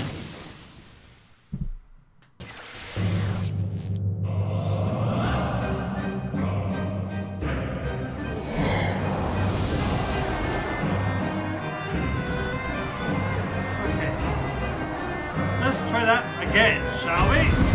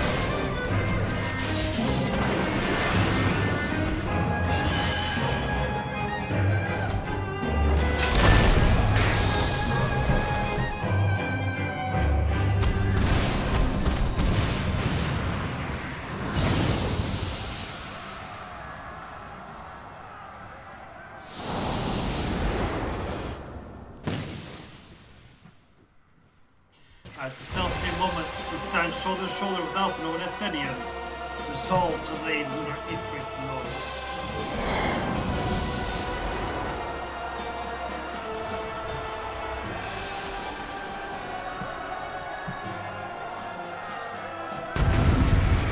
This is a very appropriate outfit to be fighting Ifrit in.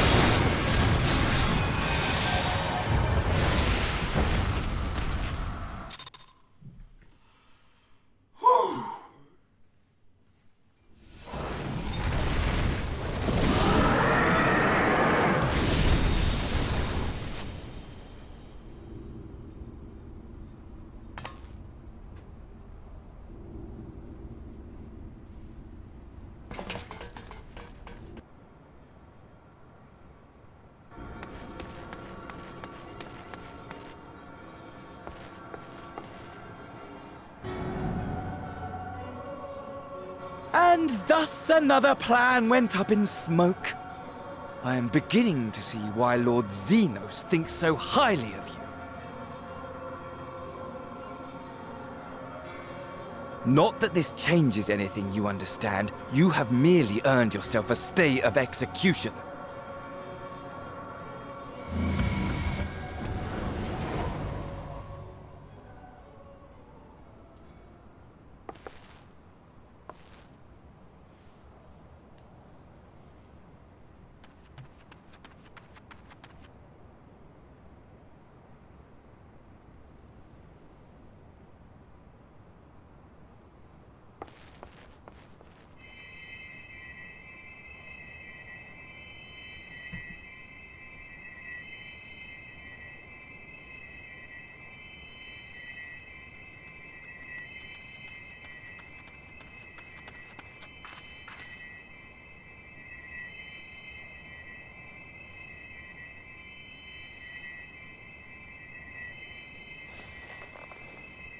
Glory be to Garlemald.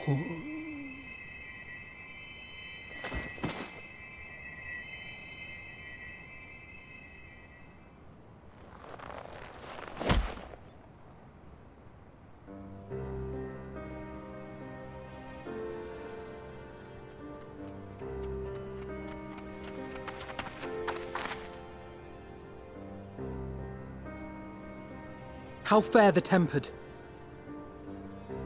We've treated as many as we can, but some were beyond help.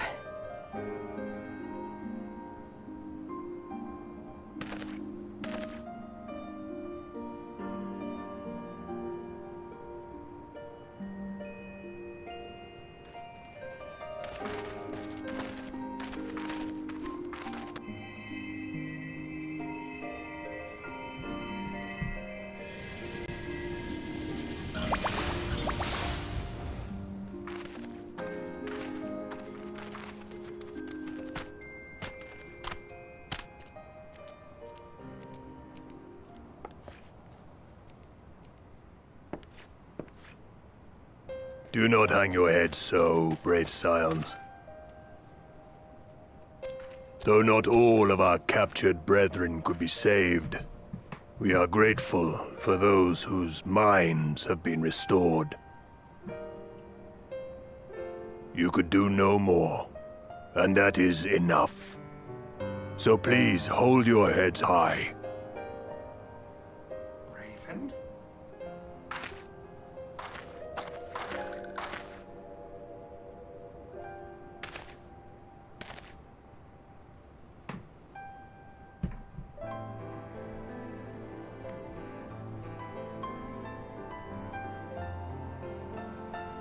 I should have been quicker, but I'll do better next time. Thank you for your kind words. They mean a lot.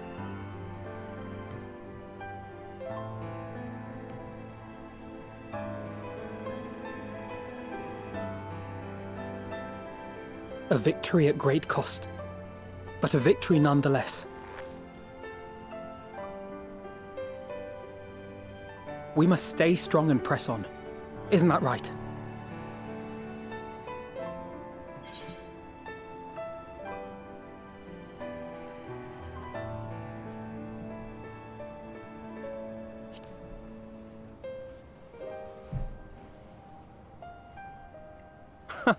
It really must count for something.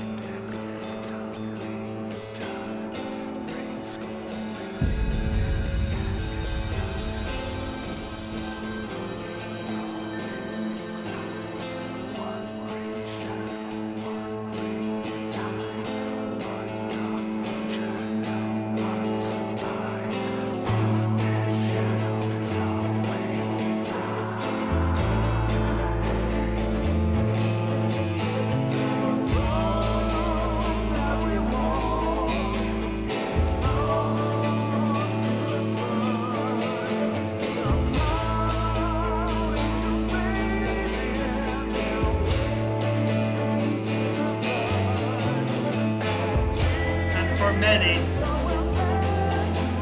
The best is yet still to come.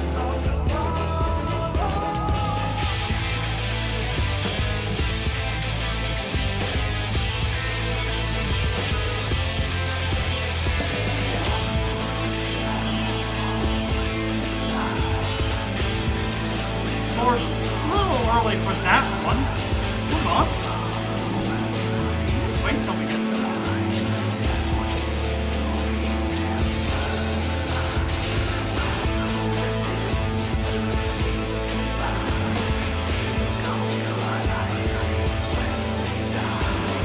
That is the patch for Shadowbringers.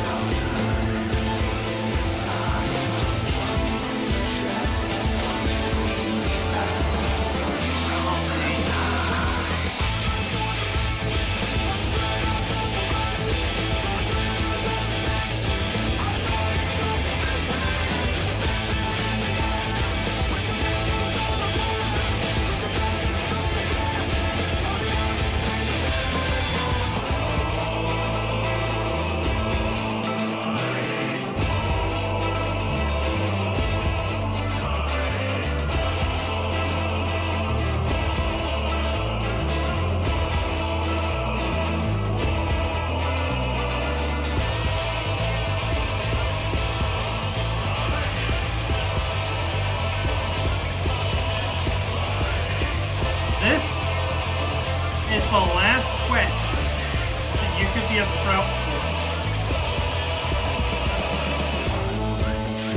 So long as you have 300 hours of the game time and complete this quest, you lose your sprout.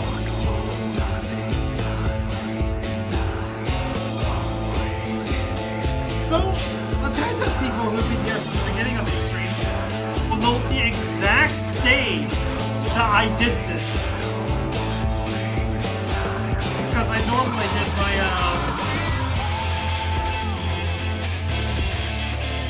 progress on this on a Sunday.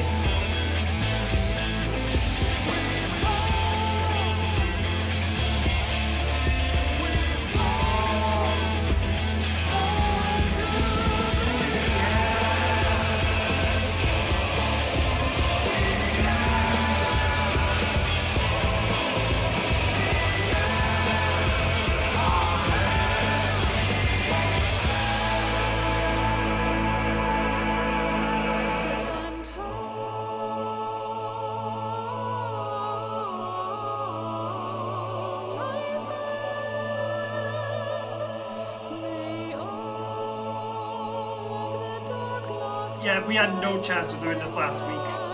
None. This was a 4-hour stream today. Last week was also 4 hours. We had been going for 8 hours. And I had work the next day. That was not happening.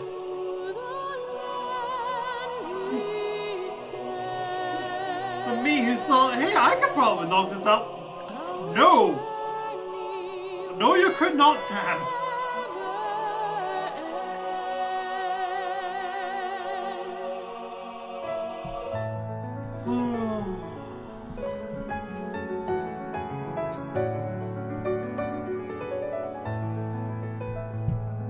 We're not quite done.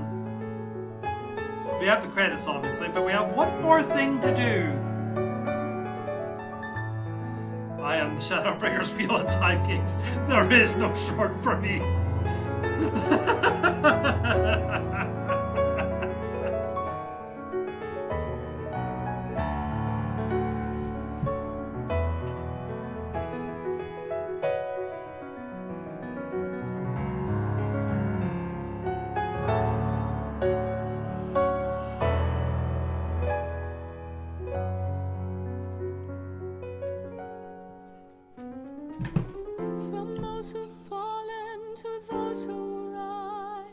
A prayer to keep us ever by your side, an undying promise that we just might carry on in a song.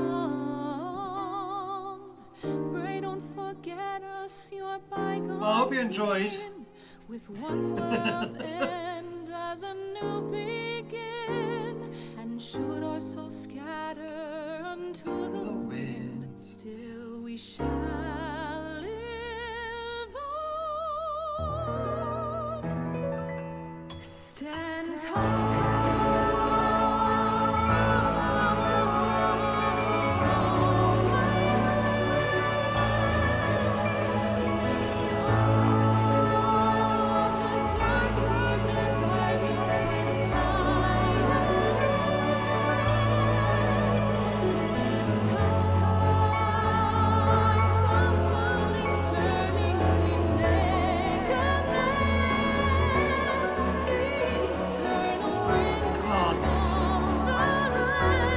It's been so many weeks since we did that part of the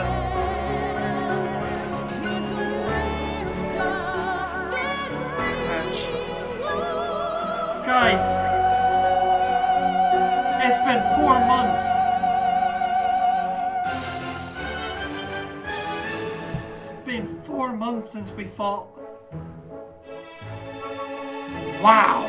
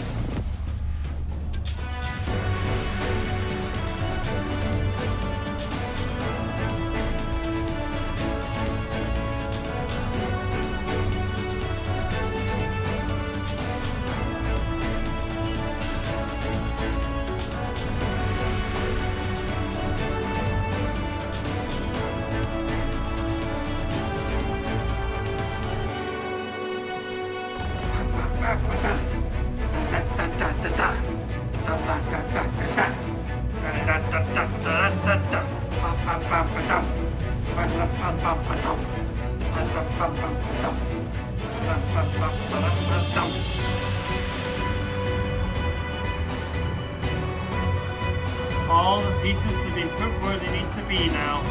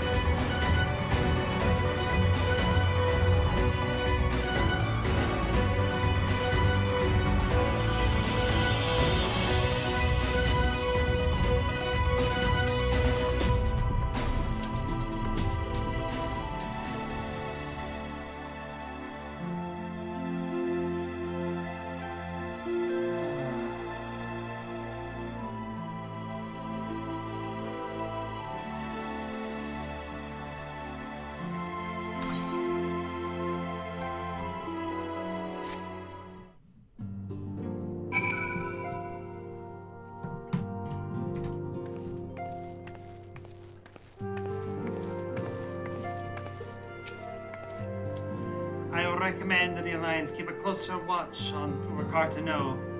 The Toloforoi may have failed in their attempt to destroy the confluence this time. That is not to stop them trying again. That was decent of Lord Emmerich to bear us home aboard his airship.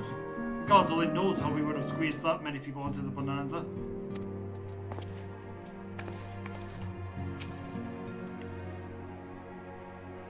Many through the enemy were their numbers consisted largely of tempered beastmen. The few lunar primals to keep them interesting. The Guardians themselves ventured little and lost less. If it has ever been the Empire's way to have others fight their battles, but even they would blush and tell off righteous and temper slaves. The Continental Flats seem fated to play a prominent role in the history of the realm, do they not? I wonder, might the abundance of ether that floweth through the region have led the Alligans to entomb Omega there? Throughout the battle, I could not shake the feeling that all present were performing for the amusement of Fandaniel. Nor did his blithe reaction to this latest defeat cause me to think otherwise. I can only conclude that such failures are of little consequence to this broader scheme, whatever it may be.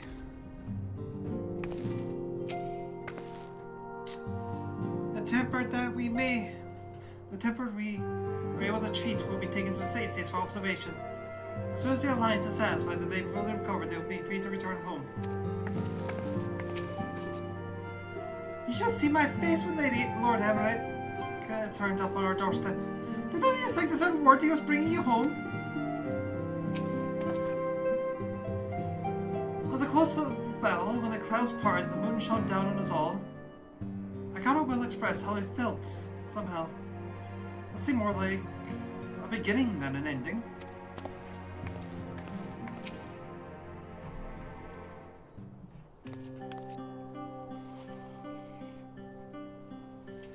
I trust you have endured a comfortable flight aboard the Pride of the Ishgardian fleet. Unless you worry, the Bonanza has been towed to a nearby location to be treated at your convenience.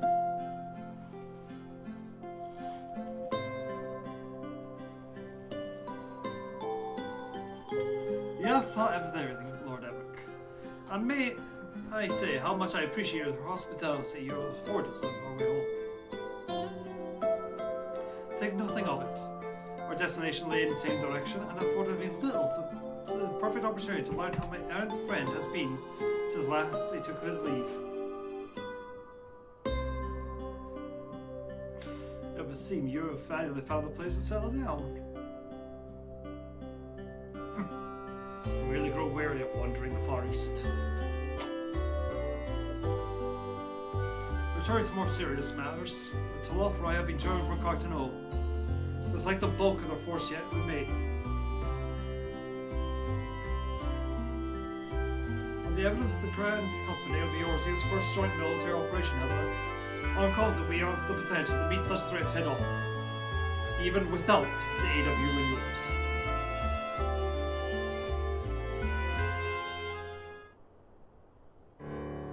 As such, while our forces keep the Tolofrai at bay, I'd ask that you apply your talents to the task of neutralizing the towers. A sensible division of labor, while the towers remain so too will the threat of the lunar primals. And given our experience in the field of ethology, we are better qualified to find a solution. Though we are, especially should it happen to lie beyond the Alliance Dominion. There's a time and a place for performing investigations of this. Certain secrets are wont to lie while only enterprising individuals may venture. I could not agree more. There are none better suited for this task, nor any upon whom I would rather rely.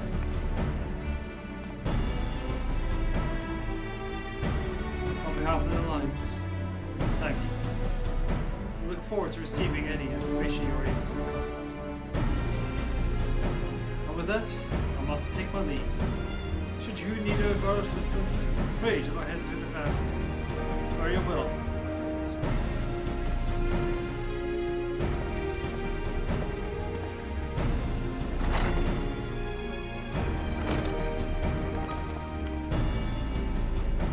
I had hoped to be able to study the towers more closely.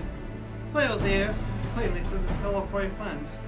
If we can discern their ultimate function, we'll be one step closer to understanding our enemy's grand scheme.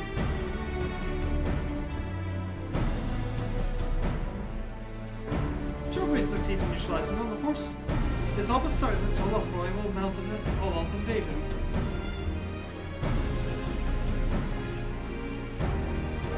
And it will begin. The one who awaits at the heart of the chaos will come for us. For you. Yet in the end, what your nemesis may be the calamity to end all calamities. Final days themselves. Yes, alright, Alphino. We need a plan, not portents. As Thancred so eloquently put out, we are in a position to seek information from all manner of places. Not least Charlayan.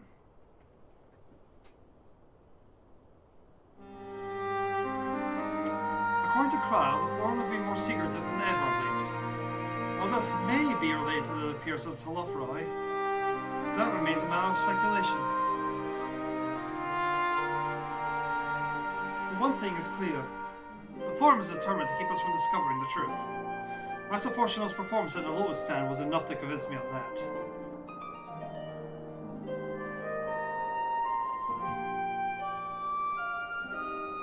The matter beareth further investigation. I do heartily concur. Nor can I think of a more promising place to look for answers. We seek on the matter of the towers. Charlayan hath ever been the wellspring of historical knowledge.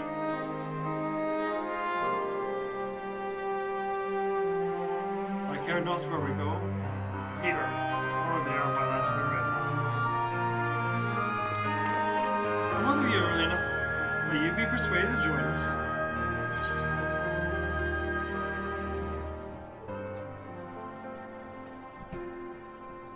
If it means I can have a few words with Fortunal.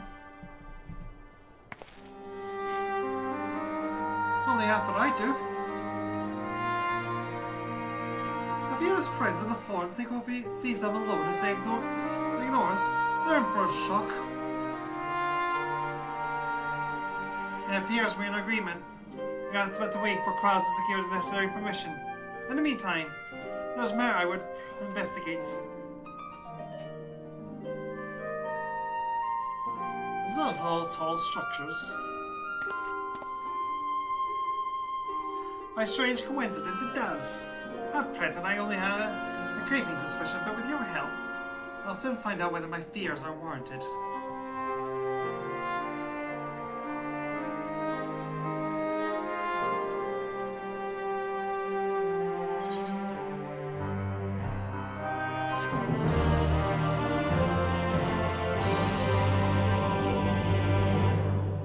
We have learned to shush.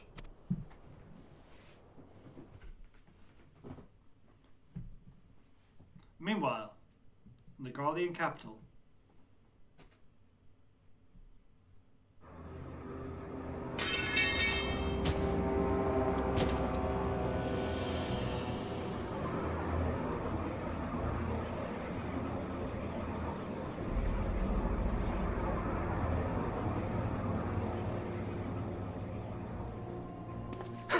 Those Eorzeans certainly are a stubborn bunch. Though I suppose you knew that already. My plan to redirect the ether from Cartano came to a rather less than satisfactory conclusion. It was, in many respects, an abject failure. Which does, of course, raise the question of where we are going to procure the requisite amount. The obvious solution would be to draw on resources a little closer to home, though that would require our dreamer to dream a trifle more deeply. So be it. The dreamer will not complain. Then let us begin the preparations at once. With the gateway of the gods complete, all that remains is to gather the necessary ether, and our prize shall be within reach.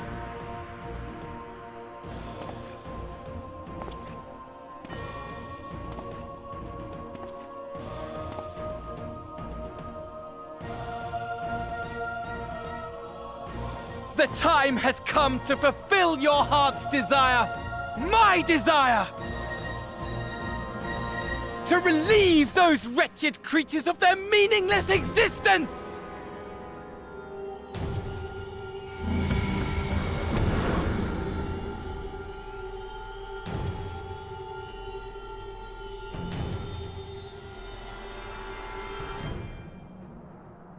While I await you, I shall drink a sea of souls and gorge myself upon the darkened moon.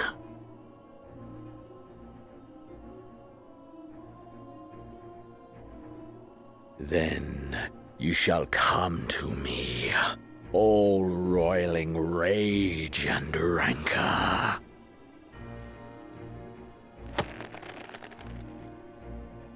And the stars shall bear witness to our final contest.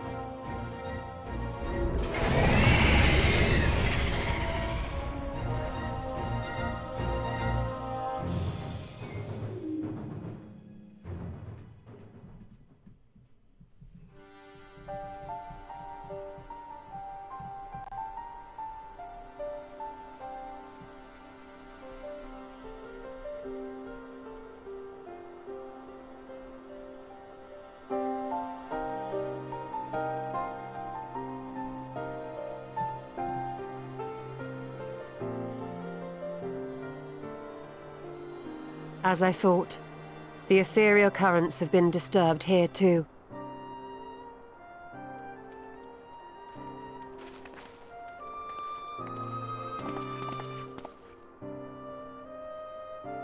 It was the same in Thanalan. Make that every location we surveyed. And the strength of each current has diminished dramatically, far more than could be attributed to a natural occurrence.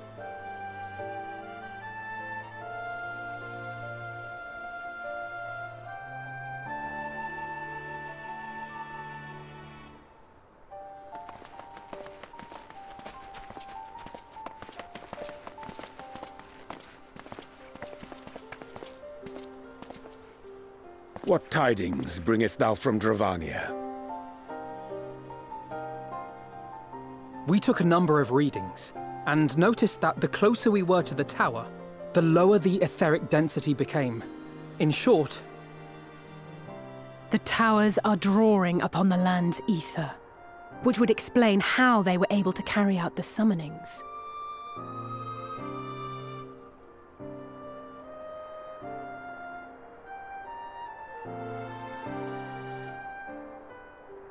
Our allies must be informed of this.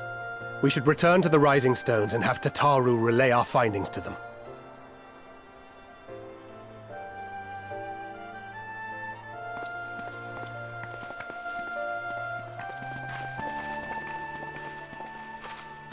Hear me. Hear me. Hear me. Hear me. Darkness comes. And with it, the end. The fate of the star is in your hands.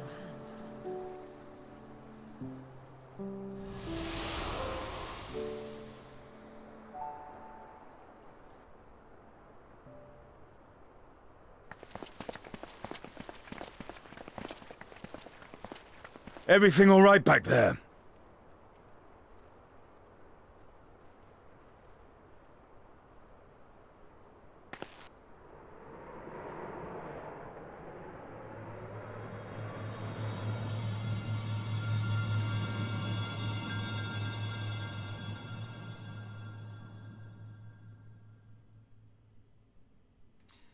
As solemn dawn grim purpose shines, and gaze cast toward moonlit skies. Thus does our final curtain raise, your steps to guide what end betides.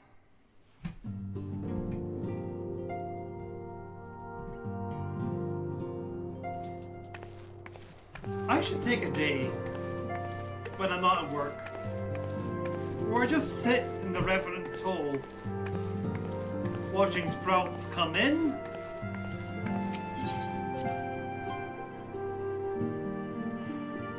and leave without.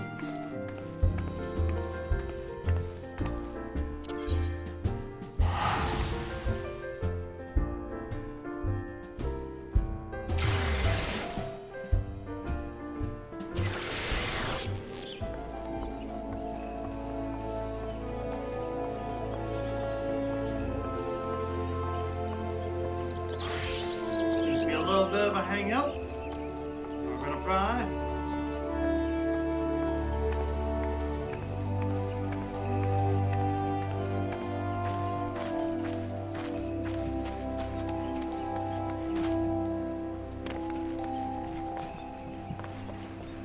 But oh, we have but one more thing still to do today.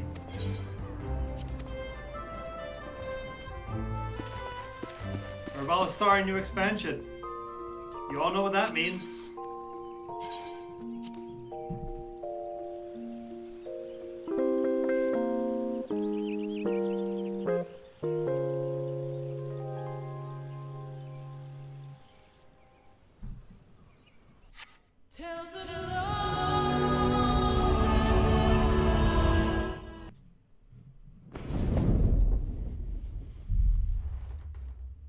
Enjoy.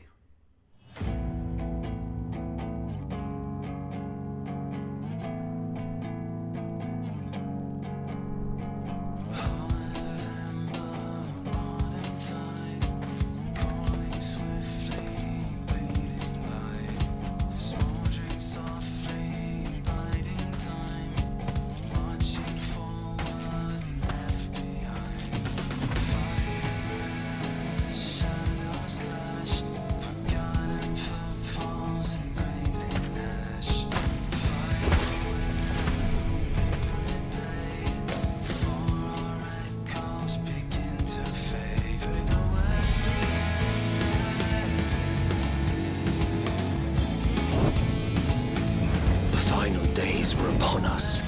The fabric of the star had begun to fray, its lands rent by tooth and claw.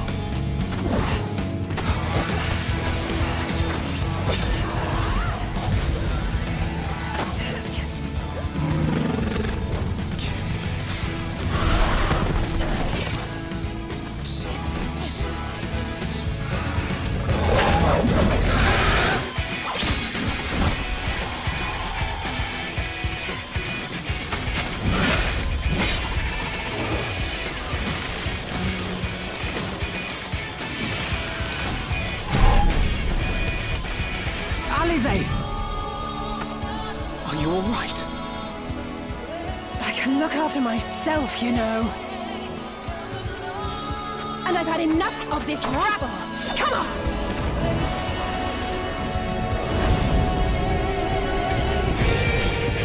As the chaos spread, the star seemed doomed to unravel, and yet...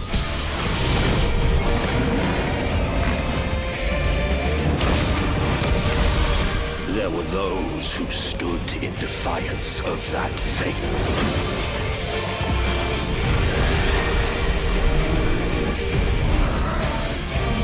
The hour is come, Vritra. It's all or nothing.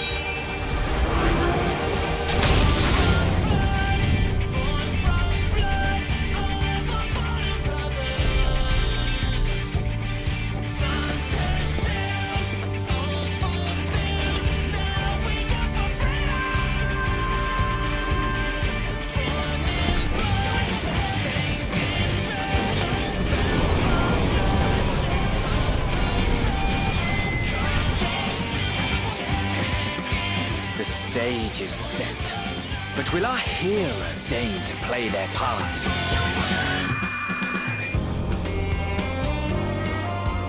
You took your time. 'Tis as we feared. The respite afforded this land was but fleeting. The end draweth nigh.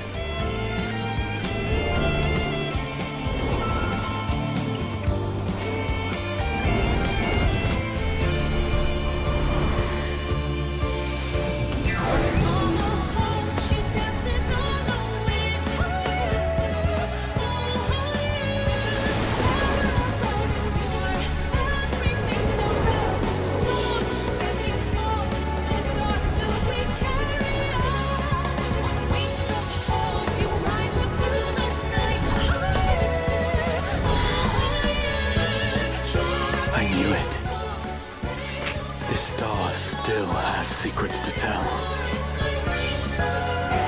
Take care, my friend.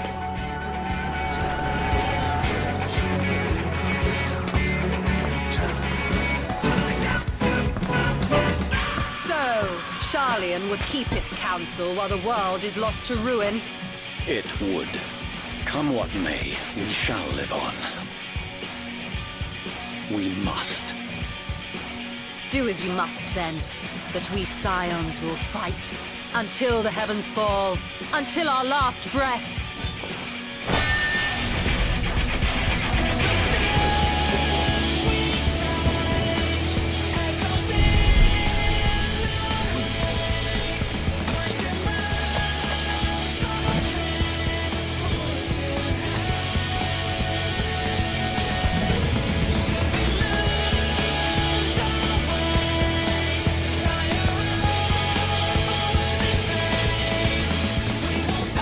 The far edge of fate.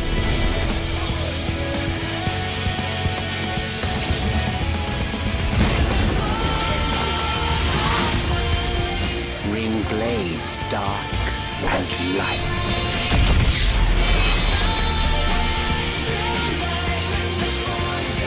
Tolling the coming of the end.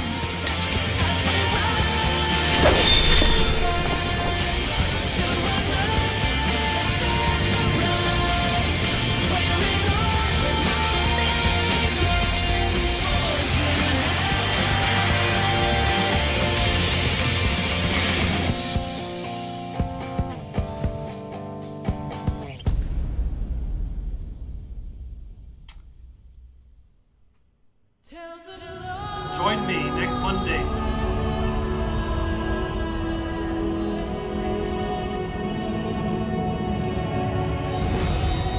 As we forge ahead. Indeed, Darth Moon! The moon shall be important. But that will do it for tonight. I truly hope you all enjoyed yourselves. Alright. I know who we're raiding. We're gonna raid Tom. Because he's doing some Mario Karting. I'm gonna go to bed.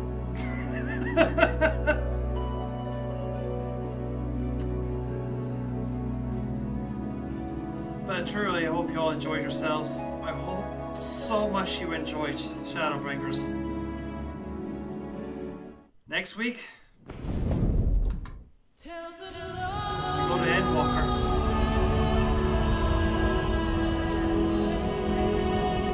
And we end a decade-long story arc. But until then, cheery bye. Oh, cheery, cheery. Cheery bye.